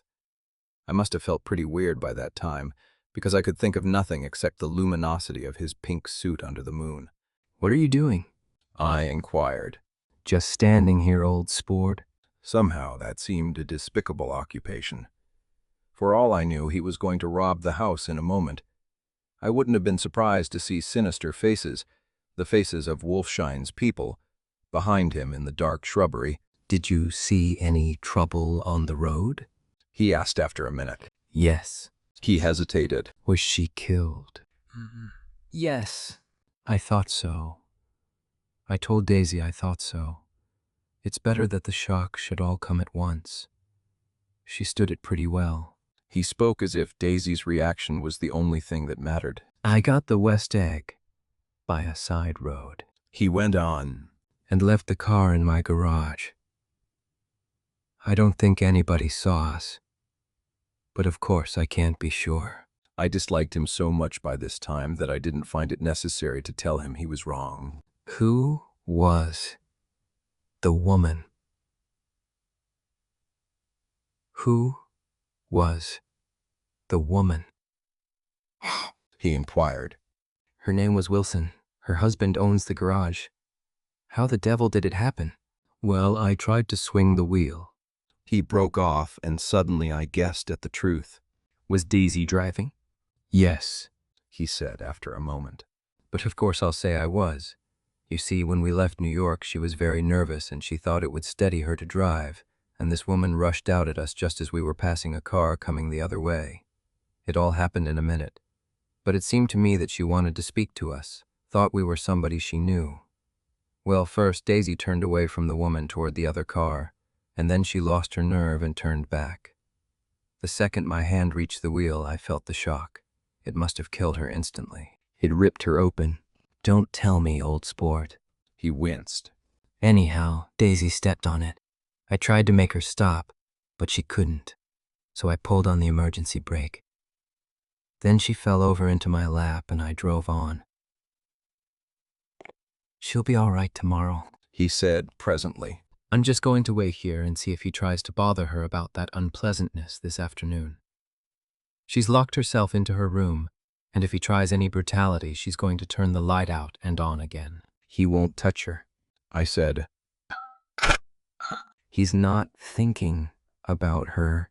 I don't trust him, old sport. How long are you going to wait? Zemet. All night, if necessary. Anyhow, till they all go to bed. A new point of view occurred to me. Suppose Tom found out that Daisy had been driving. He might think he saw a connection in it. He might think anything. I looked at the house. There were 2 or 3 bright windows downstairs and the pink glow from Daisy's room on the ground floor. You wait here, I said. I'll see if there's any sign of a commotion. I walked back along the border of the lawn, traversed the gravel softly, and tiptoed up the veranda steps. The drawing-room curtains were open, and I saw that the room was empty. Crossing the porch where we had dined that June night 3 months before, I came to a small rectangle of light, which I guessed was the pantry window. The blind was drawn, but I found a rift at the sill. Daisy and Tom were sitting opposite each other at the kitchen table, with a plate of cold fried chicken between them and 2 bottles of ale. He was talking intently across the table at her, and in his earnestness his hand had fallen upon and covered her own. Once in a while she looked up at him and nodded in agreement. They weren't happy, and neither of them had touched the chicken or the ale, and yet they weren't unhappy either. There was an unmistakable air of natural intimacy about the picture, and anybody would have said that they were conspiring together. As I tiptoed from the porch, I heard my taxi feeling its way along the dark road toward the house. Gatsby was waiting where I had left him in the drive. Is it all quiet up there? He asked anxiously. Yes, it's all quiet. I hesitated. You'd better come home and get some sleep. He shook his head. I want to wait here till Daisy goes to bed. Good night, old sport. He put his hands in his coat pockets and turned back eagerly to his scrutiny of the house, as though my presence marred the sacredness of the vigil. So I walked away and left him standing there in the moonlight, watching over nothing. Dave, I couldn't sleep all night. A foghorn was groaning incessantly on the sound, and I tossed half sick between grotesque reality and savage, frightening dreams. Toward dawn, I heard a taxi go up Gatsby's drive, and immediately I jumped out of bed and began to dress. I felt that I had something to tell him, something to warn him about, and morning would be too late. Crossing his lawn, I saw that his front door was still open, and he was leaning against a table in the hall, heavy with dejection or sleep. Nothing happened. If you hear, he said wanly. I waited, and about 4 o'clock she came to the window and stood there for a minute, and then turned out the light. His house had never seemed so enormous to me as it did that night when we hunted through the great rooms for cigarettes. We pushed aside curtains that were like pavilions, and felt over innumerable feet of dark wall for electric light switches. Once I tumbled with a sort of splash upon the keys of a ghostly piano. There was an inexplicable amount of dust everywhere, and the rooms were musty, as though they hadn't been aired for many days. I found the humidor on an unfamiliar table, with 2 stale, dry cigarettes inside. Throwing open the French windows of the drawing room, we sat smoking out into the darkness. "You ought to go away," I said. "It's pretty certain they'll trace your car." Go away now, old sport. Go to Atlantic City for a week, or up to Montreal. He wouldn't consider it. He couldn't possibly leave Daisy until he knew what she was going to do. He was clutching at some last hope, and I couldn't bear to shake him free. It was this night that he told me the strange story of his youth with Dan Cody. Told it to me because Jay Gatsby had broken up like glass against Tom's hard malice, and the long secret extravaganza was played out. I think that he would have acknowledged anything now, without reserve, but he wanted to talk about Daisy. She was the first nice girl he had ever known. In various unrevealed capacities he had come in contact with such people, but always with indiscernible barbed wire between. He found her excitingly desirable. He went to her house, at first with other officers from Camp Taylor, then alone. It amazed him. He had never been in such a beautiful house before. But what gave it an air of breathless intensity was that Daisy lived there. It was as casual a thing to her as his tent out at camp was to him. There was a ripe mystery about it, a hint of bedrooms upstairs more beautiful and cool than other bedrooms, of gay and radiant activities taking place through its corridors, and of romances that were not musty and laid away already in lavender, but fresh and breathing and redolent of this year's shining motor cars, and of dances whose flowers were scarcely withered. It excited him, too, that many men had already loved Daisy. It increased her value in his eyes. He felt their presence all about the house, pervading the air with the shades and echoes of still vibrant emotions. But he knew that he was in Daisy's house by a colossal accident. However glorious might be his future as Jay Gatsby, he was at present a penniless young man without a past, and at any moment the invisible cloak of his uniform might slip from his shoulders. So he made the most of his time. He took what he could get, ravenously and unscrupulously. Eventually he took Daisy one still October night. Took her because he had no real right to touch her hand. He might have despised himself, for he had certainly taken her under false pretenses. I don't mean that he had traded on his phantom millions, but he had deliberately given Daisy a sense of security. He let her believe that he was a person from much the same strata as herself, that he was fully able to take care of her. As a matter of fact, he had no such facilities. He had no comfortable family standing behind him, and he was liable at the whim of an impersonal government to be blown anywhere about the world. But he didn't despise himself, and it didn't turn out as he had imagined. He had intended, probably, to take what he could and go. But now he found that he had committed himself to the following of a grail. He knew that Daisy was extraordinary, but he didn't realize just how extraordinary a nice girl could be. She vanished into her rich house, into her rich, full life, leaving Gatsby nothing. He felt married to her, that was all. When they met again, 2 days later, it was Gatsby who was breathless, who was, somehow, betrayed. Her porch was bright with the bought luxury of starshine. The wicker of the settee squeaked fashionably as she turned toward him, and he kissed her curious and lovely mouth. She had caught a cold, and it made her voice huskier and more charming than ever, and Gatsby was overwhelmingly aware of the youth and mystery that wealth imprisons and preserves, of the freshness of many clothes, and of Daisy, gleaming like silver, safe and proud above the hot struggles of the poor. I can't describe to you how surprised I was to find out I loved her, old sport. I even hoped for a while that she'd throw me over, but she didn't, because she was in love with me too.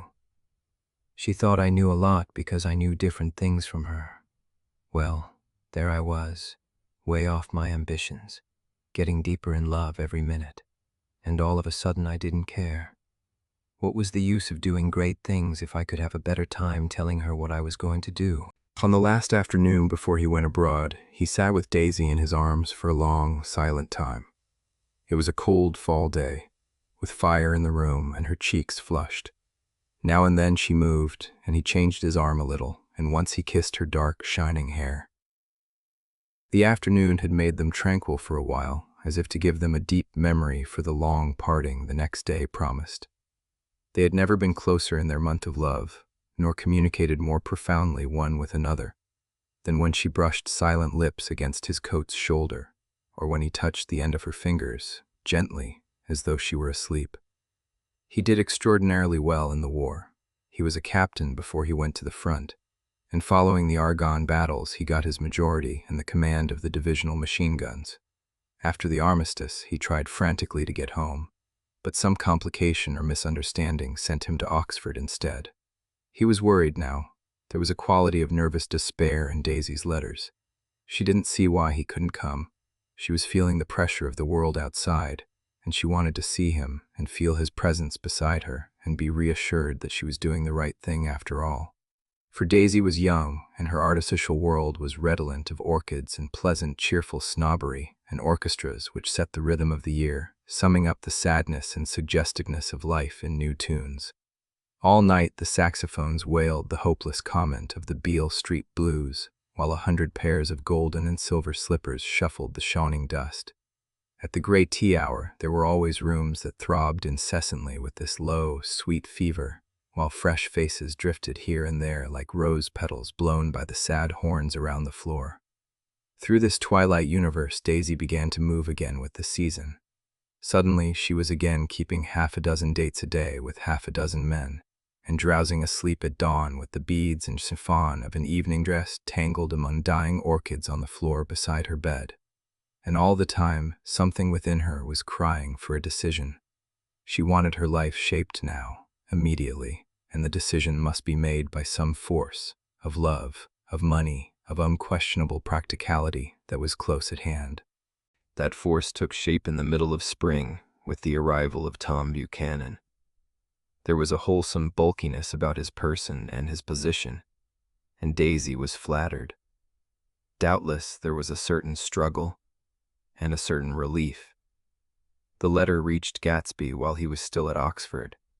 It was dawn now on Long Island, and we went about opening the rest of the windows downstairs, filling the house with gray-turning, gold-turning light. The shadow of a tree fell abruptly across the dew, and ghostly birds began to sing among the blue leaves. There was a slow, pleasant movement in the air, scarcely a wind, promising a cool, lovely day. I don't think she ever loved him. Gatsby turned around from a window and looked at me challengingly. You must remember, old sport, she was very excited this afternoon. He told her those things in a way that frightened her, that made it look as if I was some kind of cheap sharper, and the result was she hardly knew what she was saying. He sat down gloomily. Of course she might have loved him just for a minute when they were first married, and loved me more even then, do you see? Suddenly, he came out with a curious remark. In any case, he said, it was just personal. What could you make of that, except to suspect some intensity in his conception of the affair that couldn't be measured? He came back from France, when Tom and Daisy were still on their wedding trip, and made a miserable but irresistible journey to Louisville on the last of his army pay. He stayed there a week, walking the streets where their footsteps had clicked together through the November night and revisiting the out-of-the-way places to which they had driven in her white car. Just as Daisy's house had always seemed to him more mysterious and gay than other houses, so his idea of the city itself, even though she was gone from it, was pervaded with a melancholy beauty. He left feeling that if he had searched harder, he might have found her, that he was leaving her behind. The day coach, he was penniless now, was hot. He went out to the open vestibule and sat down on a folding chair, and the station slid away and the backs of unfamiliar buildings moved by. Then out into the spring fields, where a yellow trolley raced them for a minute with people in it who might once have seen the pale magic of her face along the casual street. The track curved, and now it was going away from the sun, which, as it sank lower, seemed to spread itself in benediction over the vanishing city where she had drawn her breath. He stretched out his hand desperately, as if to snatch only a wisp of air, to save a fragment of the spot that she had made lovely for him. But it was all going by too fast now for his blurred eyes, and he knew that he had lost that part of it, the freshest and the best, forever. It was 9 o'clock when we finished breakfast and went out on the porch. The night had made a sharp difference in the weather, and there was an autumn flavor in the air. The gardener, the last one of Gatsby's former servants, came to the foot of the steps. "I'm going to drain the pool today, Mr. Gatsby. Leaves will start falling pretty soon. And then there's always trouble with the pipes." "Don't do it today," Gatsby answered. He turned to me apologetically. "You know, old sport, I've never used that pool all summer." I looked at my watch and stood up. 12 minutes to my train. I didn't want to go to the city. I wasn't worth a decent stroke of work. But it was more than that. I didn't want to leave Gatsby. I missed that train, and then another, before I could get myself away. "I'll call you up," I said finally. "Do, old sport. I'll call you about noon." We walked slowly down the steps. "I suppose Daisy'll call too." He looked at me anxiously, as if he hoped I'd corroborate this. "I suppose so." "Well, goodbye." We shook hands, and I started away. Just before I reached the hedge, I remembered something and turned around.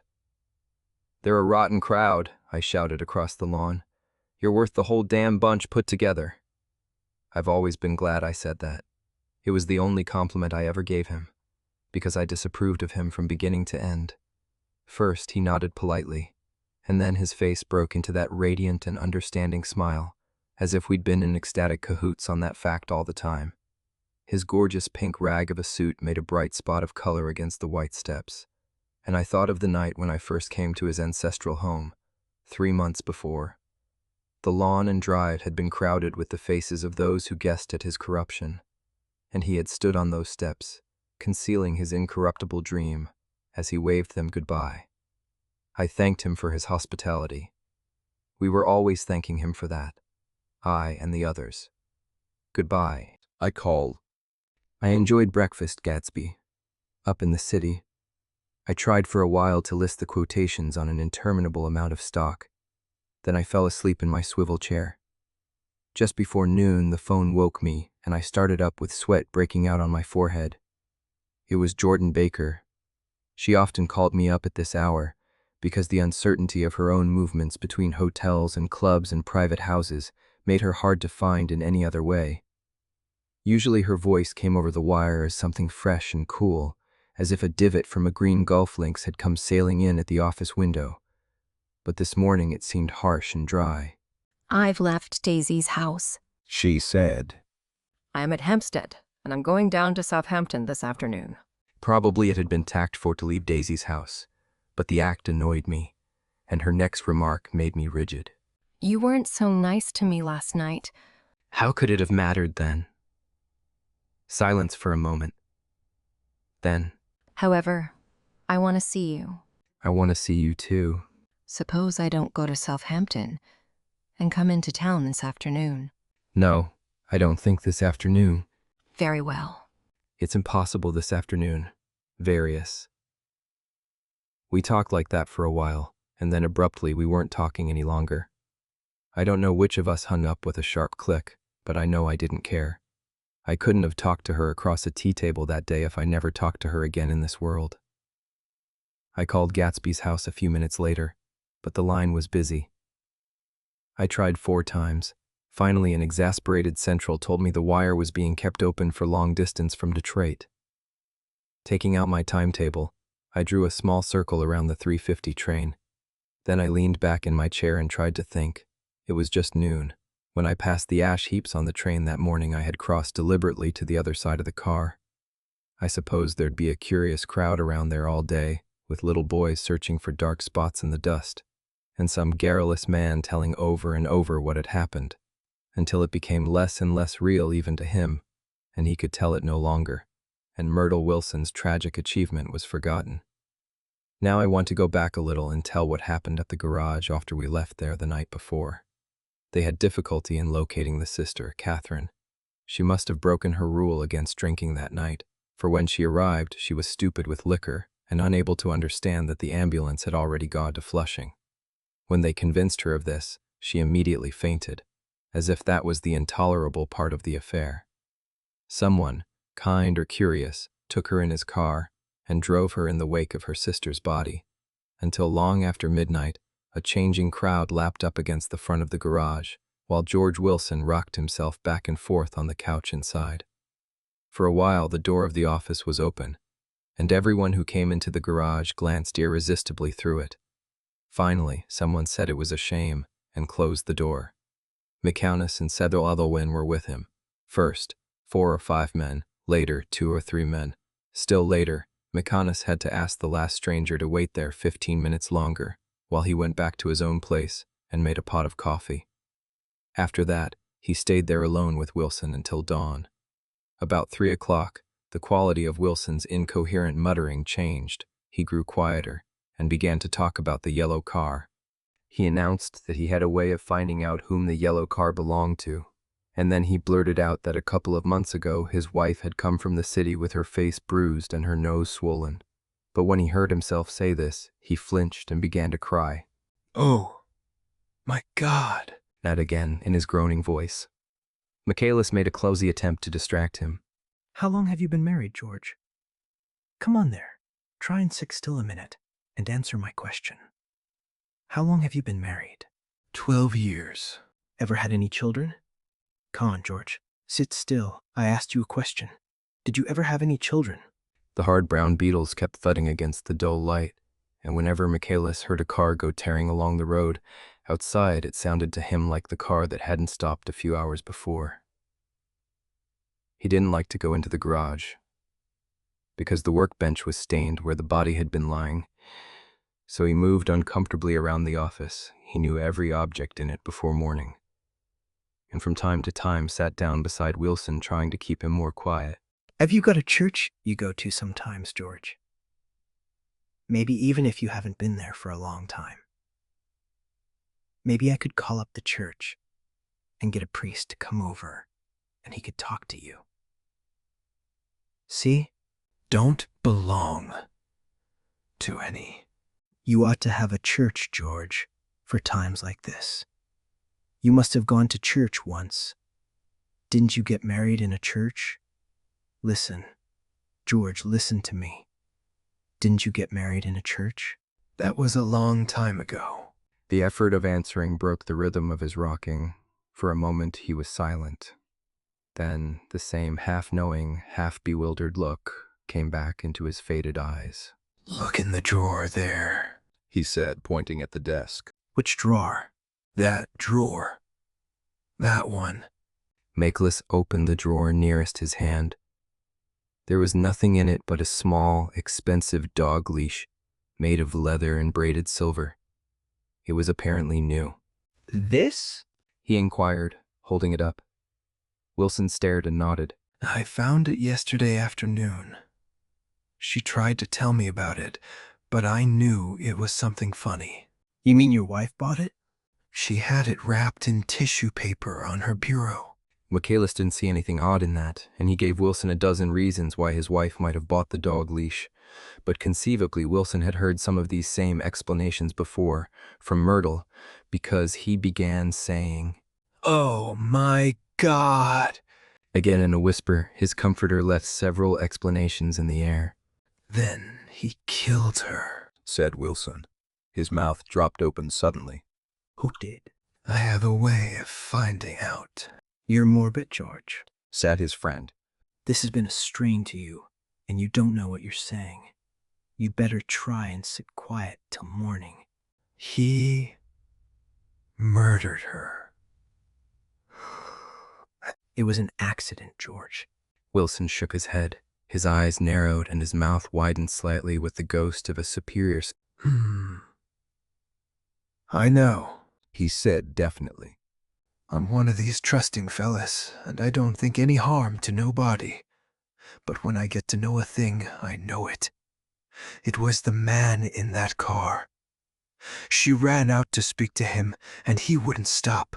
Michaelis had seen this too, but it hadn't occurred to him that there was any special significance in it. He believed that Mrs. Wilson had been running away from her husband, rather than trying to stop any particular car. How could she have been like that? She's a deep one, said Wilson, as if that answered the question. Calm. He began to rock again, and Michaelis stood, twisting the leash in his hand. Maybe you got some friend that I could telephone for, George. This was a forlorn hope. He was almost sure that Wilson had no friend. There was not enough of him for his wife. He was glad a little later when he noticed a change in the room, a blue quickening by the window, and realized that dawn wasn't far off. About 5 o'clock it was blue enough outside to snap off the light.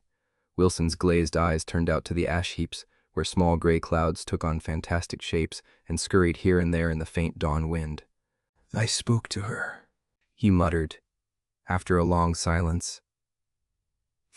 I told her she might fool me, but she couldn't fool God. I took her to the window. Like a hut. With an effort, he got up and walked to the rear window and leaned with his face pressed against it. And I said, God knows what you've been doing. Everything you've been doing. You may fool me, but you can't fool God. Standing behind him, Michaelis saw, with a shock, that he was looking at the eyes of Dr. T. J. Egelberg, which had just emerged, pale and enormous, from the dissolving night. God sees everything, repeated Wilson. That's an advertisement, Michaelis assured him. Something made him turn away from the window and look back into the room. But Wilson stood there a long time, his face close to the window pane, nodding into the twilight.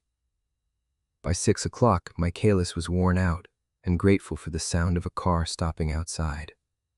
It was one of the watchers of the night before who had promised to come back, so he cooked breakfast for 3, which he and the other man ate together. Wilson was quieter now, and Michaelis went home to sleep. When he awoke 4 hours later and hurried back to the garage, Wilson was gone. His movements, he was on foot all the time, were afterward traced to Port Roosevelt and then to Gad's Hill, where he bought a sandwich that he didn't eat and a cup of coffee. He must have been tired and walking slowly, for he didn't reach Gad's Hill until noon. Thus far, there was no difficulty in accounting for his time. There were boys who had seen a man, acting sort of crazy, and motorists at whom he stared oddly from the side of the road. Then for 3 hours, he disappeared from view. The police, on the strength of what he said to Michaelis, that he had a way of finding out, supposed that he spent that time going from garage to garage thereabout, inquiring for a yellow car. On the other hand, no garage man who had seen him ever came forward, and perhaps he had an easier, surer way of finding out what he wanted to know. By 2:30, he was in West Egg, where he asked someone the way to Gatsby's house. So by that time, he knew Gatsby's name. At 2 o'clock, Gatsby put on his bathing suit and left word with the butler that if anyone phoned word was to be brought to him at the pool. He stopped at the garage for a pneumatic mattress that had amused his guests during the summer, and the chauffeur helped him to punk it up. Then he gave instructions that the open car wasn't to be taken out under any circumstances, and this was strange, because the front right fender needed repair. Gatsby shouldered the mattress and started for the pool. Once, he stopped and shifted it a little, and the chauffeur asked him if he needed help, but he shook his head and in a moment disappeared among the yellowing trees. No telephone message arrived, but the butler went without his sleep and waited for it until 4 o'clock, until long after there was anyone to give it to if it came. I have an idea that Gatsby himself didn't believe it would come, and perhaps he no longer cared. If that was true, he must have felt that he had lost the old warm world, paid a high price for living too long with a single dream. He must have looked up at an unfamiliar sky through frightening leaves and shivered as he found what a grotesque thing a rose is and how raw the sunlight was upon the scarcely created grass. A new world, material without being real, where poor ghosts, breathing dreams like air, drifted fortuitously about, like that ashen, fantastic figure gliding toward him through the amorphous trees. The chauffeur, he was one of Wolfsheim's protégés, heard the shots. Afterwards, he could only say that he hadn't thought anything much about them. I drove from the station directly to Gatsby's house, and my rushing anxiously up the front steps was the first thing that alarmed anyone. But they knew then, I firmly believe. With scarcely a word said, 4 of us, the chauffeur, butler, gardener, and I, hurried down to the pool. There was a faint, barely perceptible movement of the water as the fresh flow from one end urged its way toward the drain at the other. With little ripples that were hardly the shadows of waves, the laden mattress moved irregularly down the pool. A small gust of wind that scarcely corrugated the surface was enough to disturb its accidental course with its accidental burden. The touch of a cluster of leaves revolved it slowly, tracing, like the leg of transit, a thin red circle in the water. It was after we started with Gatsby toward the house that the gardeners saw Wilson's body a little way off on the grass, and the Holocaust was complete. 9. After 2 years, I remember the rest of that day, and that night, and the next day, only as an endless drill of police and photographers and newspaper men in and out of Gatsby's front door. A rope stretched across the main gate, and a policeman by it kept out the curious. But little boys soon discovered that they could enter through my yard, and there were always a few of them clustered open-mouthed about the pool. Someone with a positive manner, perhaps a detective, used the expression, "Madman," as he bent over Wilson's body that afternoon, and the adventitious authority of his voice set the key for the newspaper reports next morning. Most of those reports were a nightmare, grotesque, circumstantial, eager, and untrue. When Michaelis's testimony at the inquest brought to light Wilson's suspicions of his wife, I thought the whole tale would shortly be served up in racy pasquinade. But Catherine, who might have said anything, didn't say a word. She showed a surprising amount of character about it, too, looked at the coroner with determined eyes under that corrected brow of hers, and swore that her sister had never seen Gatsby, that her sister was completely happy with her husband, that her sister had been into no mischief whatever. She convinced herself of it, and cried into her handkerchief, as if the very suggestion was more than she could endure. So Wilson was reduced to a man deranged by grief in order that the case might remain in its simplest form, and it rested there. But all this part of it seemed remote and unessential. I found myself on Gatsby's side, and alone. From the moment I telephoned news of the catastrophe to West Egg Village, every surmise about him and every practical question was referred to me. At first I was surprised and confused. Then, as he lay in his house and didn't move or breathe or speak, hour upon hour, it grew upon me that I was responsible, because no one else was interested, I mean with that intense personal interest to which everyone has some vague right at the end. I called up Daisy half an hour after we found him, called her instinctively and without hesitation, but she and Tom had gone away early that afternoon and taken baggage with them. Left no address? No. Say when they'd be back. No. Any idea where they are? How I could reach them? I don't know. Can't say. I wanted to get somebody for him. I wanted to go into the room where he lay and reassure him. I'll get somebody for you, Gatsby. Don't worry. Just trust me, and I'll get somebody for you. Maya Wolfsheim's name wasn't in the phone book. The butler gave me his office address on Broadway, and I called information. But by the time I had the number, it was long after 5, and no one answered the phone. Will you ring again? I've rung 3 times. It's very important. Sorry, I'm afraid no one's there. I went back to the drawing room and thought for an instant that they were chance visitors, all these official people who suddenly filled it. But, though they drew back the sheet and looked at Gatsby with shocked eyes, His protest continued in my brain. Look here, old sport. You've got to get somebody for me. You've got to try hard. I can't go through this alone.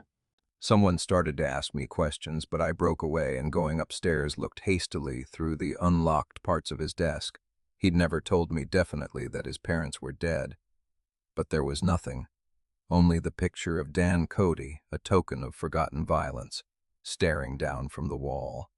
Next morning I sent the butler to New York with a letter to Wolfsheim, which asked for information and urged him to come out on the next train. That request seemed superfluous when I wrote it. I was sure he'd start when he saw the newspapers, just as I was sure there'd be a wire from Daisy before noon. But neither a wire nor Mr. Wolfsheim arrived. No one arrived except more police and photographers and newspapermen. When the butler brought back Wolfsheim's answer, I began to have a feeling of defiance, of scornful solidarity between Gatsby and me against them all. Dear Mr. Carraway, this has been one of the most terrible shocks of my life. To me, I hardly can believe it that it is true at all. Such a mad act as that man did should make us all think. I cannot come down now, as I am tied up in some very important business and cannot get mixed up in this thing now. If there is anything I can do a little later, let me know in a letter by Edgar. I hardly know where I am when I hear about a thing like this, and am completely knocked down and out. Yours truly, Meyer Wolfsheim, and then hasty addenda beneath. Let me know about the funeral, etc. Do not know his family at all. When the phone rang that afternoon and long distance said Chicago was calling, I thought this would be Daisy at last. But the connection came through as a man's voice, very thin and far away. This is Slagle speaking. Yes? The name was unfamiliar. Hell of a note, isn't it? Get my wire? There haven't been any wires. Young Parquet's in trouble, he said rapidly. They picked him up when he handed the bonds over the counter. They got a circular from New York giving him the numbers just 5 minutes before. Do you know about that, hey? You never can tell in these hick towns. Hello? I interrupted breathlessly. Look here. This isn't Mr. Gatsby. Mr. Gatsby's dead. There was a long silence on the other end of the wire, followed by an exclamation. Then a quick squawk as the connection was broken. I think it was on the third day that a telegram signed Henry C. Gatz arrived from a town in Minnesota. It said only that the sender was leaving immediately and to postpone the funeral until he came. It was Gatsby's father, a solemn old man, very helpless and dismayed, bundled up in a long, cheap ulster against the warm September day. His eyes leaked continuously with excitement, and when I took the bag and umbrella from his hands, he began to pull so incessantly at his sparse gray beard that I had difficulty in getting off his coat. He was on the point of collapse, so I took him into the music room and made him sit down while I sent for something to eat. But he wouldn't eat, and the glass of milk spilled from his trembling hand. I saw it in the Chicago newspaper, he said. It was all in the Chicago newspaper. I started right away. I didn't know how to reach you. His eyes, saying nothing, moved ceaselessly about the room. It was a madman. He sat. He must have been mad. Wouldn't you like some coffee? I urged him. I don't want anything. I'm all right now, mister. Carraway. Well, I'm all right now. Where have they got Jimmy? I took him into the drawing room where his son lay and left him there. Some little boys had come up on the steps and were looking into the hall. When I told them who had arrived, they went reluctantly away. After a little while, Mr. Gatz opened the door and came out, his mouth ajar, his face flushed slightly, his eyes leaking isolated and unpunctual tears. He had reached an age where death no longer has the quality of ghastly surprise, and when he looked around him now for the first time and saw the height and splendor of the hall and the great rooms opening out from it into other rooms, his grief began to be mixed with an awed pride. I helped him to a bedroom upstairs. While he took off his coat and vest, I told him that all arrangements had been deferred until he came. I didn't know what you'd want, Mr. Gatsby. Gott is my name. Mr. Gatz, I thought you might want to take the body west. He shook his head. Jimmy always liked it better down east. He rose up to his position in the east. Were you a friend of my boy's, mister? We were close friends. He had a big future before him, you know. He was only a young man, but he had a lot of brain power here. He touched his head impressively, and I nodded. If he'd have lived, he'd have been a great man. A man like James J. Hill. He'd have helped build up the country. That's true, I said uncomfortably.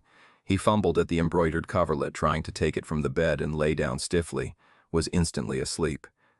That night, an obviously frightened person called up and demanded to know who I was before he would give his name. This is Mr. Carraway. I said, Oh.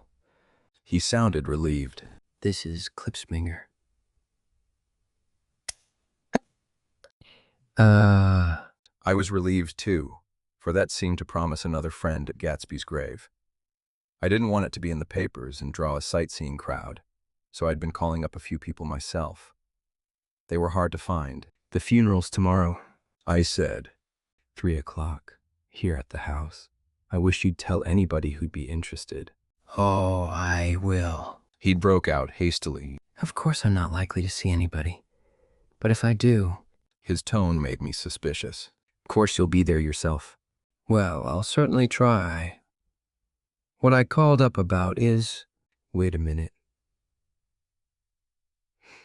I interrupted. How about saying you'll come? That's...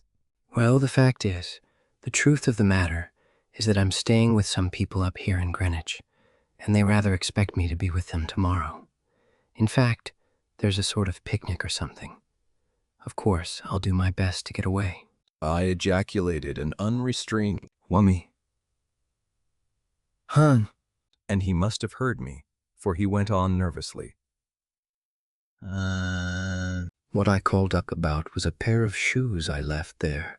I wonder if it'd be too much trouble to have the butler send them on.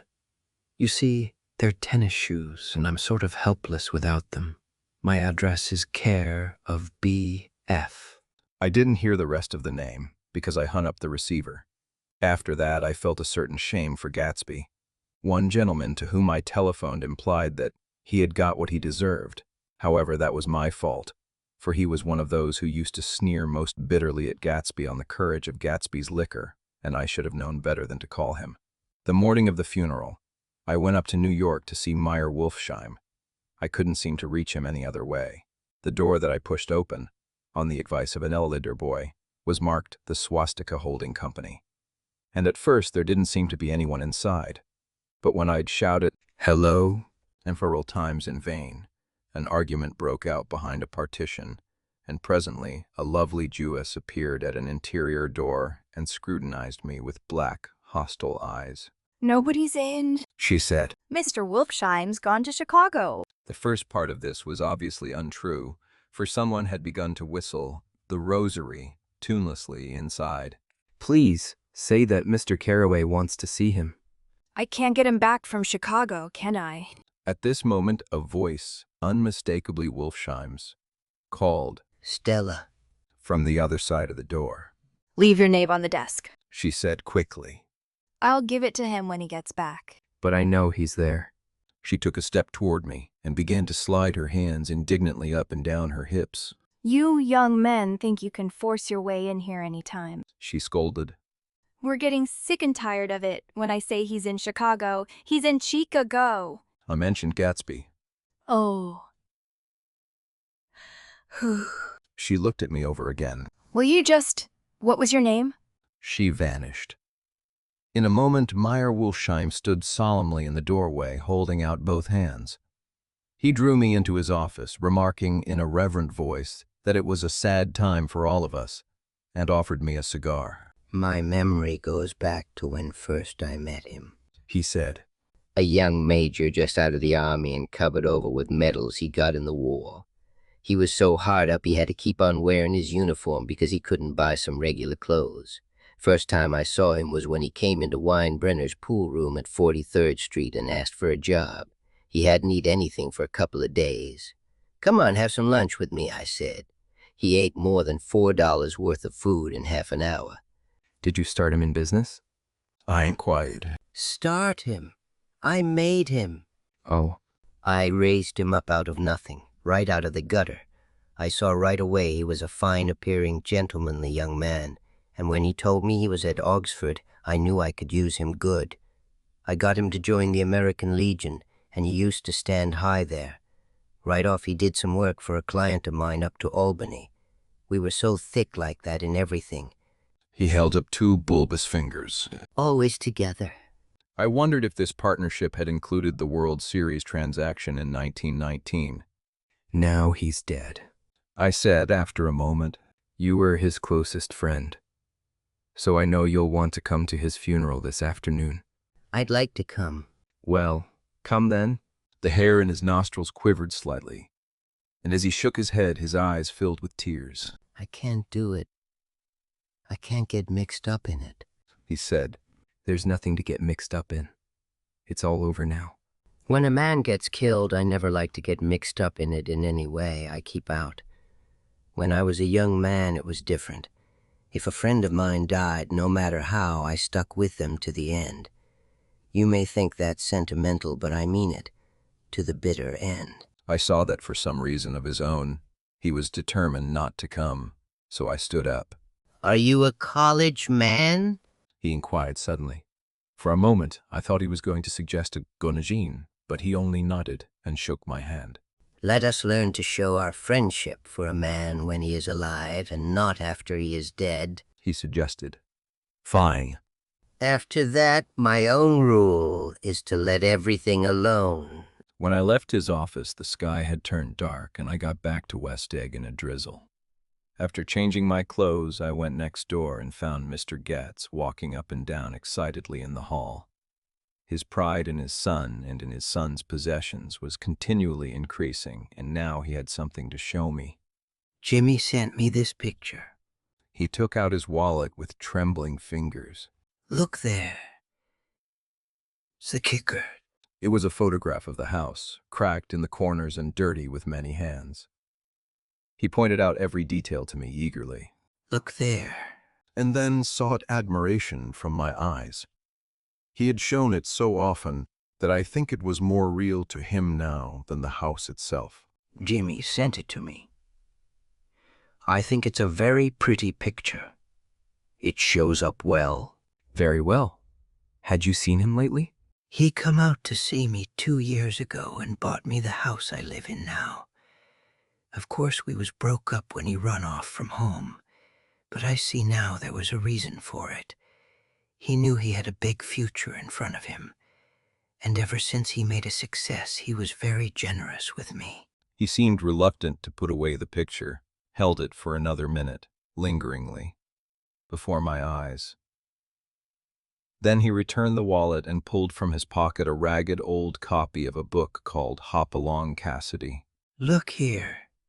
This is a book he had when he was a boy. It just shows you. He opened it at the back cover and turned it around for me to see. On the last flyleaf was printed the word schedule and the date, September 12, 1906. And underneath, rise from bed, 6 o'clock a.m., dumbbell exercise and wall scaling 6:15, 6:30, study electricity, etc.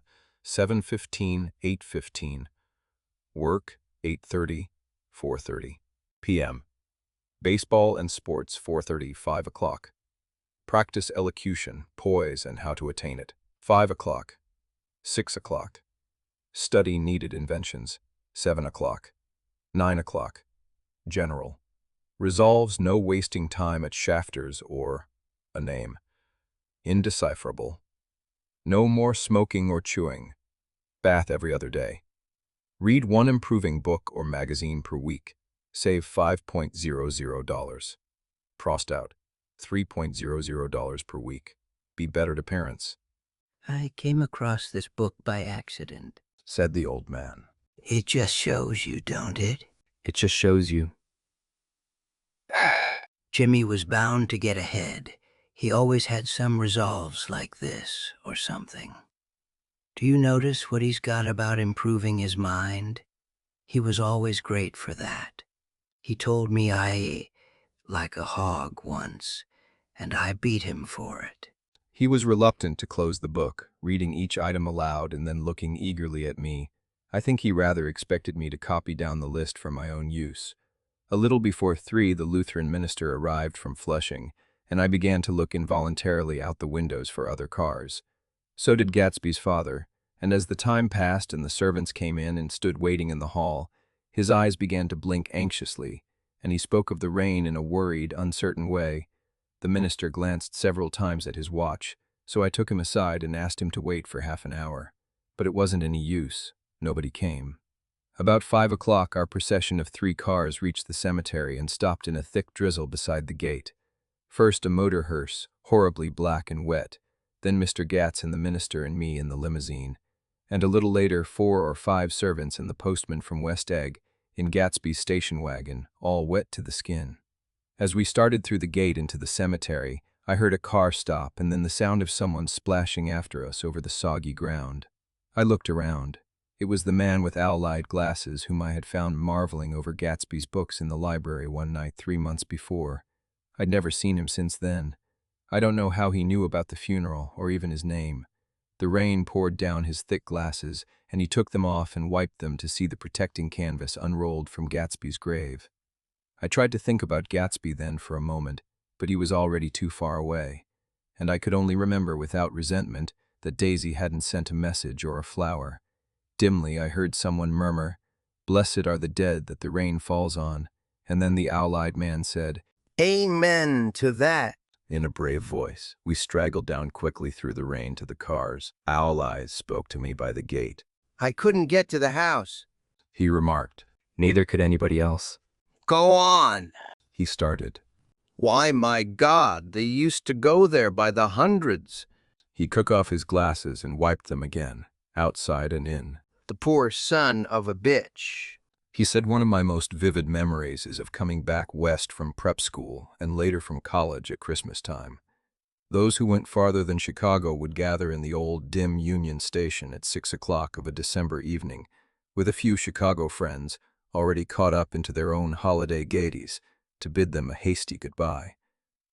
I remember the fur coats of the girls returning from Miss This or That's, and the chatter of frozen breath, and the hands waving overhead as we caught sight of old acquaintances, and the matchings of invitations. Are you going to the Ordways, the Herseys, the Schultes, and the long green tickets clasped tight in our gloved hands? And last, the murky yellow cars of the Chicago, Milwaukee, and St. Paul Railroad, looking cheerful as Christmas itself on the tracks beside the gate. When we pulled out into the winter night and the real snow, our snow, began to stretch out beside us and twinkle against the windows, and the dim lights of small Wisconsin stations moved by, a sharp, wild brace came suddenly into the air.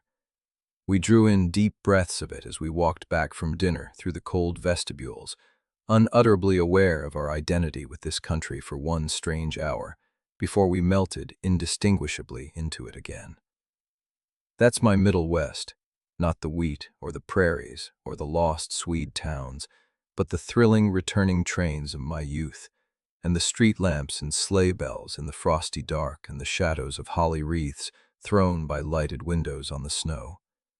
I am part of that, a little solemn with the feel of those long winters, a little complacent from growing up in the Caraway house in a city where dwellings are still called through decades by a family's name. I see now that this has been a story of the West. After all, Tom and Gatsby, Daisy and Jordan and I were all Westerners, and perhaps we possessed some deficiency in common which made us subtly unadaptable to Eastern life, even when the East excited me most, even when I was most keenly aware of its superiority to the bored, sprawling, swollen towns beyond the Ohio, with their interminable inquisitions which spared only the children and the very old. Even then it had always, for me, a quality of distortion. West Egg, especially, still figures in my more fantastic dreams. I see it as a night scene by El Greco. 100 houses, at once conventional and grotesque, crouching under a sullen, overhanging sky and a lusterless moon. In the foreground, 4 solemn men in dress suits are walking along the sidewalk with a stretcher on which lies a drunken woman in a white evening dress. Her hand, which dangles over the side, sparkles cold with jewels. Gravely, the men turn in at a house, the wrong house. But no one knows the woman's name, and no one cares. After Gatsby's death, the East was haunted for me like that, distorted beyond my eyes' power of correction. So when the blue smoke of brittle leaves was in the air, and the wind blew the wet laundry stiff on the line, I decided to come back home. There was one thing to be done before I left, an awkward, unpleasant thing that perhaps had better have been let alone. But I wanted to leave things in order and not just trust that obliging and indifferent sea to sweep my refuse away. I saw Jordan Baker and talked over and around what had happened to us together and what had happened afterward to me, and she lay perfectly still, listening, in a big chair. She was dressed to play golf, and I remember thinking she looked like a good illustration, her chin raised a little jauntily, her hair the color of an autumn leaf, her face the same brown tint as the fingerless glove on her knee. When I had finished, she told me without comment that she was engaged to another man. I doubted that, though there were several she could have married at a nod of her head, but I pretended to be surprised. For just a minute, I wondered if I wasn't making a mistake. Then I thought it all over again quickly and got up to say goodbye. Nevertheless, you did throw me over, said Jordan suddenly. You threw me over on the telephone. I don't give a damn about you now. But it was a new experience for me, and I felt a little dizzy for a while. We shook hands. Oh, and do you remember She added. a conversation we had once about driving a car? Why? Not exactly. You said a bad driver was only safe until she met another bad driver. Well, I met another bad driver, didn't I? I mean, it was careless of me to make such a wrong guess. I thought you were rather an honest, straightforward person. I thought it was your secret pride. I'm 30. I said. I'm 5 years too old to lie to myself and call it honor. She didn't answer. Angry and half in love with her, and tremendously sorry, I turned away. One afternoon, late in October, I saw Tom Buchanan. He was walking ahead of me along Fifth Avenue in his alert, aggressive way, his hands out a little from his body as if to fight off interference, his head moving sharply here and there, adapting itself to his restless eyes. Just as I slowed up to avoid overtaking him, he stopped and began frowning into the windows of a jewelry store. Suddenly he saw me and walked back, holding out his hand. What's the matter, Nick? Do you object to shaking hands with me? Yes, you know what I think of you. You're crazy, Nick. He said quickly. Crazy as hell. I don't know what's the matter with you. Tom, I inquired. What did you say to Wilson that afternoon? He stared at me without a word, and I knew I had guessed right about those missing hours. I started to turn away, but he took a step after me and grabbed my arm. I told him the truth, he said. He came to the door while we were getting ready to leave. And when I sent down word that we weren't in, he tried to force his way upstairs. He was crazy enough to kill me if I hadn't told him who owned the car. His hand was on a revolver in his pocket every minute he was in the house. He broke off defiantly. What if I did tell him? That fellow had it coming to him. He threw dust into your eyes just like he did in Daisy's. But he was a tough one. He ran over Murdoch like you'd run over a dog, and never even stopped his car. There was nothing I could say, except the one unutterable fact that it wasn't true. And if you think I didn't have my share of suffering, look here. When I went to give up that flat and saw that damn box of dog biscuits sitting there on the sideboard, I sat down and cried like a baby. By God, it was awful. I couldn't forgive him or like him, but I saw that what he had done was, to him, entirely justified. It was all very careless and confused. They were careless people, Tom and Daisy. They smashed up things and creatures and then retreated back into their money or their vast carelessness, or whatever it was that kept them together, and let other people clean up the mess they had made. I shook hands with him. It seemed silly not to, for I felt suddenly as though I were talking to a child. Then he went into the jewelry store to buy a pearl necklace, or perhaps only a pair of cuff buttons, rid of my provincial squeamishness forever. Gatsby's house was still empty when I left. The grass on his lawn had grown as long as mine. One of the taxi drivers in the village never took a fare past the entrance gate without stopping for a minute and pointing inside. Perhaps it was he who drove Daisy and Gatsby over to East Egg the night of the accident, and perhaps he had made a story about it all his own. I didn't want to hear it, and I avoided him when I got off the train. I spent my Saturday nights in New York because those gleaming, dazzling parties of his were with me so vividly that I could still hear the music and the laughter, faint and incessant from his garden, and the cars going up and down his drive. One night I did hear a material car there, and saw its light stop at his front steps. But I didn't investigate. Probably it was some final guest who had been away at the ends of the earth and didn't know that the party was over. On the last night, with my trunk packed and my car sold to the grocer, I went over and looked at that huge, incoherent failure of a house once more. On the white steps, an obscene word scrawled by some boy with a piece of brick stood out clearly in the moonlight, and I erased it, drawing my shoe raspingly along the stone. Then I wandered down to the beach and sprawled out on the sand.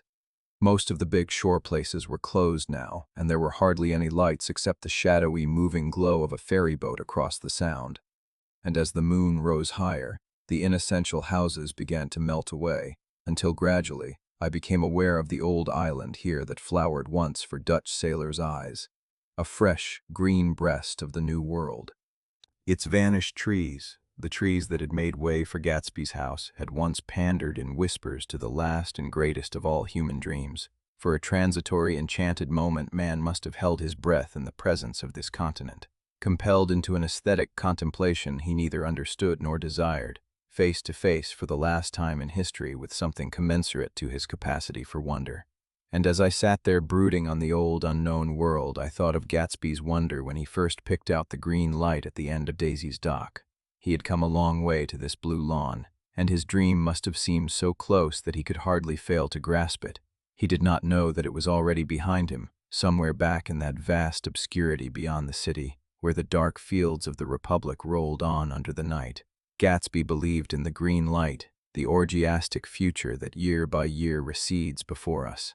It eluded us then, but that's no matter. Tomorrow we will run faster, stretch out our arms further, and one fine morning, so we beat on, boats against the current, borne back ceaselessly into the past.